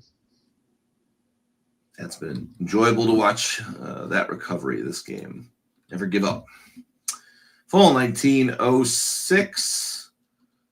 A lot more hold and support orders. That's a lot of hold. Yeah, orders. Yes. definitely. I was expecting some sort of AR tension. There we go. That's why we did. Yep. Because that's what we do, people. We have time unlimited games, so we draw in 07. And then hate on the Europeans that draw earlier. Well, Yep. we will say Imperial was going on at the time, and so maybe people were not playing two boards of traditional. They were playing this and the other game, and wanted to get over to see that. Let's bring Patrick in on this one. You were watching Germany, it looked like, in the background. Yeah, I just can't sing the praises of this German game enough, honestly. Ed mentioned that Charles is kind of a new player in the chat, but I could just tell, like, his instincts are so good. He's faced pretty much every kind of adversity he could this game. France and Italy came at him out of the gates, repelled that. Then it was David. He always kept England busy England was always kept busy with something else so that he could never pile on with France. It was just such a great management of different threats at any given time. And while that's not a way to win a game as Germany, because you have to be able to go on the offensive a bit more and spread your armies out. It's a way to it's a way to hold your position as Germany in a situation where you maybe can't win because just not enough is going your way. So really, really, really well done from Charles. And for David, after that failed attack on Germany, I think whatever circumstance caused this draw, he is quite lucky to get a shared top out of this because Brad could have cleaned him out, at least for Rum and Turkey, if he wanted to. Yeah. Good for surviving on that one. Let's get to the next one. I believe it's Brandon. We'll get you a break, or do you want to stick on for one more, and then we can get you off to your day, and we'll get Micah and Patrick and I can close it out. Yeah, I'm happy to do that. I'm assuming it's just the two more boards. Yeah. So I'm happy to stick on for one more, and then oh no, actually, I'm happy to take a break now. Doesn't bother me. I'm not doing anything. That's fine. Yeah. All right, go get a quick break, and we'll see you for the round 3. All right, we'll stick with our plan from the beginning. That's what I get for trying to improvise here. We will do round 2, board B. There we go. Peter McNamara back at it in Austria. Ed Sullivan in England. Will Yarrington in France. Jason Massbaum in Germany. Ben Kelman in Italy. Randy in Russia. And Aurora in Turkey. So we've got 3 Diplomat of the Year winners. 2 for Peter, 1 for Jason on this board. And these are also all players that did really well in the first round, either because they got a really high score or because they played the game really well and made as much of their position as they could and defended really well. This is a board of good players got it together, and I'm really excited to see what this is going to be. We've seen a lot of I think diplomatic fun so far, with fun moves, alliances shifting, people really playing to get good results or to really defend when they're going down, but also sometimes just helping someone if they're more pissed off at the other person. So I'm excited to see this board. The East is really stacked. I think it could go anyway, depending on various factors. I think the West might be a bit of a battle for Will's heart in France because Ed and Jason is a little bit of a personality clash, you'd have to say. Ed being very trusting, Jason being a bit more cagey and a bit more snappy at times, even though they both claim they're Alliance players. But that's standard. I've never seen Ed in a 17-17 before. Jason has done that, so let's not pick on Jason's Alliance play too. No player ever stabs in diplomacy. I do. Anyway. I do too, sometimes. Well, let's see. We see pretty standard openings in the English section and in the Russian section, I think. We see the very classic bouncing Galicia. We see some moves down. Italy is moving very regularly. We again see the classic opening in Turkey. We've seen that a lot today. That's good to see that coming back. I'm not personally the biggest fan of it, but it's fun to see metas change and see things happening, and also different things in different parts of the world. So that part's fun. We see Paris to Burgundy.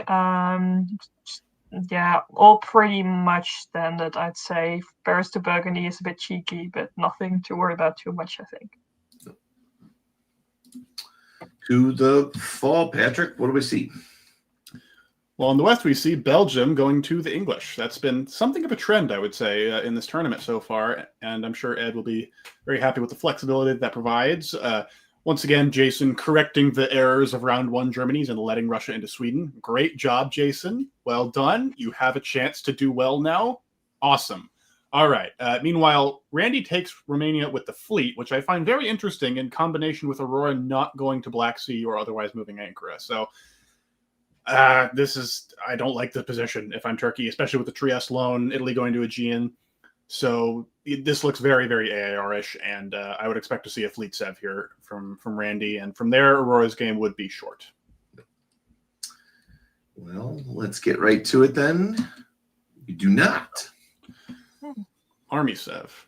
And then, fleet London, Liverpool. That's important. And especially combined with France not building in Brest. Yeah. England is certainly less friendly than France is. Yeah. Army, 3 German armies already on the front line. Belgium too. This could be painful for Will. Let us see how it goes, though. What's going on? Okay, we see Russia moving to Black Sea, moving to Armenia, but seemingly either not cooperating with Austria or maybe these are all agreed, but that's also not necessarily that great for Russia. Either way, Russia's going after Turkey, and I think we'll see next turn if they're going to do that with Austria or without.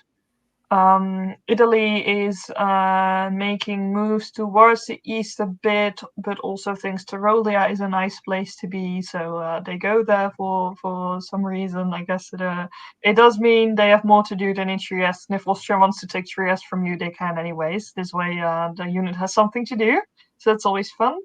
We see Germany getting into Burgundy, which retreats into Marseille as France is focusing on defending against England. And we see England moving into position to go after France. Yeah, I think the fact that Romania stays empty here, it's probably agreed between Peter and Randy, especially with Bulgaria being taken with the fleet. Just seems like good alliance hygiene for now between the 3 Eastern powers. Yeah, I'm just not sure if I like it as much as Russia. It's nice to have that unit in there for safety. Well, I do like getting into Ankara as Russia while Italy is bounced out of Caen. So it's been a really good diplomatic year for Randy in terms of just getting Aurora to defend against someone else, despite the clear signals with the fleet in the Rum and the Army Sev. It seems like he was able to play up the threat of AI as much as possible to give himself an advantageous position. And now he's moving his armies down into Rum, into Sev.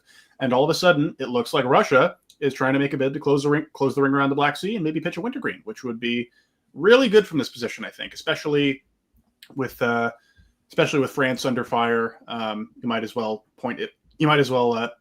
offer Italy a way to grow that isn't towards France so that you can balance the board a bit better. Meanwhile, speaking of the EG, Ed lines up on Mid-Atlantic Ocean, so that's going to be guaranteed next spring.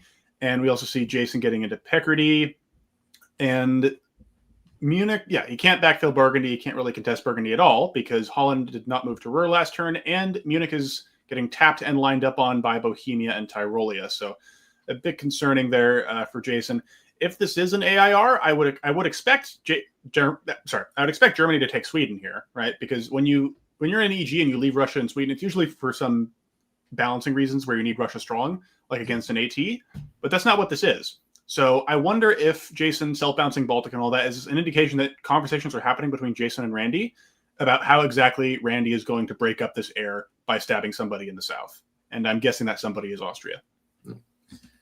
Jason and Randy have played this game together a long, long time. They're long time friends and allies. So we will see if that continues to play out.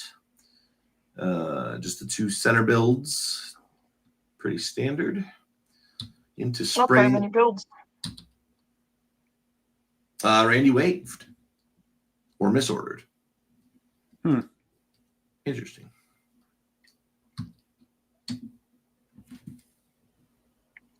Could use that fleet south coast, is all I'm saying.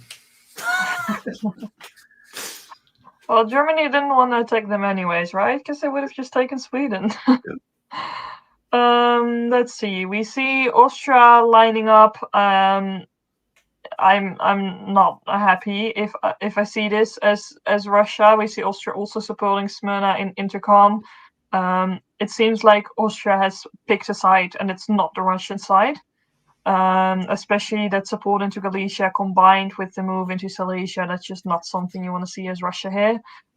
Germany is lining up to take Sweden this turn. Can do it themselves now without English help. So that's good for Jason. It's also good for Jason that Austria is going after Russia now. So that's nice. They're not really at risk of losing anything unless France and Italy start working together. But Tunis to Western makes that seem maybe not that likely.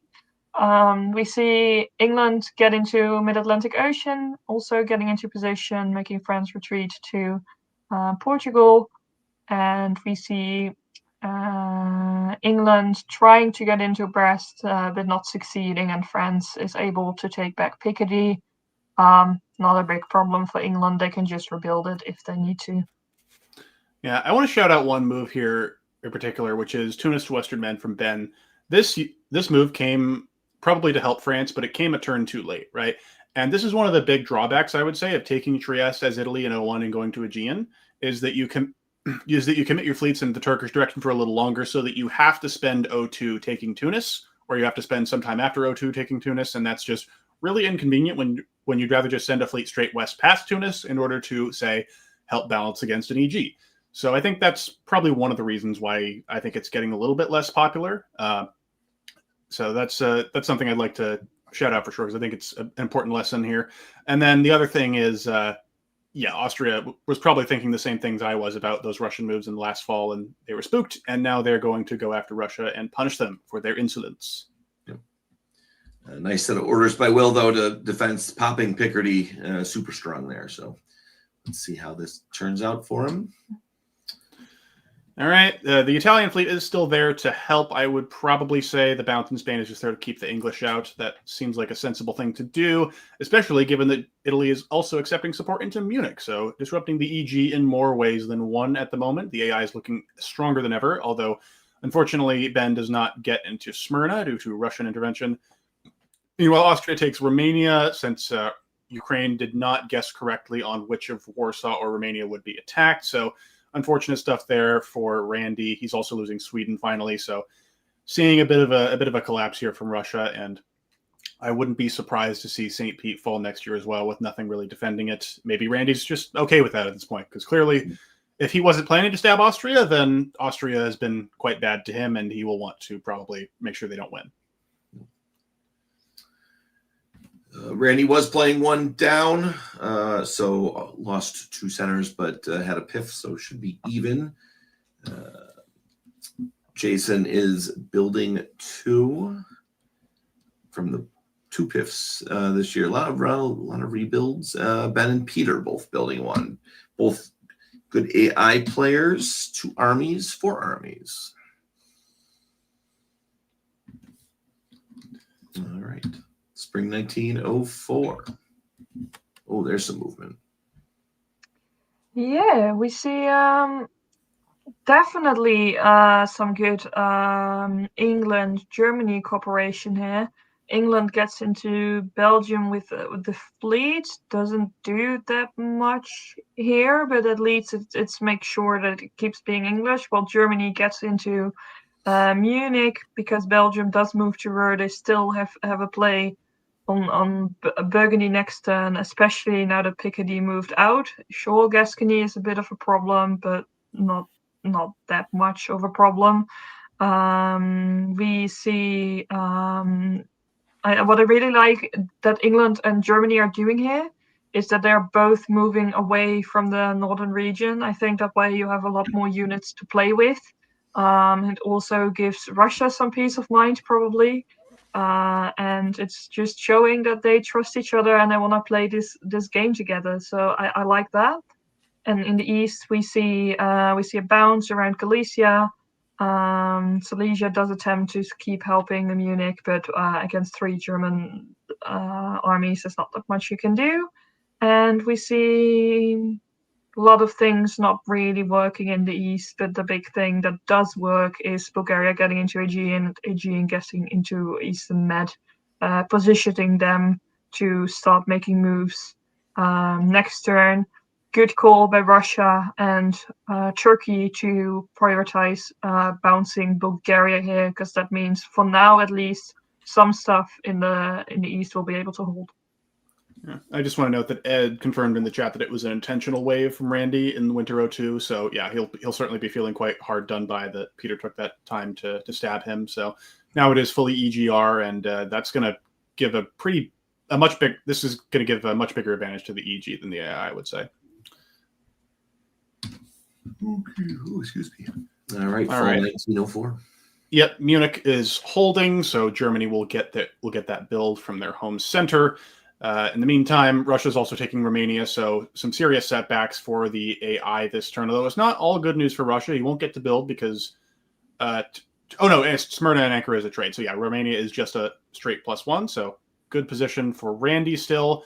And Eastern Med and Aegean both walk out as well, so there's no pressure on Smyrna at the moment. Great to see there. And Aurora's getting to rebuild as well. So I was wondering why Eastern Med didn't retreat to Syria in spring after being dislodged. That is why. They're probably going to rebuild it as an army in Khan, if I had to guess.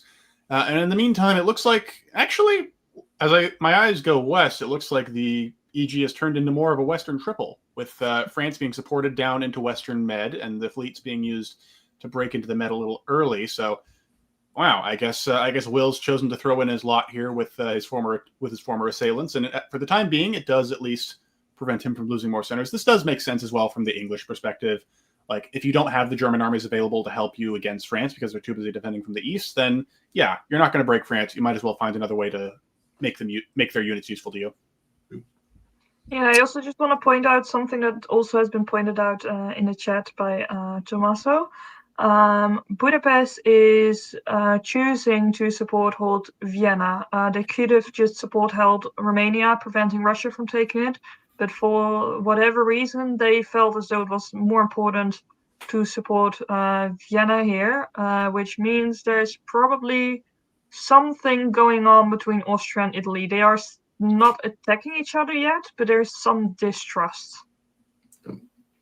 Or a misorder. I have done it before where I'm thinking, I know I got to write this, and then Vienna somehow slips into my head. And while Peter McNamara is one of the best tacticians you'd ever see, even the best of them sometimes slip which unit you're thinking about. So yeah.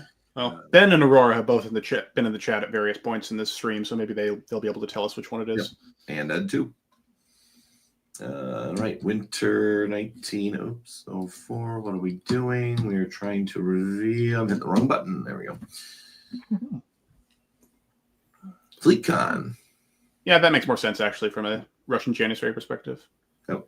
Ben loses the army back home, which might be okay depending on the alliances. Ankh was not negotiated. Oh, so it's an anti-Russian Janissary build.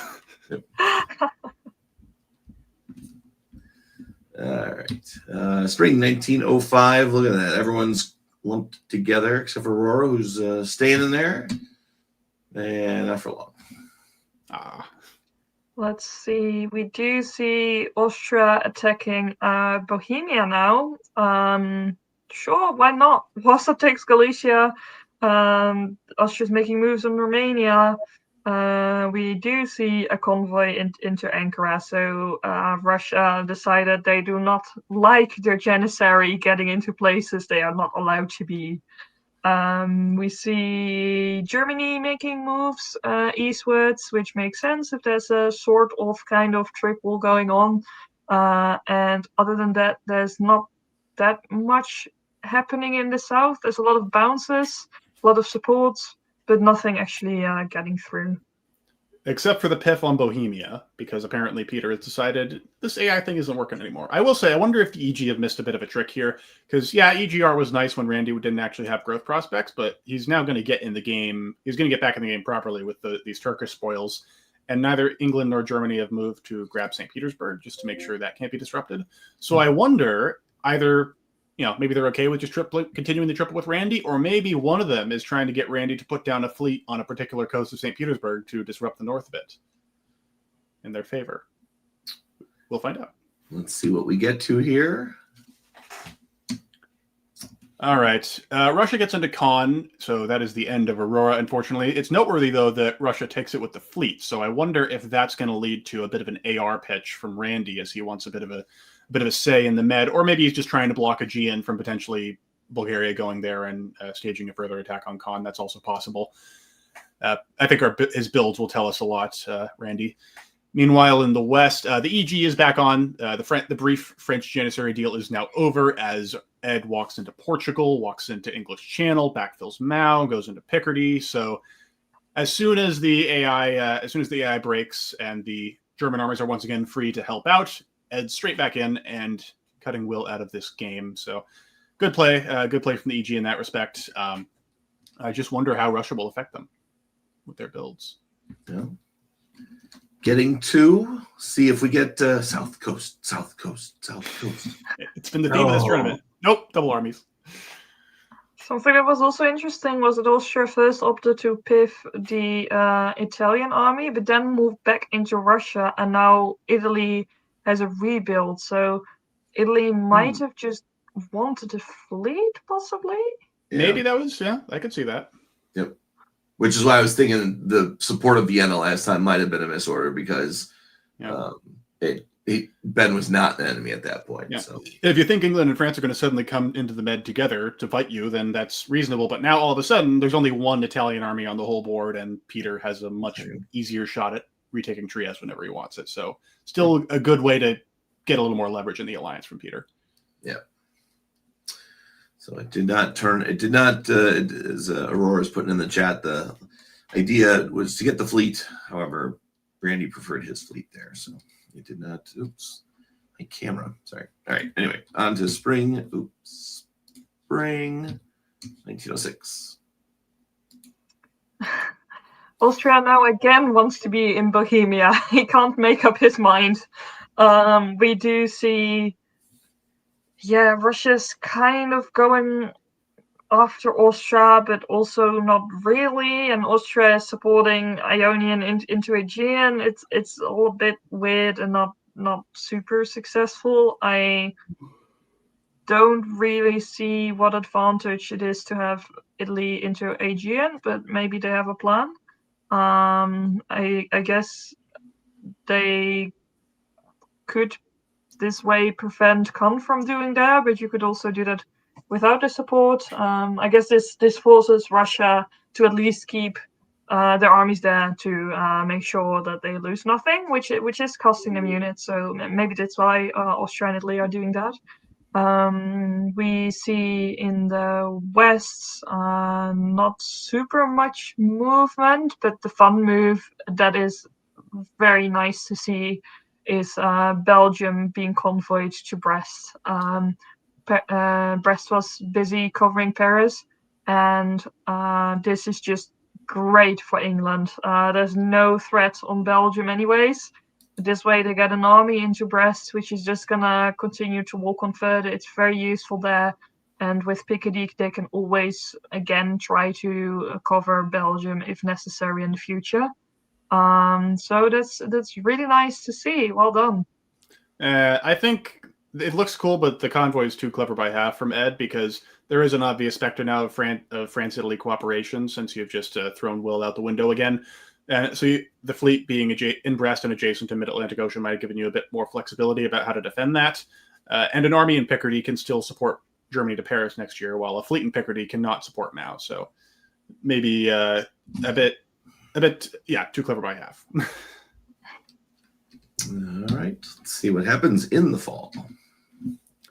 In the fall, Ed suddenly agrees with me and puts the fleet into Brest, but he, walking the army through to Gascony. I guess that is a pretty good use of the convoy after all. I forgot it was a spring term when I made that criticism. So important to note, it does work out pretty well in the end.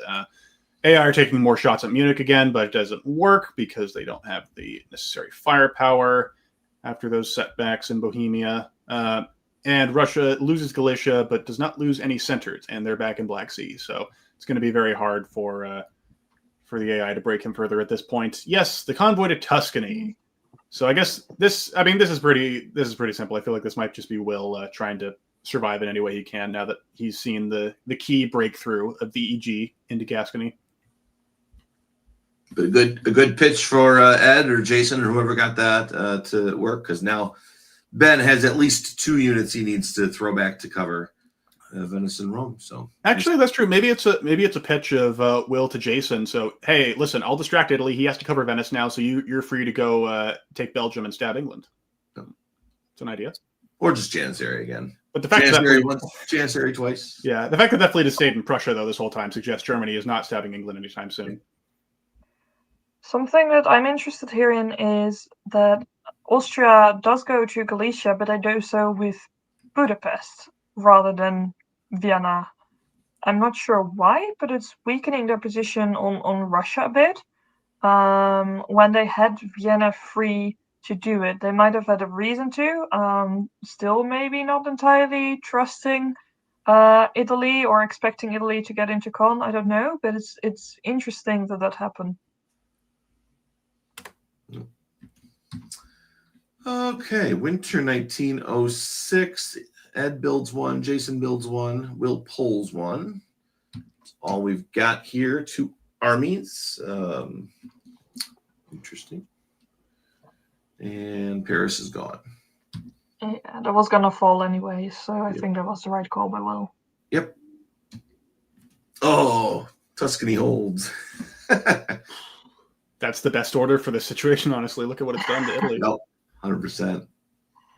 Yeah, that's fun. My eyes are immediately drawn to Galicia because I was wondering what was going on there. Apparently, what is going on is that Austria has other directions they want to go to. In this case, Tyrolia, Silesia. Could be a line up to Germany. I think it probably is that rather than something towards Italy, because if they wanted to do something with Italy, they could have just walked into Trieste. Russia decides to take advantage of that and just walk into Galicia, and maybe Budapest is gonna look nice and Russian next year. We see Russia supporting Aegean into Bulgaria. It doesn't go, but it does show that. Oh wait, no. Yes, it is what is happening. It does show that Russia is talking to people, trying to convince them, but that Italy is like, no, Austria and I have been friends for the game. We're going to stick together, and you're not going to get Bulgaria. We see England taking mid-Atlantic and getting into Western by French support. Really nice for England. Well done, Ed, by negotiating that. And we see Germany getting into Marseille, which also guarantees that England could get into Paris if they wanted to. Munich is moving to Ruhr, so I would also not be too surprised to see some sort of bounce around there next turn. Yeah, I've seen. I don't know what kind of dummy Randy sold Peter here diplomatically, but maybe I'll go north and take Norway and play that kind of game now. And if you go to the line, but either way, Peter seemed to want to line up on Germany and just said, "Hey, I'll stop attacking you," and that's great unless Russia continues to attack you anyway. And now I think Budapest is going to be what pays for it here. Yeah, the last thing I want to shout out is that Western disbands rather than retreating to North Africa.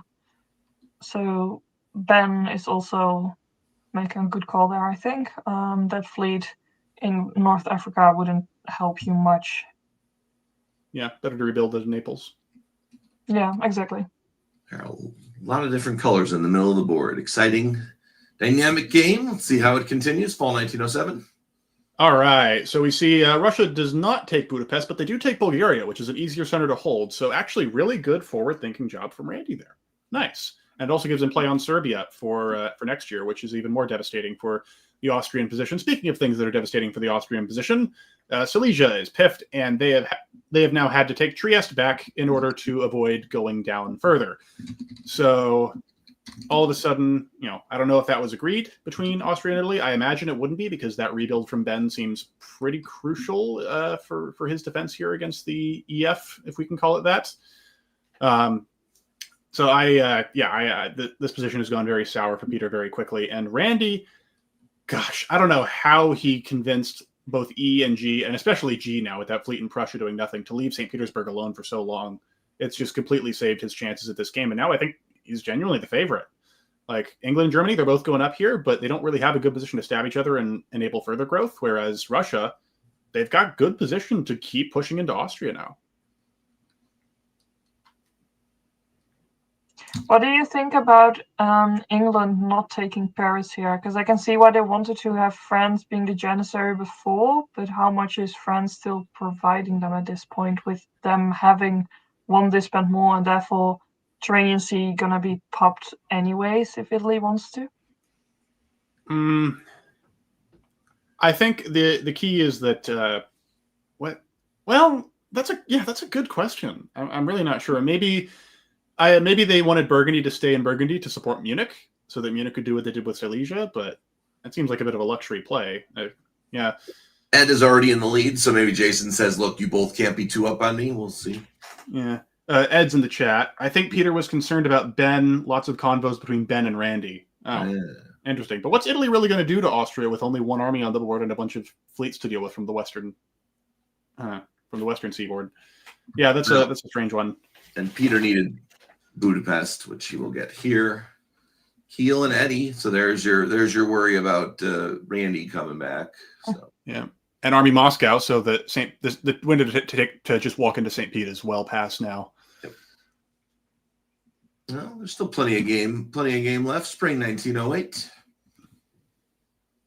Yeah, we see England moving. I guess Ed is nice, and if he doesn't have to kill France because France is helping, then why would he? So while on the board, if you look purely at the board, maybe it doesn't make the most sense. At the same time, diplomatically it does, and there's no real reason not to, I guess. Maybe I was a bit harsh just now. So I do want to give that one to Ed. We see England moving north as expected, with Wales moving to Yorkshire, setting up for that nice convoy into Norway. St. Pete might not fall just yet, but they are setting up to make it happen in the future. It is not paired with Prussia to Livonia though, and Russia is helping Germany's go down, or at least to bounce Austria, which is what ends up happening. So maybe Germany also isn't entirely in on attacking Randy, or not doing it yet, which is fine because they're not going to get it anyways this year, and Germany can just do it later, so that's fine. Russia gets into Serbia, mostly because Austria doesn't support hold it. They just move onto Germany. Maybe they've made some sort of agreement there, or maybe Austria just prioritizes fighting Germany over Russia. Peter was concerned about Ben, and now we see Tunis to Ionian, and Ionian into Albania, Tuscany to Venice. People have all decided they want to come towards 5 Central Austria here. As a result, Ed takes Tunis, and Germany gets into Piedmont, also just moving closer and closer to the line. I think this is a big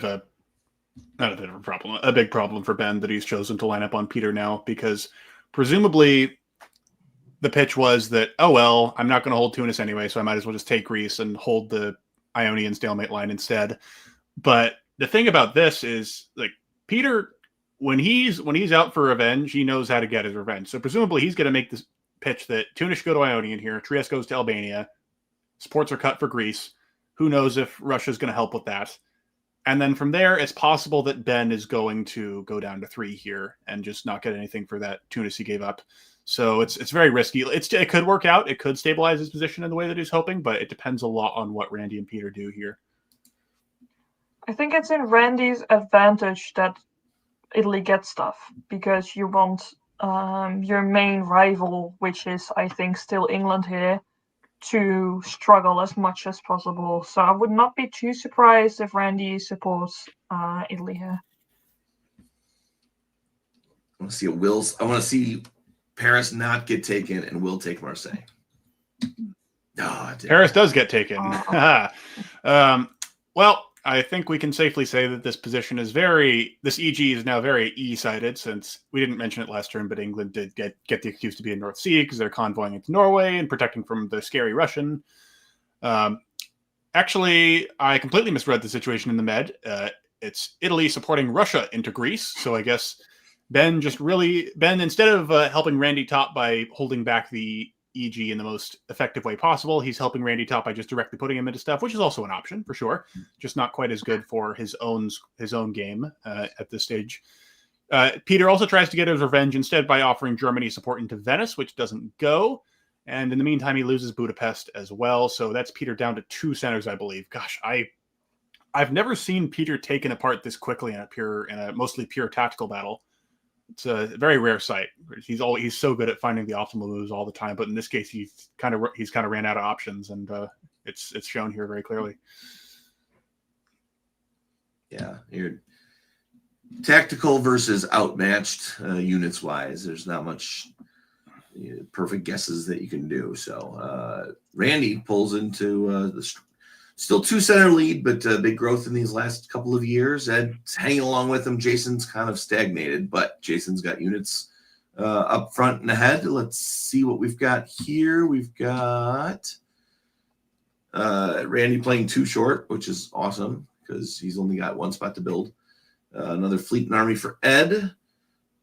Ben loses Adriatic. Obviously, the French fleet is gone. Peter pulls Yale and Aegean. And that is it. Oh, I get why Randy takes it. Jason's probably got too far to come back. Any chance for Ed to want to keep playing? Jason did tap North Sea on that last one. Was there a little bit of a frustration? But he didn't take Belgium. No, he was trusting but verifying in case it diverted into Helgoland or something crazy like that. I think the only center.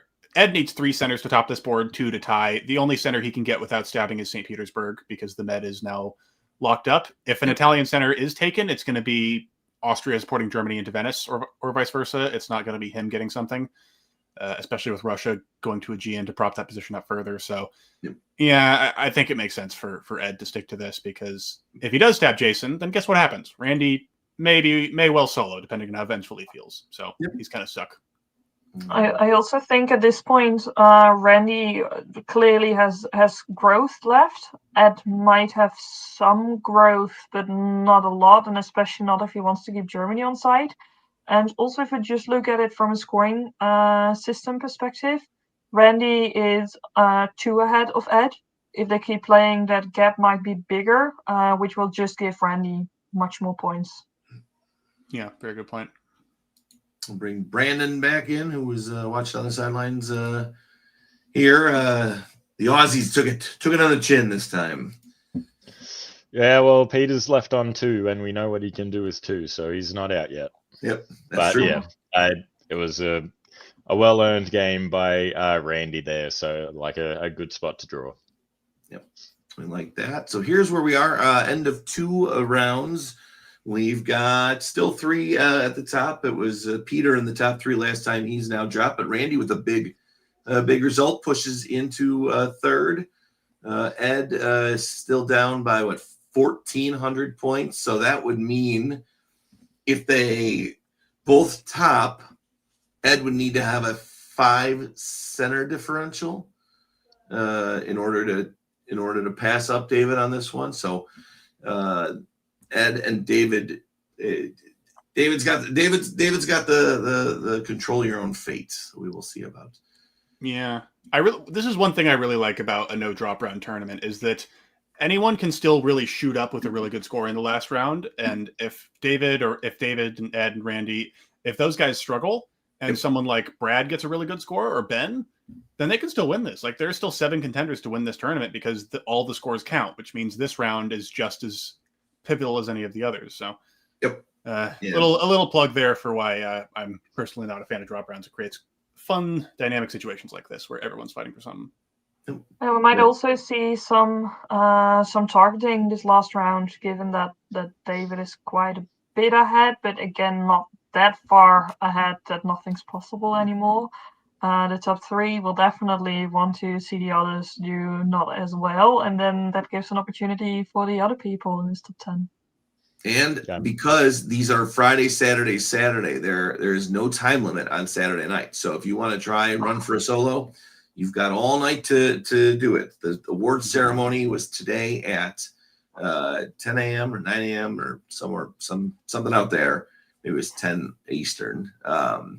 So if you want to play till 9 Eastern, you've got all night to do it. So, Micah, let's give you a break, and then we'll finish with you and Patrick, and we'll let Brandon get to his day on here. All right. So 3A, we will start with who is David Miller is on this board. All right, good. We got one of the top 2. We got Randy, who's number 3 on this board, 3 in the tournament. Starts off as Austria. We got Massbaum, who's 5 in England. Ben was on that top page in France. David Miller in Germany. Nathan Campbell. Brad, you mentioned Patrick. You got Brad here in Russia, and Will back at it for this one. So I really think the wild card here is going to be how Brad and Ben view their positions in this tournament, because they could still win, but David would have to do really badly for that to happen, and probably Randy as well. So are they going to play that way and sort of do the predictable thing and go after David, or are they just going to play like it's and just have a fun game, maybe try and go for a best country and approach it that way? I think what choice they make there is going to depend how this board is going to decide how this board looks. Brandon, right? The West here. I mean, you've got Jason and Ben. I don't think Ben has much of a chance. I mean, he's not mathematically eliminated, but Jason's got a legit shot. You'd think that you'd want to pitch an EF here. How well can David repel that? We will see. All right, Patrick, you got the springs. Let's roll. All right. So in terms of what Brad and Ben do, Brad does something that I love, which is the Northern Opening, where you actually do get the DMZ of Galicia. So he's got some really nice play on both sides of his country right off the bat. Love to see it. Although Will does punish it slightly by going Smyrna to Armenia. We'll see how he follows that up. Ben definitely taught us in round 2 that doesn't have to be followed through into an anti-Russian attack. He ended up using that unit very judiciously and moved out in fall. Randy chooses to move Vienna to Budapest, and since McCallus isn't here, I will pick up his torch of plugging that statistic that this opening has the highest top rate and the highest elimination rate of any Austrian opening. So which one it'll be here is anyone's guess. Nathan does the standard Venice hold, as we've seen, I think, for the vast majority of this tournament, really, for Italy. A very traditional play there. And in the West, everything standard. Paris to Picardy means no one goes to Burgundy, but that could have been agreed. It could have been just France didn't feel like going there.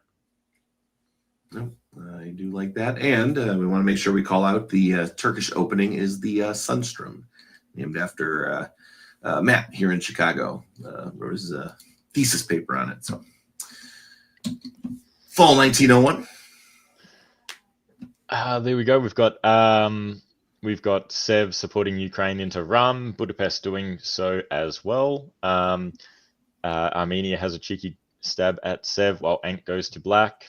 Randy will be picking up Serbia and Greece, but is losing Trieste to Italy as they go to pick up Tunis as well. Potentially that was meant to be a trade-off with Ionian going somewhere else, but looks like Nathan's scoring a 2-build Italy in 01. Meanwhile, Ben Kelman is getting 3 builds, Portugal, Spain, and Belgium. Jason Masterbaum supporting himself into Norway, feeling worried about the army in St. Petersburg from St. Petersburg from Brad there.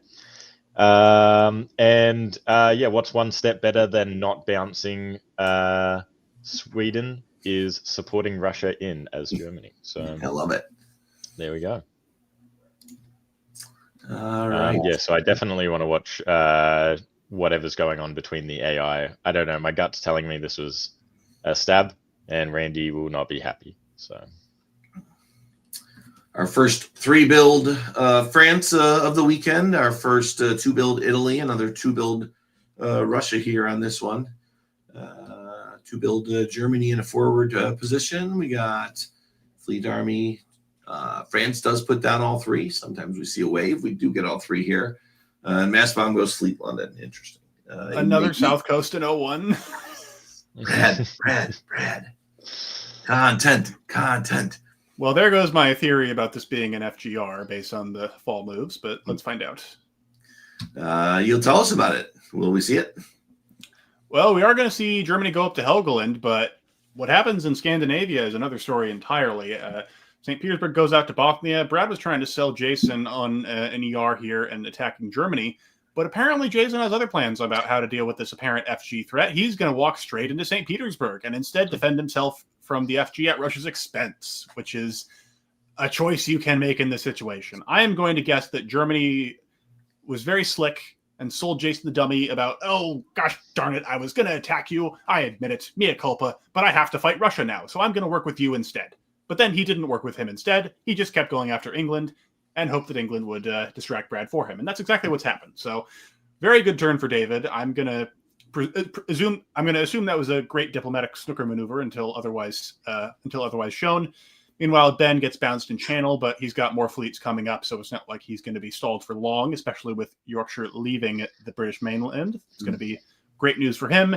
Meanwhile, in the east, it looks like a very inefficient air, almost. Russia supports Austria into Bulgaria. Italy sets up his Lepanto convoy, but Turkey gets into Romania because Budapest chooses to tap Trieste instead of supporting it. So a bit of mistrust between Randy and Nathan. They're trying to work together, but they're not doing so, and Brad ends up paying the price.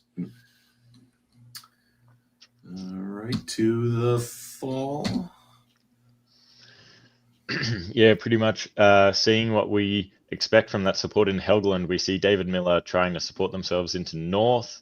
Does not get in as London has to support North, but it was a tough choice for Jason. He can either contest English Channel or he can try and support hold North. So trying to score a cheeky little convoy into Holland there, but is stopped by both Ben and David doing a little self-bounce. Meanwhile, we have Now and Mao going on as well. And an interesting support from Ben into Burgundy as well. Meanwhile, we get a nice little convoy from Nathan all the way across to Syria. And we also have Will getting out of Romania and supporting themselves back into Bulgaria. Randy in a bit of a tough spot here, self-bouncing Vienna, obviously worried about someone trying to take a little jab. But yeah, it looks like Trieste support held Venice, but Venice ended up going to Tyrolia anyway, which has bounced back David to pieces. And that little fleet that just took a walk into St. Pete is now getting blown up by Brad. I'm wondering if this is potentially arranged because now Jason can rebuild on the main back in one of his home centers. I can't remember what the spring moves look like, but maybe this was set up so that he could rebuild, depending on the diplomatic situation. So I suppose that's possible. The support to Burgundy to me suggests that Ben is sort of trying to do what we saw David do in an earlier round as France, which is just start things out with an FG, but just make it so that Germany is so stagnant and so distracted by other issues, especially here with England, that he can just send all of his fleets north, conquer England by himself, and then just roll over the north all on his own and get a massive top out of it, and maybe try and snag Tunis later if he can. That's the read I'm getting from all these fleets going north. Because when Germany sees fleets in all of English, Irish, and now, it's a really bad sign because it's so hard to get those fleets down towards Italy later. It's more likely that they'll just go over the top and start fighting you after England's gone. So I'd be a bit worried about that right now if I was Mr. Miller. Well, we're looking forward to another Gascony to Liverpool or Clyde convoy, but a build for Jason will help defend that a little bit. And that is the only one here. And we will see the army there. So rebuild, I shouldn't say build, rebuild. Belgium to Wales, anybody? Maybe. Can't defend them both. Actually, he can defend them both. I think it'll go to Wales with support. Oh, the No, Liverpool because spinning boys. the No. Liverpool. There we go. Great guess. Wow. Very nicely done. And in the meantime, he also supports David into North Sea to make sure that that other army in Norway is trapped. So just incredible turn for Ben all around. This is really huge for his chances at getting the big tournament winning score that he would need here.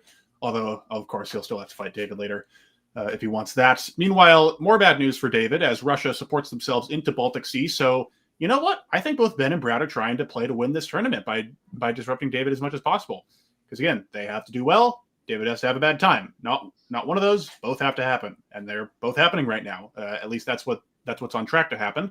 They just have to be careful, France and Russia, that Germany isn't weakened in such a way that gives the other guy more of an advantage. Like we were talking about earlier. When you stab, will someone benefit from it more than you? Meanwhile, in the south, it's a bit more straightforward. It's still AI cooperating against Turkey. It seems like a lot of their trust issues have been a bit more ironed out now with the support into Aegean, going to Smyrna. Russia doesn't really do anything this turn, but Turkey does walk out of Black Sea, so their position still improves down there slightly. What does Bohemia do real quick? It's trying to support something to Silesia, I assume. I guess it's Warsaw, but yeah, supports Warsaw to Silesia. So I don't know why Brad wouldn't take that support, to be honest. It seems like I don't know. I guess he wants thinking about it. Previously, I have not thanked our backstabbers yet. Other people like to call them sandboxers. I like backstabbers better. The folks who are also playing the game and recording these orders for us, so that way we can broadcast it to you. So my thanks to the sandboxers. Sometimes, just in the interest of time, they don't put misorders in. They don't put orders that wouldn't have gone in. So actually, I have a theory about this. So maybe Russia didn't take the support to Silesia because if Germany supports himself to Silesia, and maybe he knows that, then bouncing it would actually be the best case scenario for David, because it means that one of Berlin and Kiel will be uncuttable in supporting Munich in the fall. Whereas if he lets Silesia go in, then Warsaw can cut Silesia in the fall, allowing Austria or Italy to get in as Baltic cuts Kiel. So now by doing this, he's actually guaranteed the center for one of them. So I assume Randy won't be too offended by Brad failing to take his offer of support to Silesia. Big brain time. I'll just push the buttons and we'll get going. Yeah, cool. So we see Brad being able to score Norway and backfill Sweden as well, just covering that. Warsaw actually goes back to Ukraine. But meanwhile, we see Brad supporting Randy into Bulgaria. Nathan puts themselves into Smyrna as well. So poor old Will is going down Bull and Smyrna. Meanwhile, Nathan also supports themselves into Trieste. And Randy does a little self-bounce in Vienna again, like we saw earlier. No German centers are lost.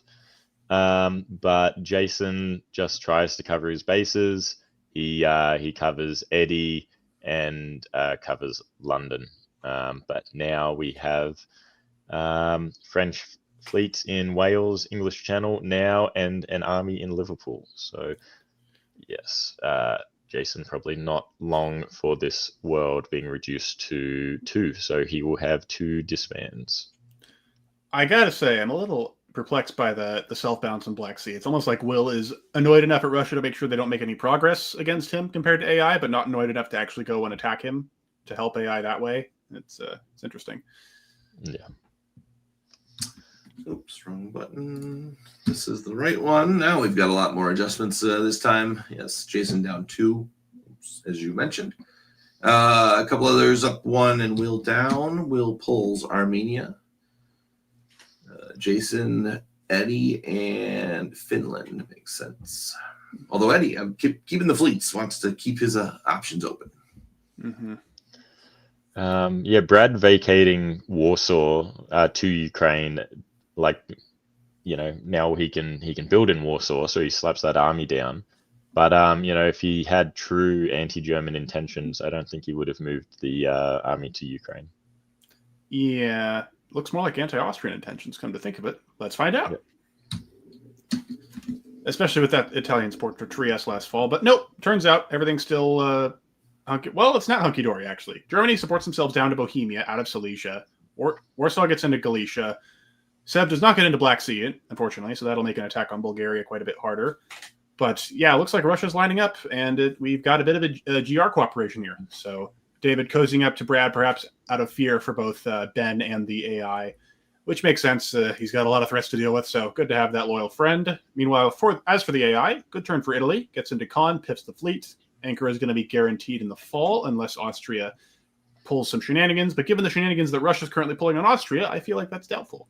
And then in the West, some more tactical plays. It seems like I would have to guess that Jason proposed that, hey, listen, I'll get out of your way, Ben. Just support me to North Sea so I can get into another center maybe, and then blah, blah, blah. But Ben does not take him up on that. He instead takes him up on London and piffs that fleet. So he will also have a much easier time taking Eddie in the fall, although it is not guaranteed.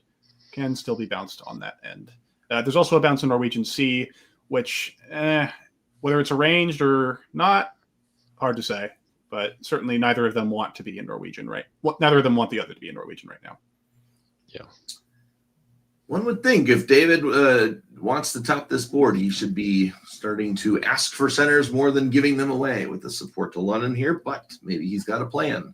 That's the benefit. He doesn't really need to top this board to win. He just needs to stay alive and not let anyone else get so too crazily out of hand that's in contention. Well, there's one player on board 2 that we're going to be looking out for.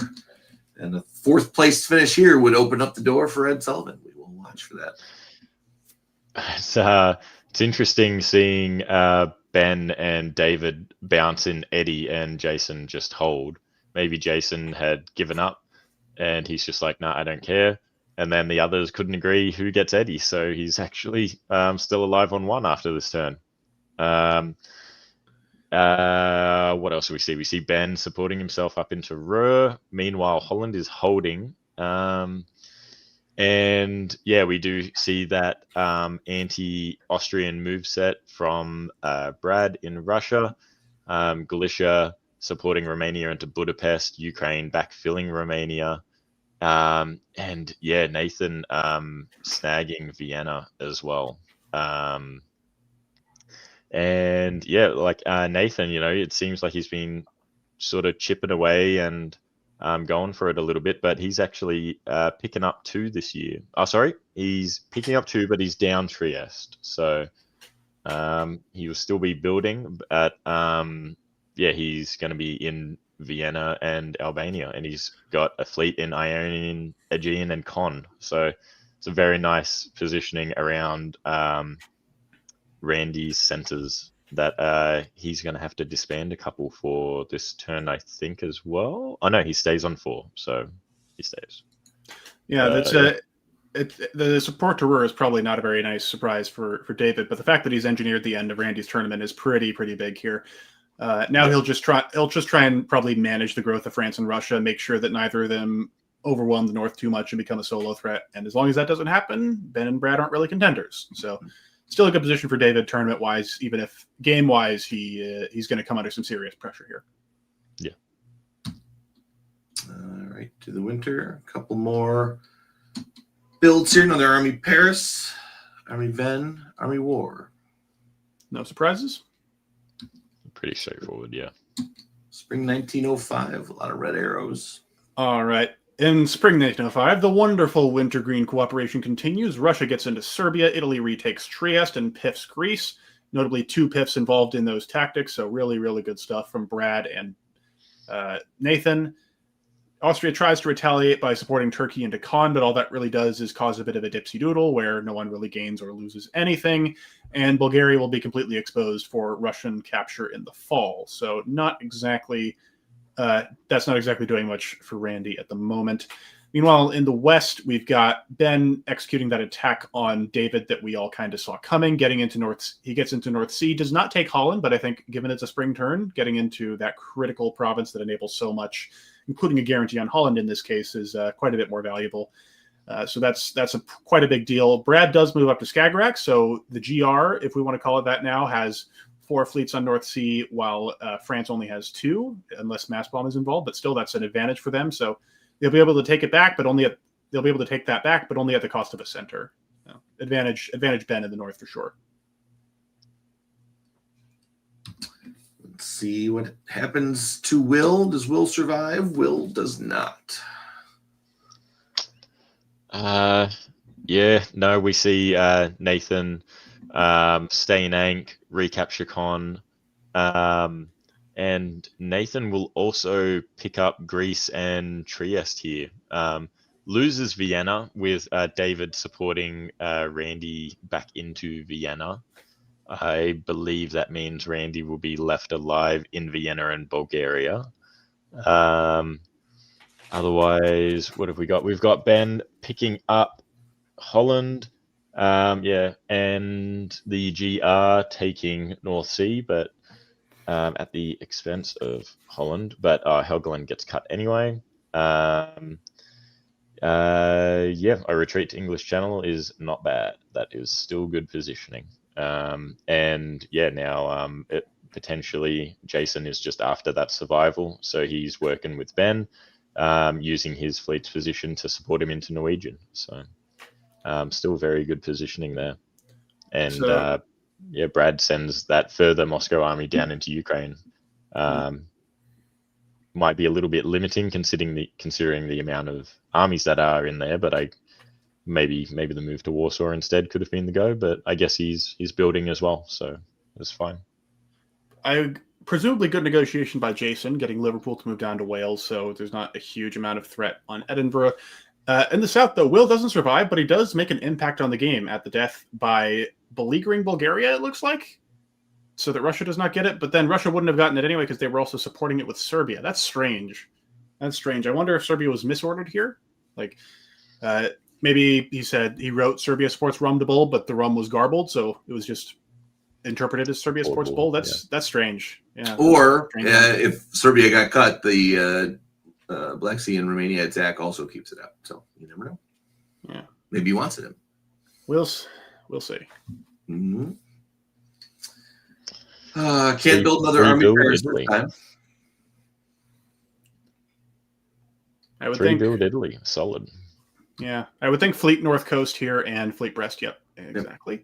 Yep. There's an argument for Army Marseille as well if you're worried about Italy, but I think there's enough tension here between I and R at the moment that might not be too much of a concern.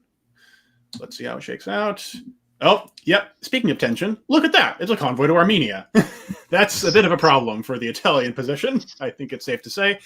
And in the meantime, it looks like Brad has also won the battle for Randy's heart as a Janissary, trying to support him to Trieste and Greece, although only one of those is taken. So sadly, Randy has lost his window to retake his ancestral Austro-Hungarian land of Greece, but he can still be quite useful here to the Russian cause for sure, especially if he tries to cut Constantinople. So that Ankara is guaranteed. Meanwhile, in the north, we've got France getting back into North Sea because Helgeland pulls back to cover Kiel. So great job, Ben, using better army positioning to make up for that numerical disadvantage with the fleets. And of course, great job keeping Jason on side as well, as that really makes a big difference in getting him back into this position. There's no guarantee on a German center in the fall, but there are actually, wait a minute. Yeah, there is a guarantee on Kiel because North cuts Denmark and then or we could draw right now. Mine. There we go. Okay. Three-way top. What's that? A three-way draw on the top. Yeah, and notably none of the people who are on top here can win the tournament from this position because France, I think, while France has further growth from here, this makes sense for Ben because he's not going to get what he needs. He needs to be close to a solo. I think 13, 14, 15 centers, that range, in order to get the points he needs with a pretty big margin as well. And I think it's clear from this position he's just not going to get that over Brad or Nathan. So, and same with Brad as well in Russia. Even if he had better growth prospects in the south, it's going to be a slog, and he's not going to reach that critical mass he needs to threaten to win the tournament. So, hey, just take this draw that kind of makes everyone remaining on the board happy. That's it. Good. I will bring Micah back on stream. So David did not. Yeah, David did not. So this gets him to just 19,627. Ed would need a 5,000, but then that wouldn't get him any bonus points. So he needs 6,000, which would be a three-way tie for first, as we just saw, or a shared top or a lone top. in order to win this tournament. And Peter's still in it, but he does need one of those really big critical mass scores we were talking about, like for Ben. That's 7,900. So that's actually he probably would need 8,200 at that. So big number. I expect both Ed and Peter will be quite peeved that that Ben didn't keep going for that one fall turn to take away the keel that was coming to him. But he'll have to work for it a little harder. Yeah, but I don't think that changed the position, right? Because it wouldn't have, you don't get too many center count, whatever. But he'd have been all right there. So so Ed and Peter will be disappointed at that. But hey, but what reason does Ben have to help them with the tournament? So another good turn for France just this last game, and I think Ed has a really good shot to come second, if not first. Yeah. Brandon, thanks so much for joining us today on the stream. We appreciate you getting up in the early hours like you always do. It's always a Sunday afternoon for me and Monday morning for you, so we gotta get some time. The Australian Championship. I know last year we had a prime time slot for you, so we'll do some late nights here to get you guys a good spot. No, we'll definitely appreciate a live stream of the Oz Open. Everyone's keen to do a watch party and jump in the chat, and we've got a lot of shit talkers in Australia, so they'll definitely be polluting the chat. So it'll be great. When they updated our software, my beep and my rrr are gone, so I can't bleep that out. So sorry, folks, for all the kids that are watching. My apologies. Family show. It's a family show. Just kidding. I love how watching parties have become such a staple at tournaments now. It's amazing to just get up together and then doing that together. That's awesome. Yep. I like them. All right. Thanks again. And on to the final board here. Round 3, board 2, board B. And with that, we've got Chris Campbell in Austria, Charles Thatcher, a new player. So this is where Ed seems to have gotten to know him too. We got England and France with Ed. Germany has Aurora. Italy is Peter, known for his great Italian play. Ian in Russia and Andy in Turkey. This is going to be a good board. And Peter and Ed both, I mean, they might not know how much they are in contention because obviously they haven't seen the other board yet, but they do both know that they have a chance or to at least come into top 3 if they have a good game, and now they see that next to each other, so that's going to be fun to watch. Yep. And these boards were played in the same room, so they are certainly watching or at least hearing what's going on the other board. So this was a fun board, according to Ian. All right, no spoilers. Let us get through it. Patrick, start us off, Spring 1901. Okay, so we have some bloodshed immediately between the two tournament contenders on this board, with Peter going to Piedmont, but Ed is very much prepared for that. The Maginot is kind of the best opening you can play when Italy goes to Piedmont because you can take both your Iberian builds and still cover Marseille from Burgundy. So not too much skin off of Ed's back to cover that. In the meantime, Charles in England does something very strange, which is hold London. Perhaps another quirky new player move there that isn't really advisable in most cases. But at the same time, he showed a lot of grit and a lot of ability to adapt to different board states in his last game as Germany, so I'm sure he'll be able to make something out of this either way. Germany's pretty standard. Russia and Austria, notably, DMZ and Galicia. Chris going for that high-risk, high-reward opening to Budapest again. Ian going for Moscow to Sev, which is my favorite Russian opening in Gunboat because of how common the Sunstrom is. But a little less popular here. Normally you'd see something like a Northern opening more than that, and it would have actually worked here since no move to North Sea. But hey, probably means Charles probably would have gone to North if Ian hadn't said, if he hadn't negotiated with Ian to open South. So I'm going to assume that was just good negotiation. And then Andy doing the standard Smyrna hold opening for what I think is the first time we've seen this tournament. Good to see some variety. Let's see what we see in fall 1901. We see Smyrna to Armenia and Bulgaria going to Romania, where Austria supports Prussia, which means that Turkey thought there was an AT, but Austria said, nah, I prefer AR, I'm going to go with that one. We see Austria taking Greece, we see the convoy to Tunis. Nice negotiation by France as France takes Belgium while Germany covers Munich. That means France will definitely not lose something next year. Well, most likely. They also always could lose something like Brest, but the fact that they can pick up Portugal will make their position that much stronger.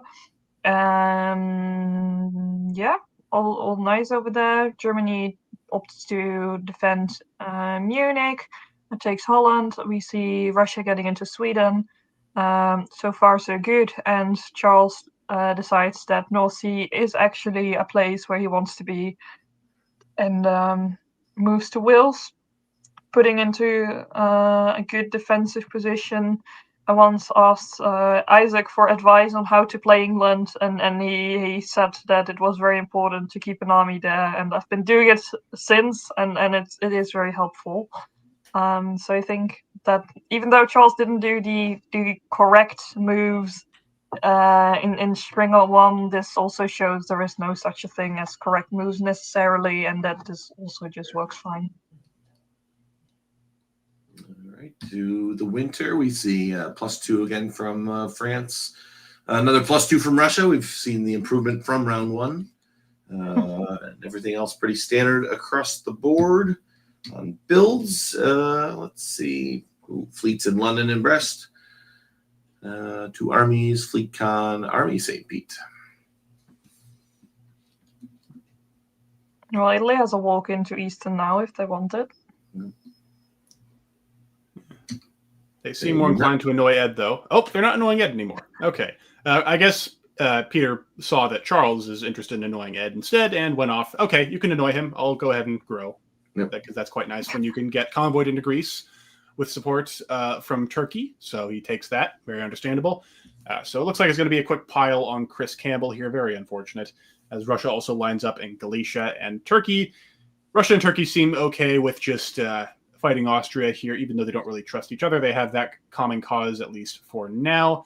And Germany is not quite on board with this EG that is suggested by England supporting themselves to the channel. They actually want to go to Helgoland, which is, it's a great place to be this time of year.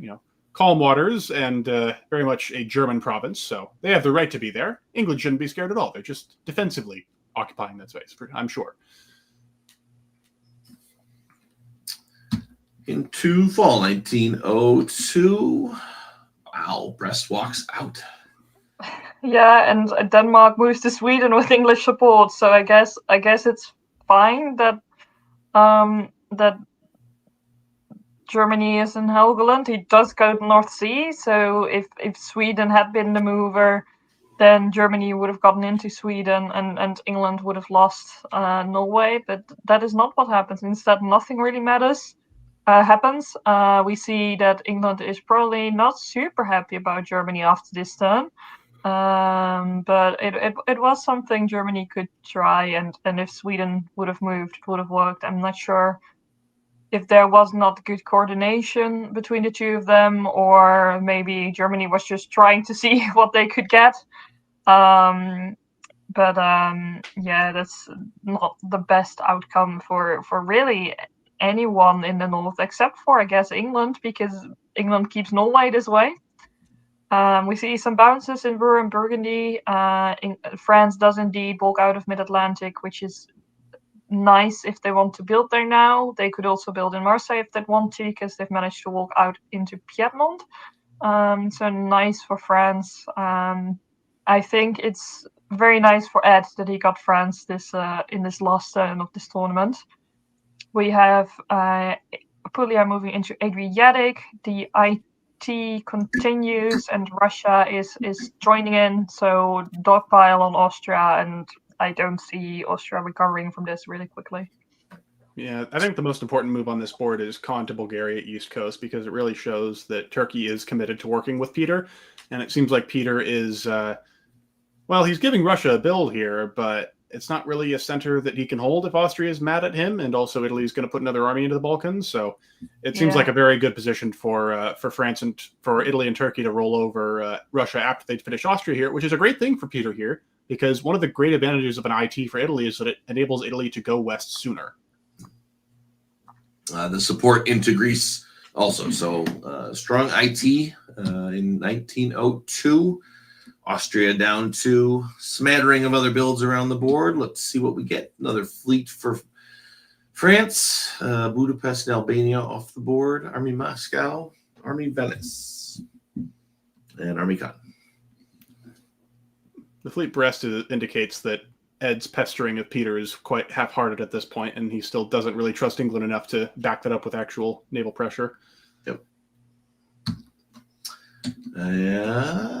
Ooh, spring 1903. Venice takes Trieste, and Piedmont walks in behind. Now Ed is going to pester Peter properly. Portugal to Spain south coast is not insignificant at all.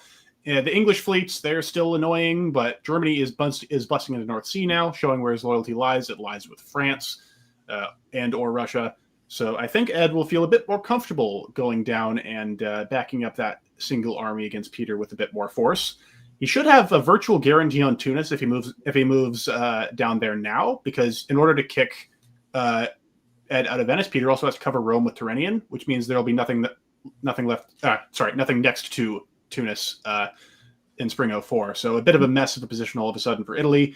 Turkey, though, he doesn't really have to worry about any of that. He's just supporting himself to Black Sea, getting into Armenia, just making the position so much more secure. Although Russia does have a lot of force available to defend Seb, to defend Rum. So it might be a bit of a slow front over there for a while, unless Andy and Ian can work something out. But yeah, Peter really made a good decision by setting up the IT that would allow him to maybe attack Ed a bit sooner once Austria died. But Ed is responding really well also by distracting Peter enough to make an RT quite a tantalizing prospect from the Turkish perspective. Although RT with Bulgaria going to Black Sea, not maybe. Yeah, well, obviously, it's not going to form this turn, but in a year or two after Turkey realizes the futility of where they are right now, that's where it really kicks in. That's what he's hoping. Germany is being cheeky with supporting Belgium into Burgundy. They are doing fun things, yep. And I could see Germany and Russia doing something because, yeah, Germany is in good position. And also with that support from Belgium to Burgundy, it has become clear that Germany does not agree to just be a junior ally to France. Let's see what happens. Oops, wrong button, wrong clicker. Here we go. Yeah, sure enough, this looks very GRE as Russia takes Norway from Sweden, so that fleet is in position to go into Norwegian and attack England, and Scandinavia is slowly but surely getting demilitarized. In the meantime, Ed was probably a bit put off by that unwanted support to Burgundy. He goes to Belgium, he follows up into Burgundy with Gascony, and didn't arrange a balance, judging by the Munich support for it. So quite a strong response to that from Ed. Meanwhile, Turkey does try and get cheeky here and take... Well, hold on. He tries to take Greece. Russia kicks him out. Turkey convoys in behind. Russia could have tried to stop them, but didn't. I guess it would have been a little bit of a guess. I have no idea if this is actually arranged RT movement or along with Ankh to Khan, or if it's just more messy conflict. I guess we're going to have to wait a little longer to find that out. But in the meantime, Peter takes Venice back. Interestingly, Ed retreats off the board rather than to Apulia or Tuscany, which would have been really, really annoying here. So he's still not fully committed to just cleaning Peter's clock. He might just settle for the walk into Tunis and end it there. I mean, if this was not agreed, that is great for Turkey, right? Especially if Italy is still on board. To be positioned like this and Serbia is retreating into Bulgaria means Turkey has all the armies they need. Turkey builds. Chris is out. Sorry. Army Yank. Not much you can do. Yep. Army Yank, yeah. Ian's building too, though, so we'll see what comes down to armies, unless there's a wave. Fleet Smyrna would also not be too bad. Yeah, there we go. Yeah, long term is better. Short term it would have been fun to see that army. So Micah Camaraderie does not get her wish, unfortunately. It's okay. I'll forgive you, Andy. All right, Eddie is off. This is it makes sense. You need fleets, and it keeps Turkey flexible. Yep, and those fleets are moving out. Right. So, sorry, did I take last fall on my own? Yeah, you did, but that's okay. I did, just let's just Okay. Sorry, I don't want to intrude too much, but anyway, Germany. Yeah, the convoy to Eddie. That's pretty big for them. Interestingly, Russia supports North, which makes a difference so that England can't get back in. So again, GR still seemingly in full swing at the moment. Although St. Pete to Finland, Moscow to St. Pete is pretty interesting. Maybe a bit of a cagey moveset. I guess they want to make sure they can retake Sweden in case Skagerrak walks in there. That'll be how Ian sells it to Aurora at least. But either way, the two Boston players working really well together. It looks like Ed has jumped in on the Attack England bandwagon as well, moving up to North Atlantic, continuing to tap English Channel. But they can't fully commit to that because Italy is doing a little something called retaliating. Venice to Piedmont and Rome and Western Med did not take the walk into Tunis, so there's no prospect of Peter going down this year unless Russia wants them to, but it doesn't look like Russia wants them to because Russia is still fighting Turkey. So I think it's safe to say that Serbia, Greece, etc., dipsy doodle. I think Ian just kind of lied to Andy about saying, hey, I won't take Serbia if you're going after Greece. Let's just do a juggernaut. And then Andy took Greece. And then Ian lied and took Serbia. So that's would seem to be the story there. Now, the question is, will Bulgaria or Greece fall in the fall?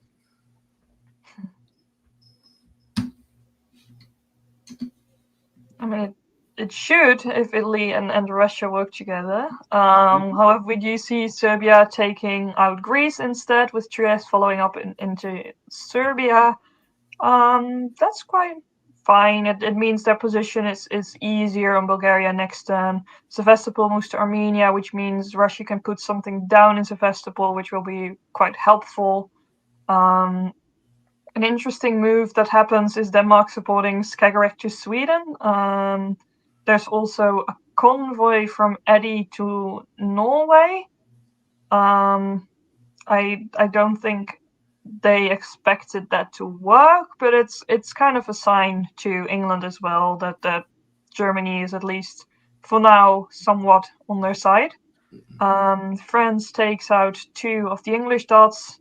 One of them is convoyed by England themselves. Because why would you want to have London be English? Just put down an Eiffel Tower in London now. We see Italy moving up to Tyrolia, which I'm sure Germany is not super happy about.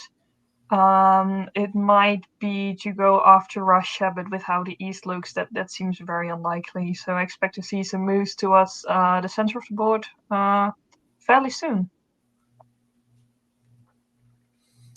This is about the point in the other game where David was getting surrounded. So if Ed sees the chance to lock himself into what we believed was a second place finish would get him there, +2 here with a 2 center separation over Peter. He is allied with Germany. This seems to lock him into place. Cruise control for the win, but let's see if he can manage it. Channel goes, Marseille goes down to just keep Peter away. Paris in the middle. Army Berlin, or Fleet Berlin, nowhere near Ed. Russia's scattered, but not out yet. Let's see what we see in spring. Ian was in the top 10 as well, right? So if he has a really big score, that could do something. Yeah, he has at least a reason, an incentive to play, and even if it's not to win, maybe to get to 3, to get a best country award or whatever. Yep. Yeah. For sure. It's not looking good for Ian this turn, though, as that fleet build from Aurora clearly communicates that her next target is Scandinavia rather than Ed. So that's going to be bad news for Ian, especially if Ed's going to go up into Norwegian Sea and threaten Norway as well as Sweden. So one of those is guaranteed to fall in the fall. It looks like there might have been a bit of a misorder from Ian. He might have tried to move Moscow to St. Pete to reinforce Norway, but instead tries to move to Norway directly, which does not work. So more bad news there. It looks like Russia will probably have fully lost the north before this game is over. But at least in the south, things are still going okay. In the south, Italy is supporting Russia into Bulgaria from Greece because Greece is a completely normal center for Russia to be in a wintergreen. Don't ask questions. Trying to take pot shots at Ankara as well to make sure Khan can't support Bull. So yeah, one of those was guaranteed to work. Clever tactics there from Ian. And Peter is still just going for range bounces with Ed, not reacting too strongly to that Fleet Marseille build, which is a very good move because in this case it nets them Greece, so they can maybe take another look at the Ed situation once they've gotten another build down.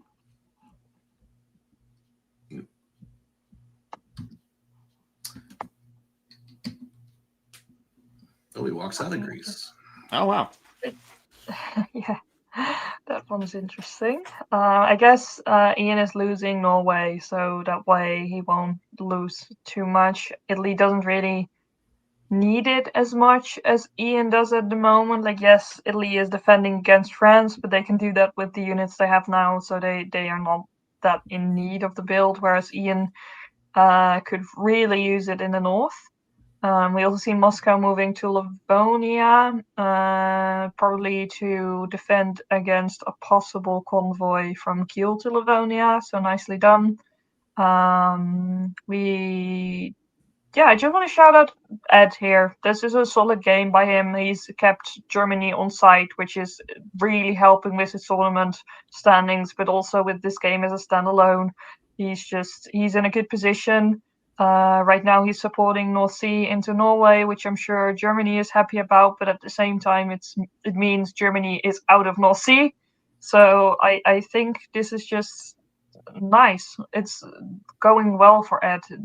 Pretty much what needs to happen on this board is happening for him, and the fact that Italy walks out of Greece is only better because it means one of his main contenders also isn't doing too well. And of course, I mean, Ian is also doing great to negotiate that Greece and to play the North like this. He has a rebuild, so that's just going well. I mean, he's Russia and he's in Greece.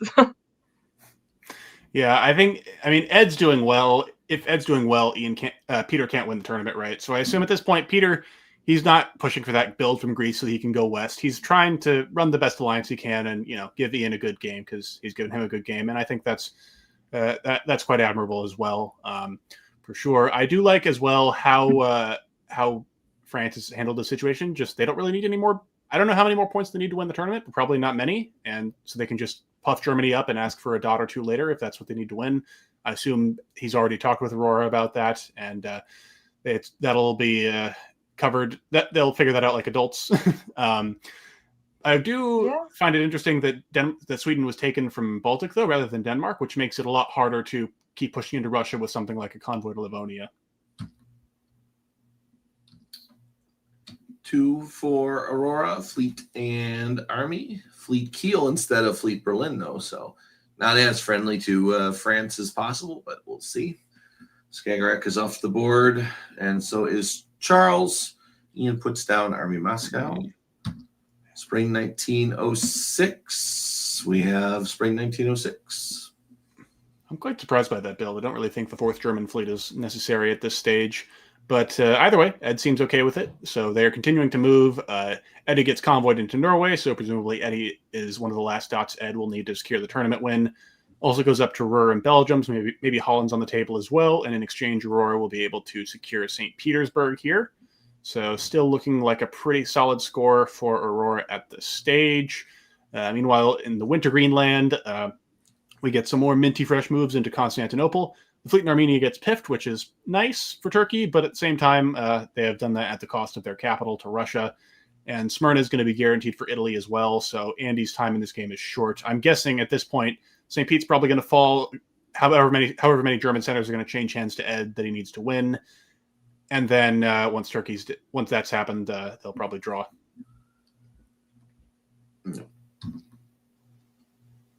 Straightforward here. There goes Eddie. Bulgaria stays Italian. Smyrna goes Italian. Andy will survive. Sorry, go on. I was going to say Andy will survive. Yeah, I think we pretty much see all the moves that are to be expected at this stage of the game. Again, well done, Ed, convoying Germany out. It gives Germany a build, but gives you, Eddie, positionally, it's nice. That convoy into Belgium means that he has more play if he wants it. That's just wonderfully done. I think overall, this whole tournament, we've seen Ed play very much in his style and doing so very successfully. So I really like to see that. Italy is also playing a nice game. It just doesn't go as well as the other people's games at this point. But they are in Bulgaria. They have position on Greece, as Des. They have play on Con later if they want it. It's definitely like a decent Italy game. We see Russia going down a bit. They already walked out of St. Petersburg. They're just defending at this point. To the winter, Ed gets a build. Peter gets 2. All fleets in the south. Ed has now taken the lead, which guarantees him the championship if it ends. And it does. Congratulations, Ed. Well played.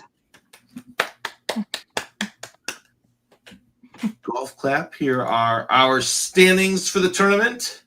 Ed with a nearly 2,000 point victory. I believe he topped all 3 boards because that's what 2,100 usually means. Or did he have a shared top in one of them and had some extra points? I think maybe that was it.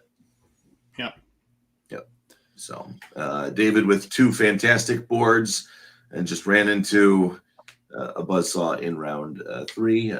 Finishing the top 7, we've got Randy Lawrence Hurt, who played some good boards, winning by 100 points, which shows how much every center means in this tournament. 100 is not a whole place. It is just the number of centers. So got there over Peter McNamara, Ben Kelman in 5th, Brad Blitzstein in 6th, Jason Massbaum in 7th, finishing with some 10,000 point players, Ian Rudnick, Nathan Campbell, and Andy Shiner. So finishing out the town, we had 19 players. Seth, couple of 2 board players, so thank you for that. Tyler Harris. Tyler is the one whose video of the Imperial game that I showed, so thank you for posting that to the Discord server. We appreciate that.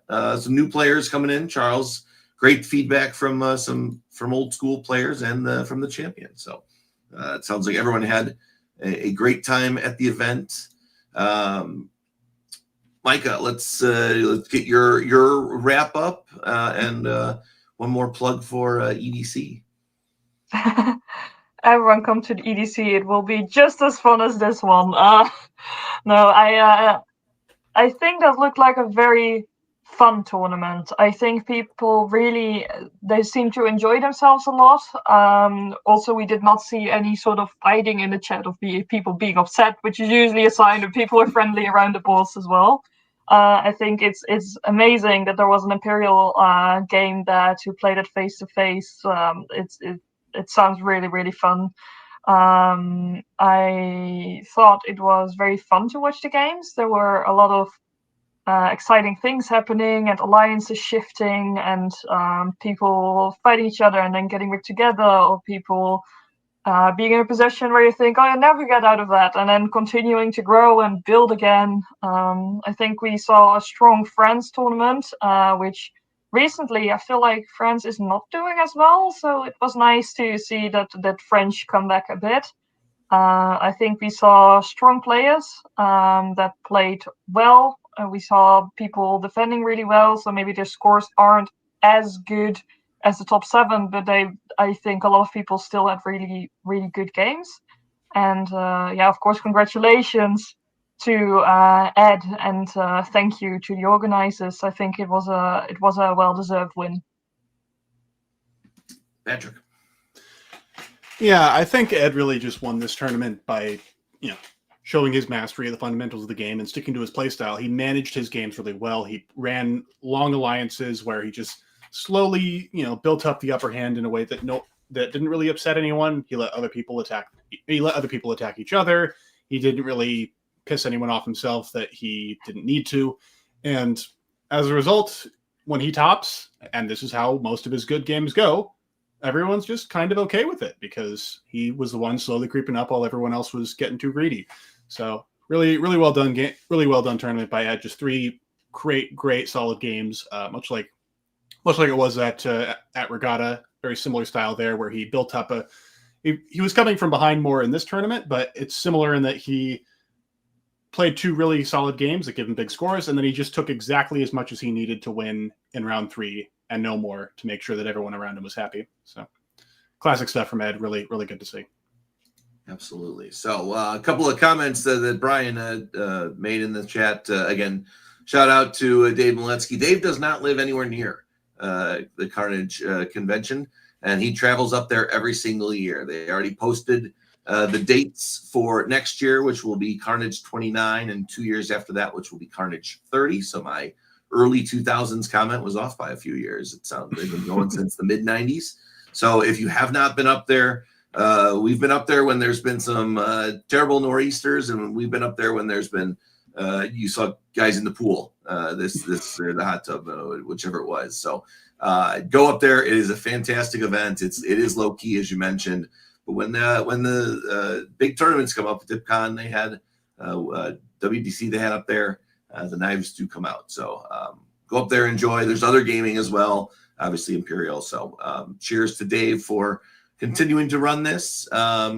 Secondly, if you didn't catch the most recent DBNI countdown show, check that out. As Brian mentioned, Randy's performance will knock him up there. Ed was just trailing David in the standings, so this might pull them closer together. I know they were 1 and 2 in the standings, but first place in the tournament gets you some extra points. So we're counting down to the next DBNI. We've got face-to-face events, which we talked about. We'll make sure we can try and find that Australian link, which is a month away. The virtual diplomacy championship will be just after the new year. The QR code for the VWDC server is there and has all the information about it. Yep. Turn that way. Nope, that way. Yeah. That way.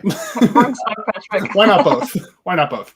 But there's tons of chat about all other events as well. Face-to-face, local games. Ben Kelman, who was there this week, he runs some just casual games. Weekend, Saturday, no competition. Just you want to play a game and have some fun.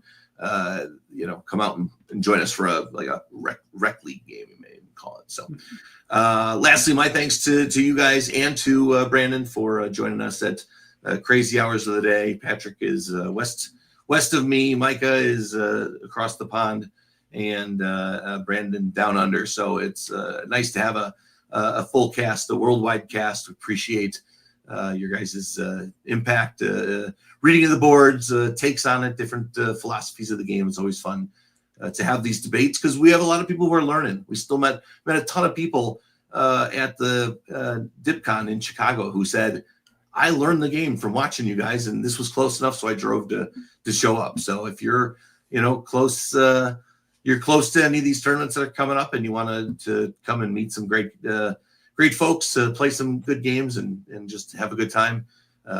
Schedules online, DBN calendar hosts it all, and we would love to meet you. So that's all I have. Looking forward to doing my next show. We'll see when that one comes. Like Patrick said, not a lot of North American tournaments coming up, but a lot of European and Australian. So keep in touch. Let us know how we did in the comments below, as well as give us a like. I've got, there we go. Like and subscribe. There we go. And we'll see you on the next one. So as Siobhan always says, stay safe and stab well.